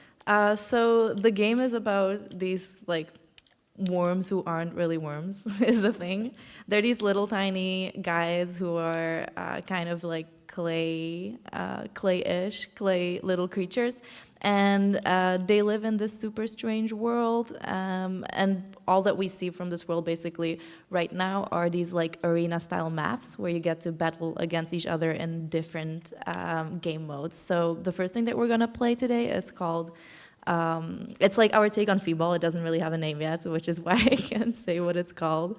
We only have a working name, which does not work for the actual game for the future.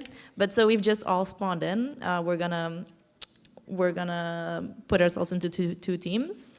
I'm just gonna quickly figure out who I am. Okay. Who's Kane? Who am I playing with? I think I'm on the yellow side. Perfect. Then we're playing together. Oh, again. All right. Yes, the dream team. And so what we're doing is kind of playing this like crazy version of football, and we are absolutely losing right now because it's very hard to talk and focus at the same time. This is the first time I experienced this today, and I have to say it's really stressful for you developers. Like, it is really stressful. I mean, especially in this game, which is like so highly competitive, it is really stressful to be. So I'll try to help you out a little bit, not in the game, but in the talking. Like, what's the plans for the game? So right now we have an array of 5 different game modes. And for each of the game modes, they're all very different, but they're all some sort of like challenge where you can play against your friends. Sorry, I just got like so close to scoring. And so this is kind of like our most, I would say, developed or favorite game mode. But for the future, we would like to have like a decent array of maps for each of these modes, and ideally place them across several different several different types of like environments and nature where these little clay guys live. And can you tell us a little bit of a background of these weird characters? Like, what are they? Where do they come from? Oh my God, what happened? Sorry, we are losing so bad. This is very stressful. I'm so sorry. And it's especially like unfair because me and Mickey are both talking and we're both playing in the same team. And you can tell. Okay, nice. At least I got one. So a little bit about the background. I wasn't really there for the birth of the concept of Mutes. They do have a very like elaborate and long backstory, which is that there's this kind of like evil dictator type guy who took all of their voices, and they can't really talk. They can just like whistle, which I can demonstrate. Oh my God, oh nice, okay. Oh yeah, let's whistle a bit. It's also a feature to tell us apart, right? Exactly. You can use it as like an identifying feature because sometimes it's quite hard to to figure out who you are. And I think we're gaining on the second team only because somebody hasn't noticed that halftime has happened, and they have just been scoring into their own for multiple rounds now. That's fine. I love that for us actually. But so there's this evil guy who stole all of their voices, and you're not playing as anybody super important. You're not really like a hero type person. You're just this like guy who got pissed off at this dictator for his very own, very selfish reasons, and decided that he wants to gain the voices back. And yeah, and we lost really bad. Oh. So I this don't is. mind. But thank you for the backstory. And thank you for the game. Are we gonna play any more game modes? Maybe. Yeah. I would love to play a bit more. Sorry if my speech is a little incoherent. I'm trying very hard to not be really bad at this game, which is very hard to do without your full focus. You're doing really great. So what other game modes can we expect from the final game? So right now we're gonna play the second, like I would say most developed game mode, which is called Sumo. For now, it's probably also gonna have a different name, and it's basically like a battle royale style fight. But right now we have 2 more game modes that we're already like designing maps and levels for, which is one game mode which is like a Fortress Rush style game where you have to claim some sort of space for yourself and then make sure that nobody takes it away from you, and you get points for safeguarding your very specific little piece of land. And then we're also working on a mode which is kind of like a race of sorts. Oh yes, and we have one more game mode, but that's a secret for now. So you have to wait until maybe the demo or the release to figure out more about that. All right, we'll talk about the release, but I also wanted to ask about the main gameplay of like what we saw the little noodle guys. What do they do? What can they do? What's the move? How do they shoot the ball? I would say definitely like the most fun part about our game. I mean, you won't really know until you play it. You can kind of tell, but is the actual mechanics of moving with these little guys. So you can, of course, you can crawl around, you can dash, and you can dash into others, which I think is admittedly very fun, especially if you've lost really bad at football. And so this is, of course, a great game mode to play right after like losing a game of football very bad. And I can see right now that the reason why I'm so good at this is because I'm attacking Mickey as retribution for sucking so bad at the previous game. But so you can crawl around, you can dash, which is very fun. And then kind of, I would argue the most fun part is that they have these little like feet that you can use and crawl around, and you can actually use them to like grab onto different surfaces. And there's this, can Miles leave me alone for 1 second so I can show you guys something else?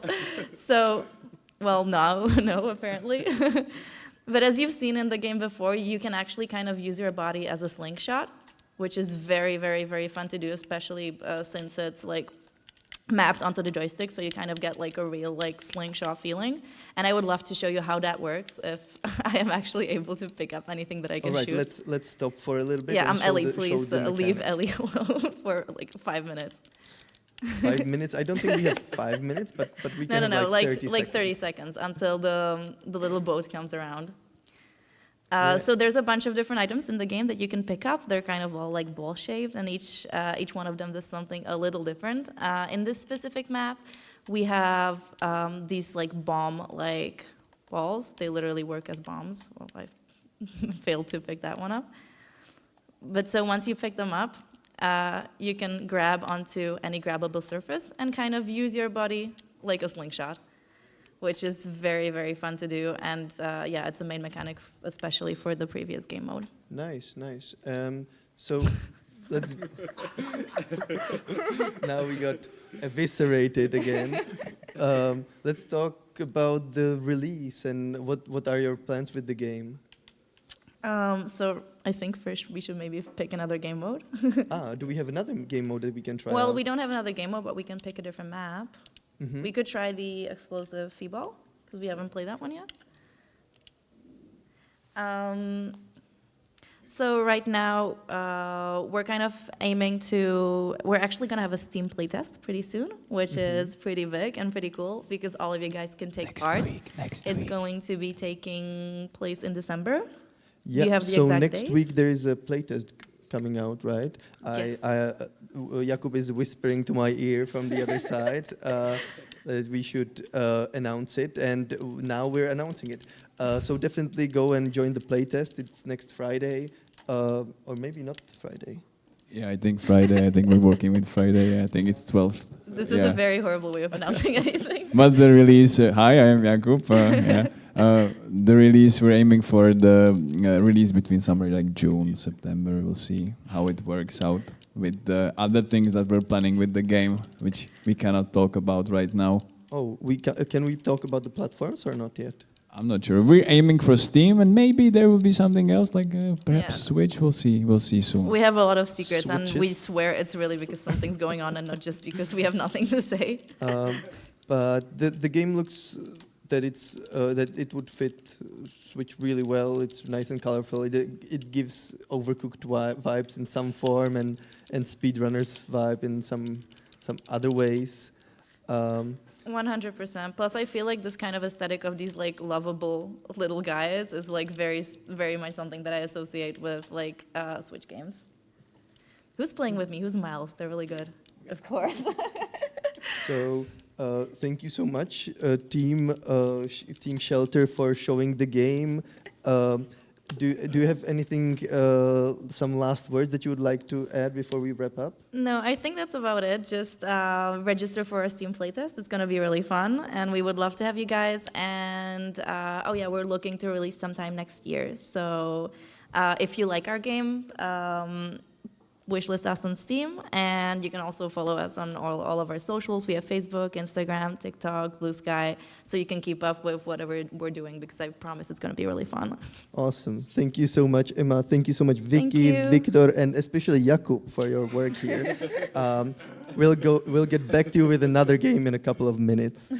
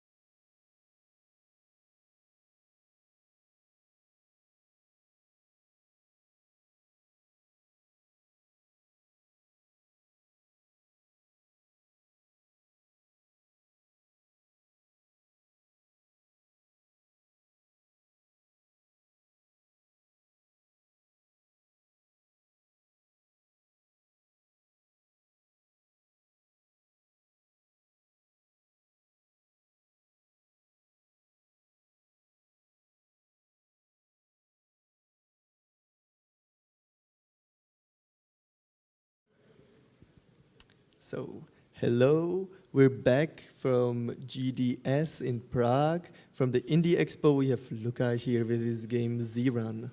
Hi. So we're gonna screen you the intro of the game, just so you get an idea of what we're gonna be looking at for the next 10 minutes.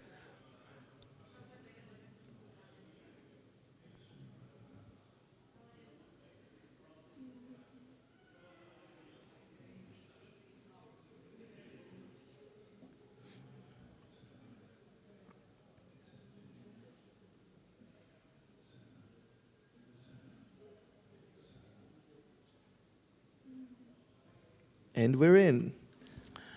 So war is collapsing, so we must do easy task to save the world. So we go straight in, Yeah. saving the world. But Yeah. please, Lukáš, tell us a little bit more about the game. What is it about? Basically, the game is a puzzle game, and you are became to novice for shaman, and game is split to small worlds, and each world is ritual, and when you accomplish all the rituals, you became shaman and save the world. It's basically it. Awesome. So it's we saw for a little bit this running around the sphere world. That's the main way you progress through the world. Like you go on the puzzles are these spheres, these planets. Yeah. And there is a main hub with teleports for each ride.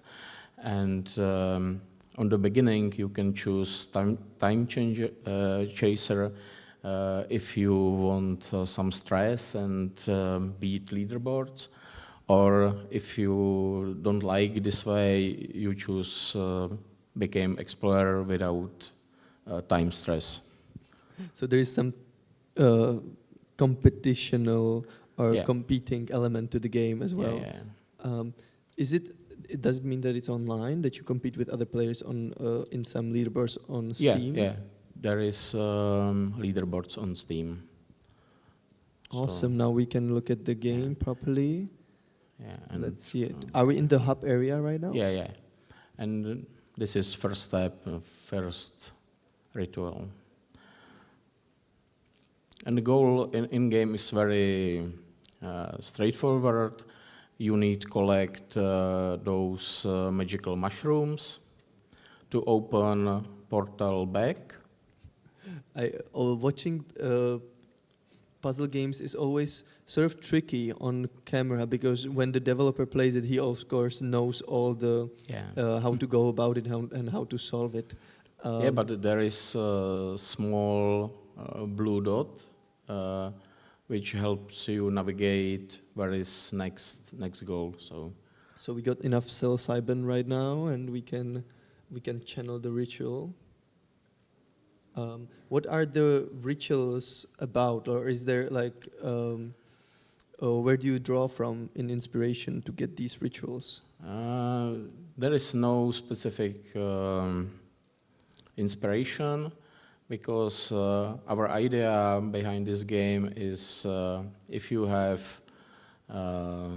360 real camera on stick, and if you're running on the streets, you can ramp up the video to looks like this. So I really like that perspective in the music videos, especially. Yeah. Some rap music videos. Does the spherical perspective or the spherical world have any impact on the gameplay? Yeah, because you see only near surroundings, so you must be careful about movements, and it's part of the gameplay. Is there any danger involved in the game? Yeah, at this moment there are mushrooms which are not healthy, and if I collect them, I'm losing the magical energy, and Oh. if I Does it mean that I lose- can't finish the game at the level afterwards? Oh, you Yeah. died. Yeah.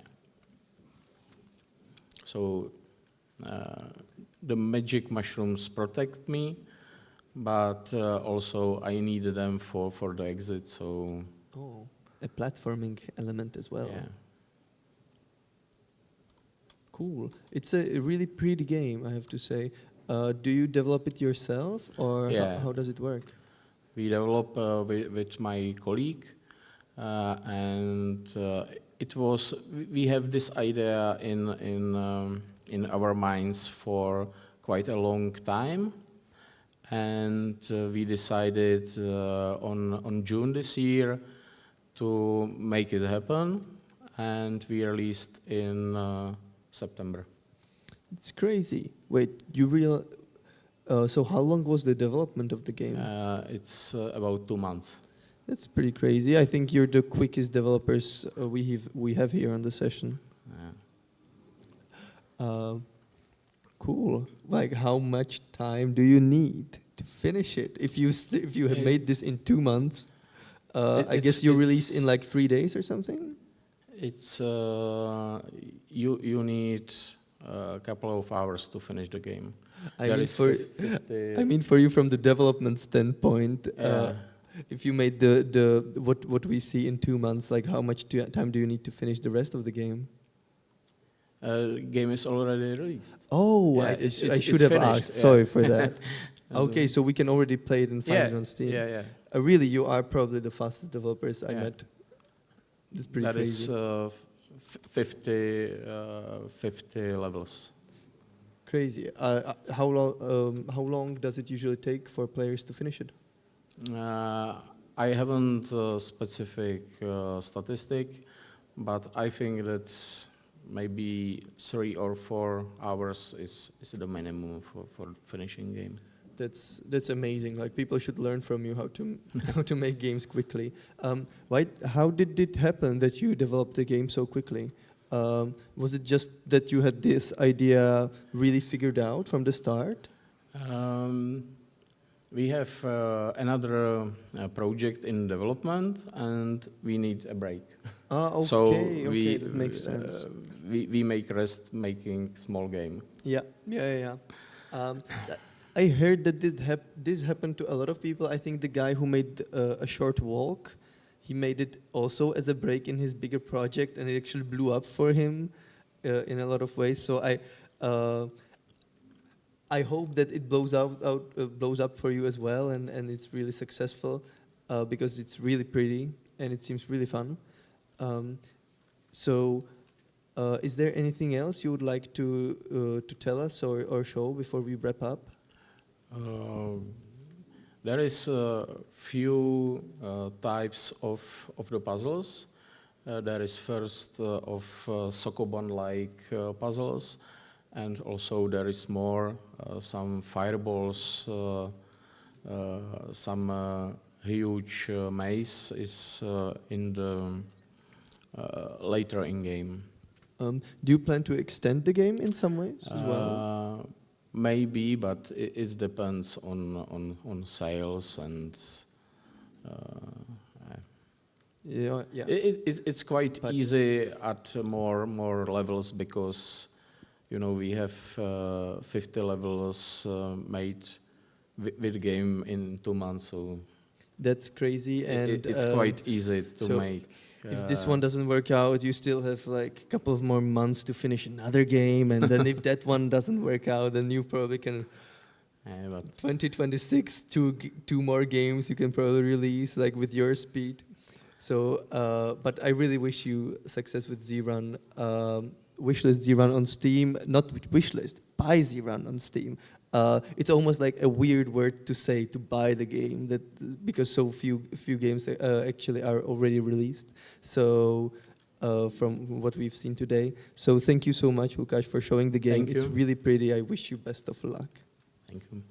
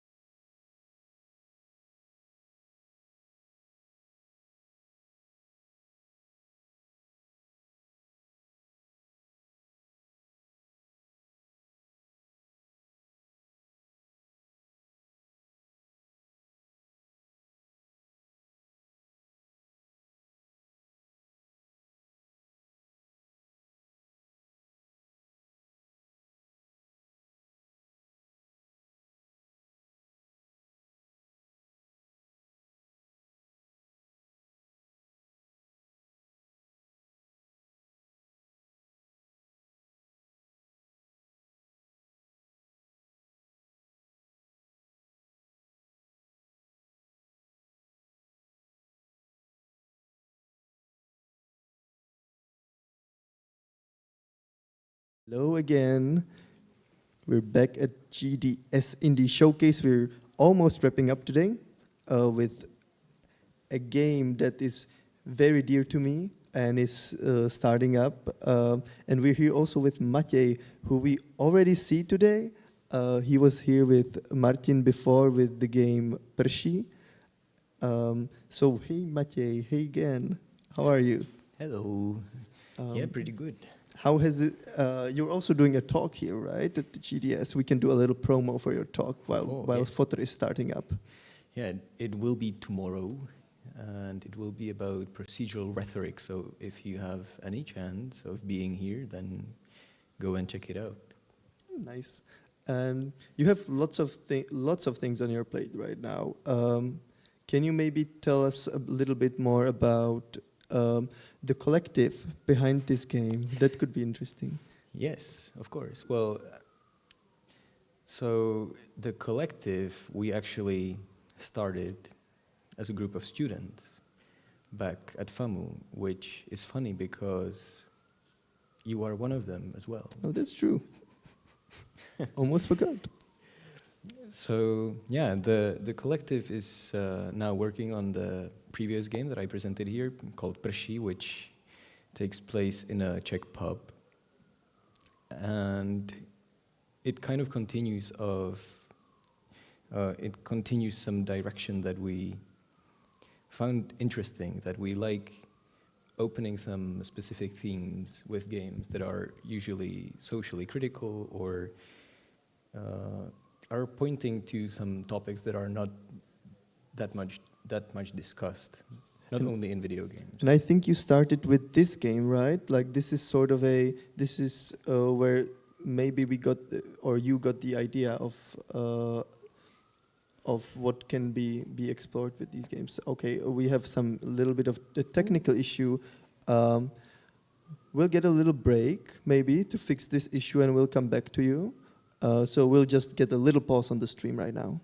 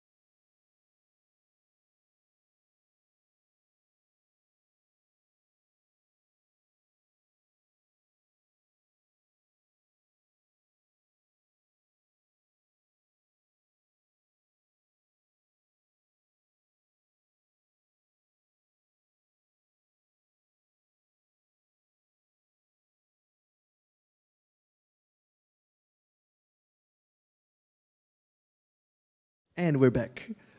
It was a quick break. The computers are just tired. Like they've been here the whole day. They've been working flawlessly until now.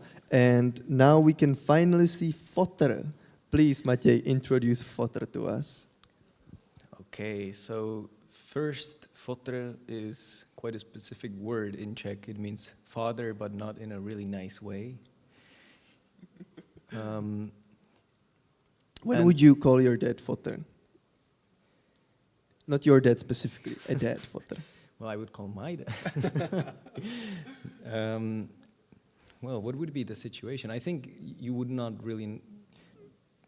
Probably not to his face, right? Yes, exactly, not face to face. It would probably be to your classmates at high school or something. Yeah, and I think you would probably have a reason to be angry with him for some reason, like that he I don't know, he didn't raise you well, or he didn't spend enough time with you when you were growing up or something, which... Is there a link to the game with these themes? Exactly.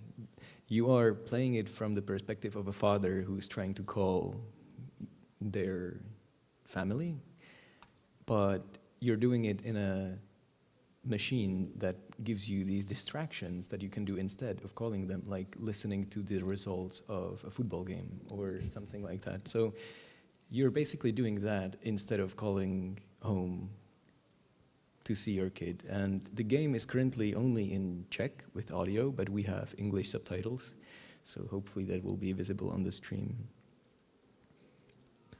I have to say, already from the first start, you can notice the similarities with your other title in its tactileness or tactility, that you actually need to pick up the phone, right, and move around in a physical space. Is that a connection that you also look for in your games? I think we generally quite like it when the game is somewhat physical and it kind of reminds you of reality, but also like you can see here that the earphone is like weirdly floating, right? And then this piece of paper is also just floating in the air. So I think similarly as in Prší, we have this kind of dreaminess in the game. Oh yes, there is some magic on top of it. Is that Zlaté stránky? Yes. Golden pages? Golden pages. Well, from what I've heard, they are very useful when you're trying to call someone. That's true. Are we trying to call somebody now? Yeah, maybe we can...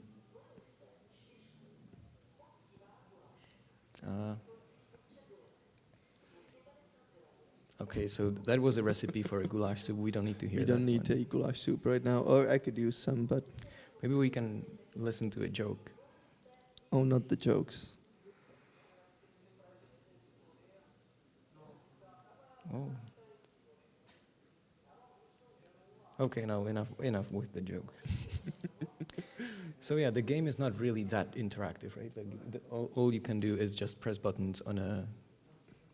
And hold the phone. And hold the phone, yes. And you can play with the golden pages. But what's the reason behind the interactivity being so limited? Why can't I walk in the game? Why can't I shoot people? Well, it's, I think, just an expanded version of... Oh my God, now I have my head completely empty, but it's a game genre with like narrative games where you usually just click on text. Yes, visual novel. That one, yes. Yes. Visual novel. So it's basically an expanded visual novel. Why would you do a visual novel without the floating boxes and floating portraits, though? There is a floating portrait, okay, but not like in other visual novel games, right?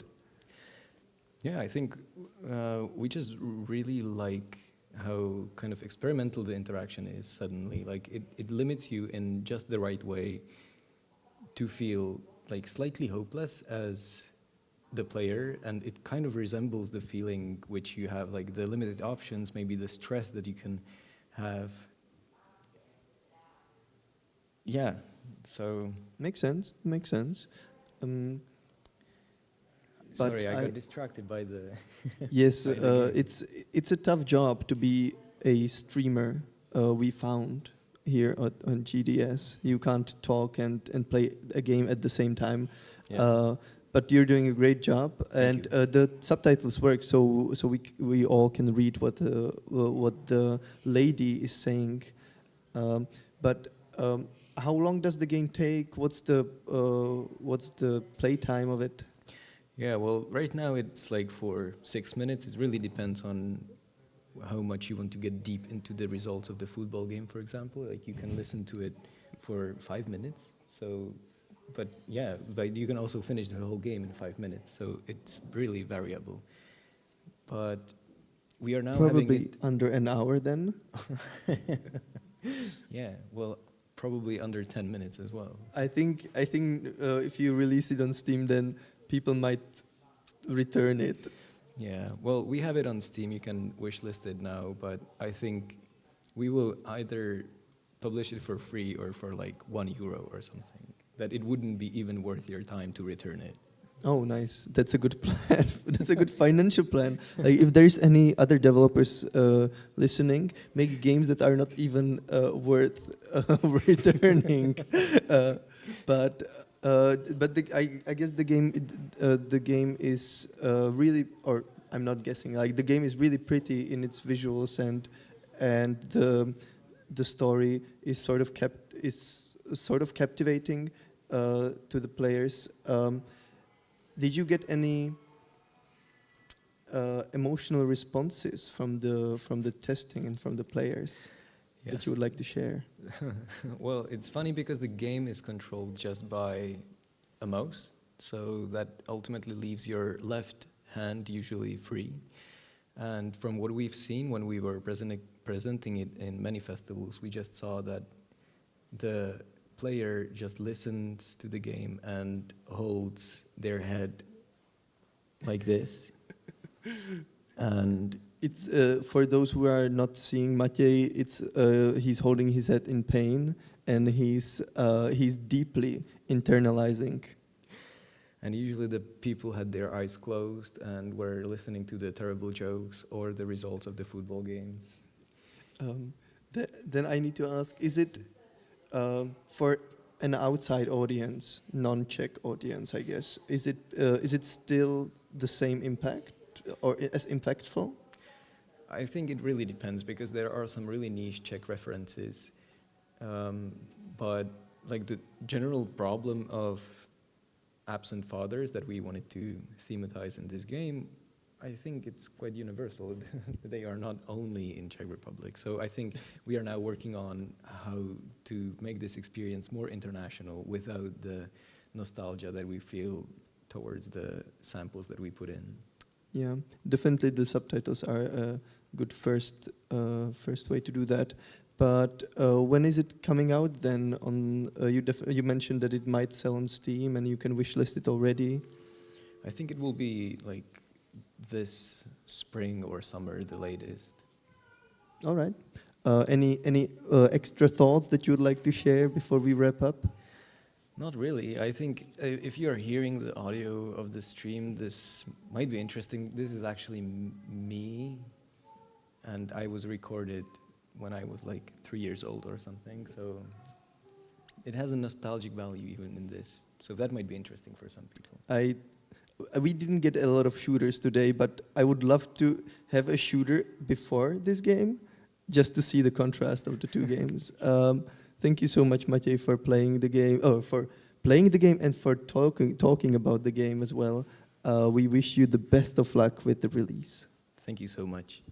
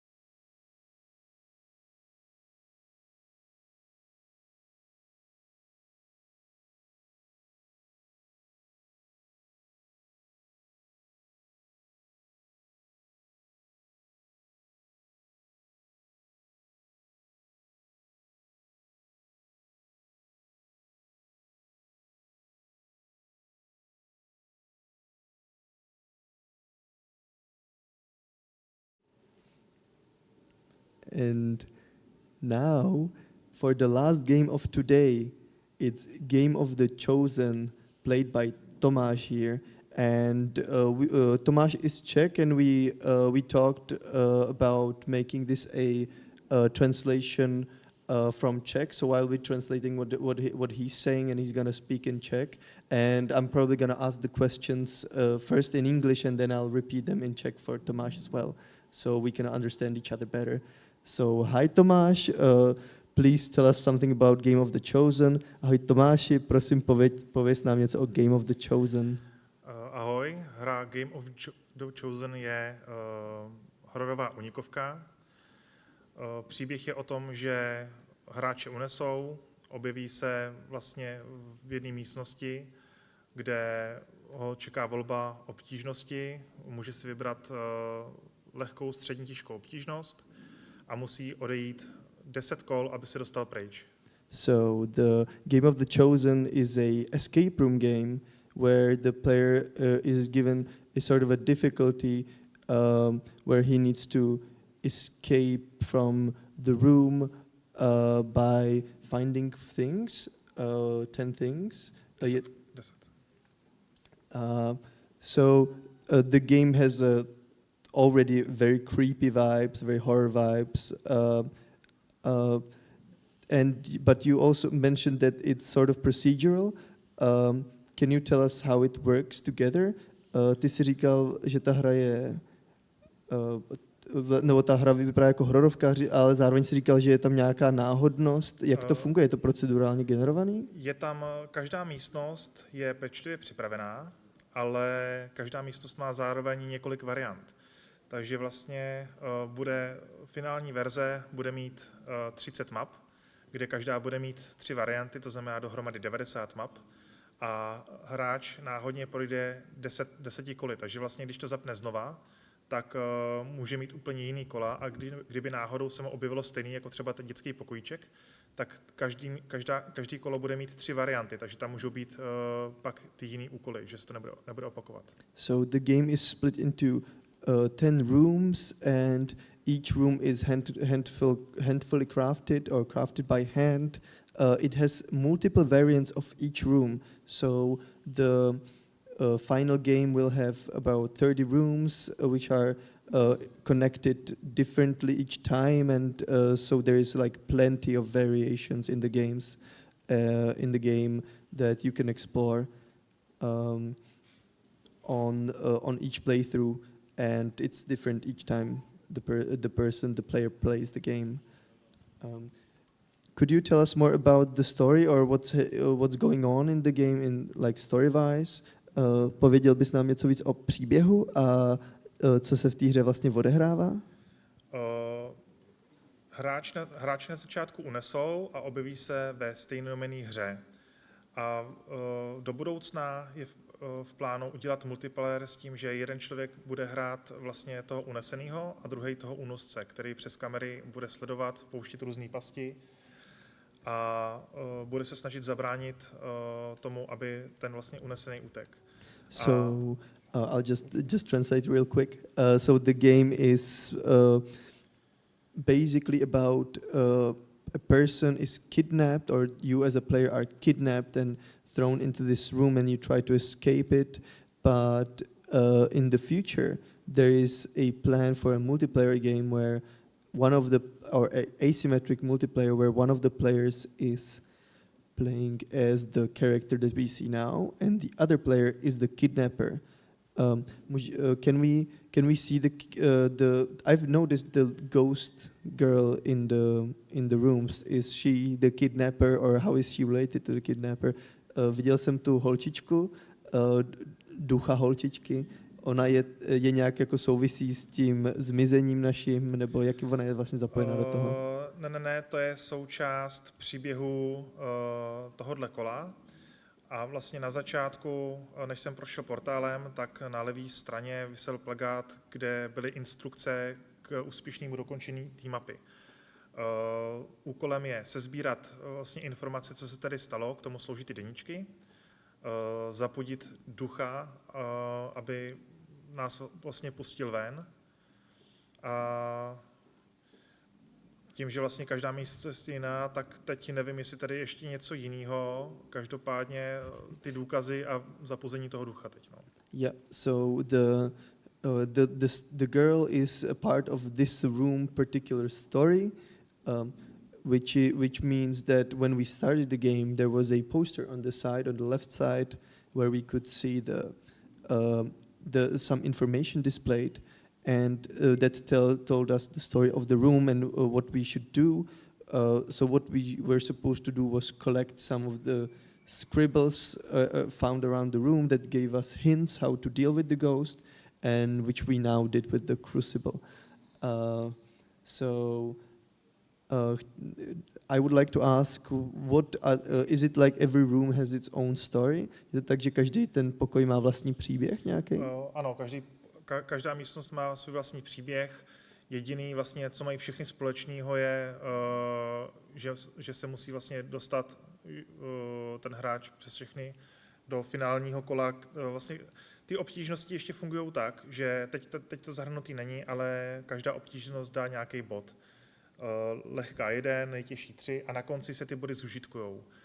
So every story actually has, or every room actually has its own story. So it's like a collection of horror stories, and also the difficulty plays in a big part in it. So because each of the variant of the rooms is a different difficulty, you collect basically points by finishing each room on each difficulty, and that also plays out in the end of the game. Super, takže teď jsme si prošli nějaký začátek toho kola, nebo první kolo. Jak dlouho by měla ta hra trvat? How long should the one round be? V tuhle chvíli jsou ty kola nastavený na 3/4 hodinu, ale bude tam víc módů, protože ne každému to bude vyhovovat. Takže vlastně první mód bude, jako je teď, bez limitu, kdyby každý chtěl za každou cenu dokončit kolo. Mm-hmm. Druhý mód bude mít časový limit a třetí mód bude s nápovědou. Když člověk se dostane do úzkých, nebude vidět, tak třeba jednou za pár minut stiskne tlačítko a objeví se mu nápověda, která mu ukáže další krok. So the round should take about an hour, but it might not suit everybody. So there's multiple game modes. One of them is time pressing or like time limiting. So it fits all the players or what the player chooses. Super. A jak to je s vývojem? Vyvíjíš to sám, vyvíjíš to v týmu, jak dlouho to děláš a kdy to hodláš dodělat? Pracuji na tom 2 roky s tím, že poslední rok podstatně míň, co se mi narodil syn. Mm-hmm. A tím, že vlastně chtěl jsem to mít původně letos hotový, ale tím, že byly nečekané výdaje a financuju to sám, tak se to prodloužilo, ale věřím tomu, že do konce příštího roku už to bude hotový, protože drtivá většina mechanik je připravených a teď jenom připravit ty různé úrovně.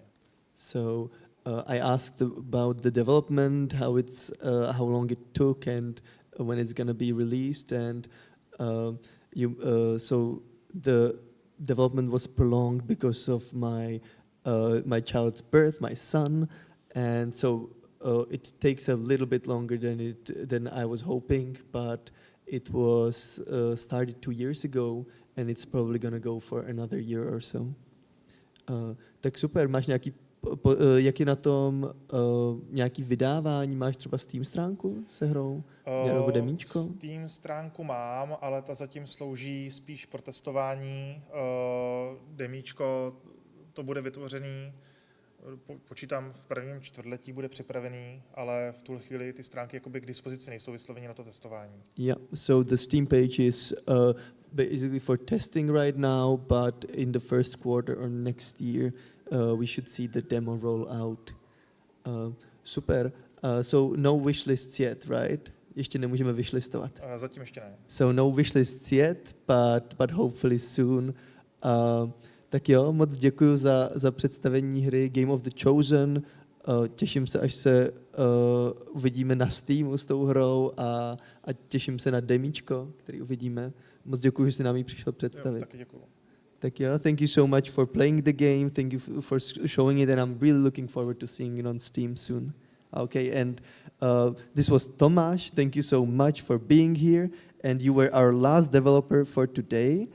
So we're gonna see each other tomorrow. For I think in the afternoon we're gonna start by playing, I think, 15 more games from the showcase. So you have a lot of things to look up to and look forward to. So thank you for being with us, and have a great evening. See you tomorrow.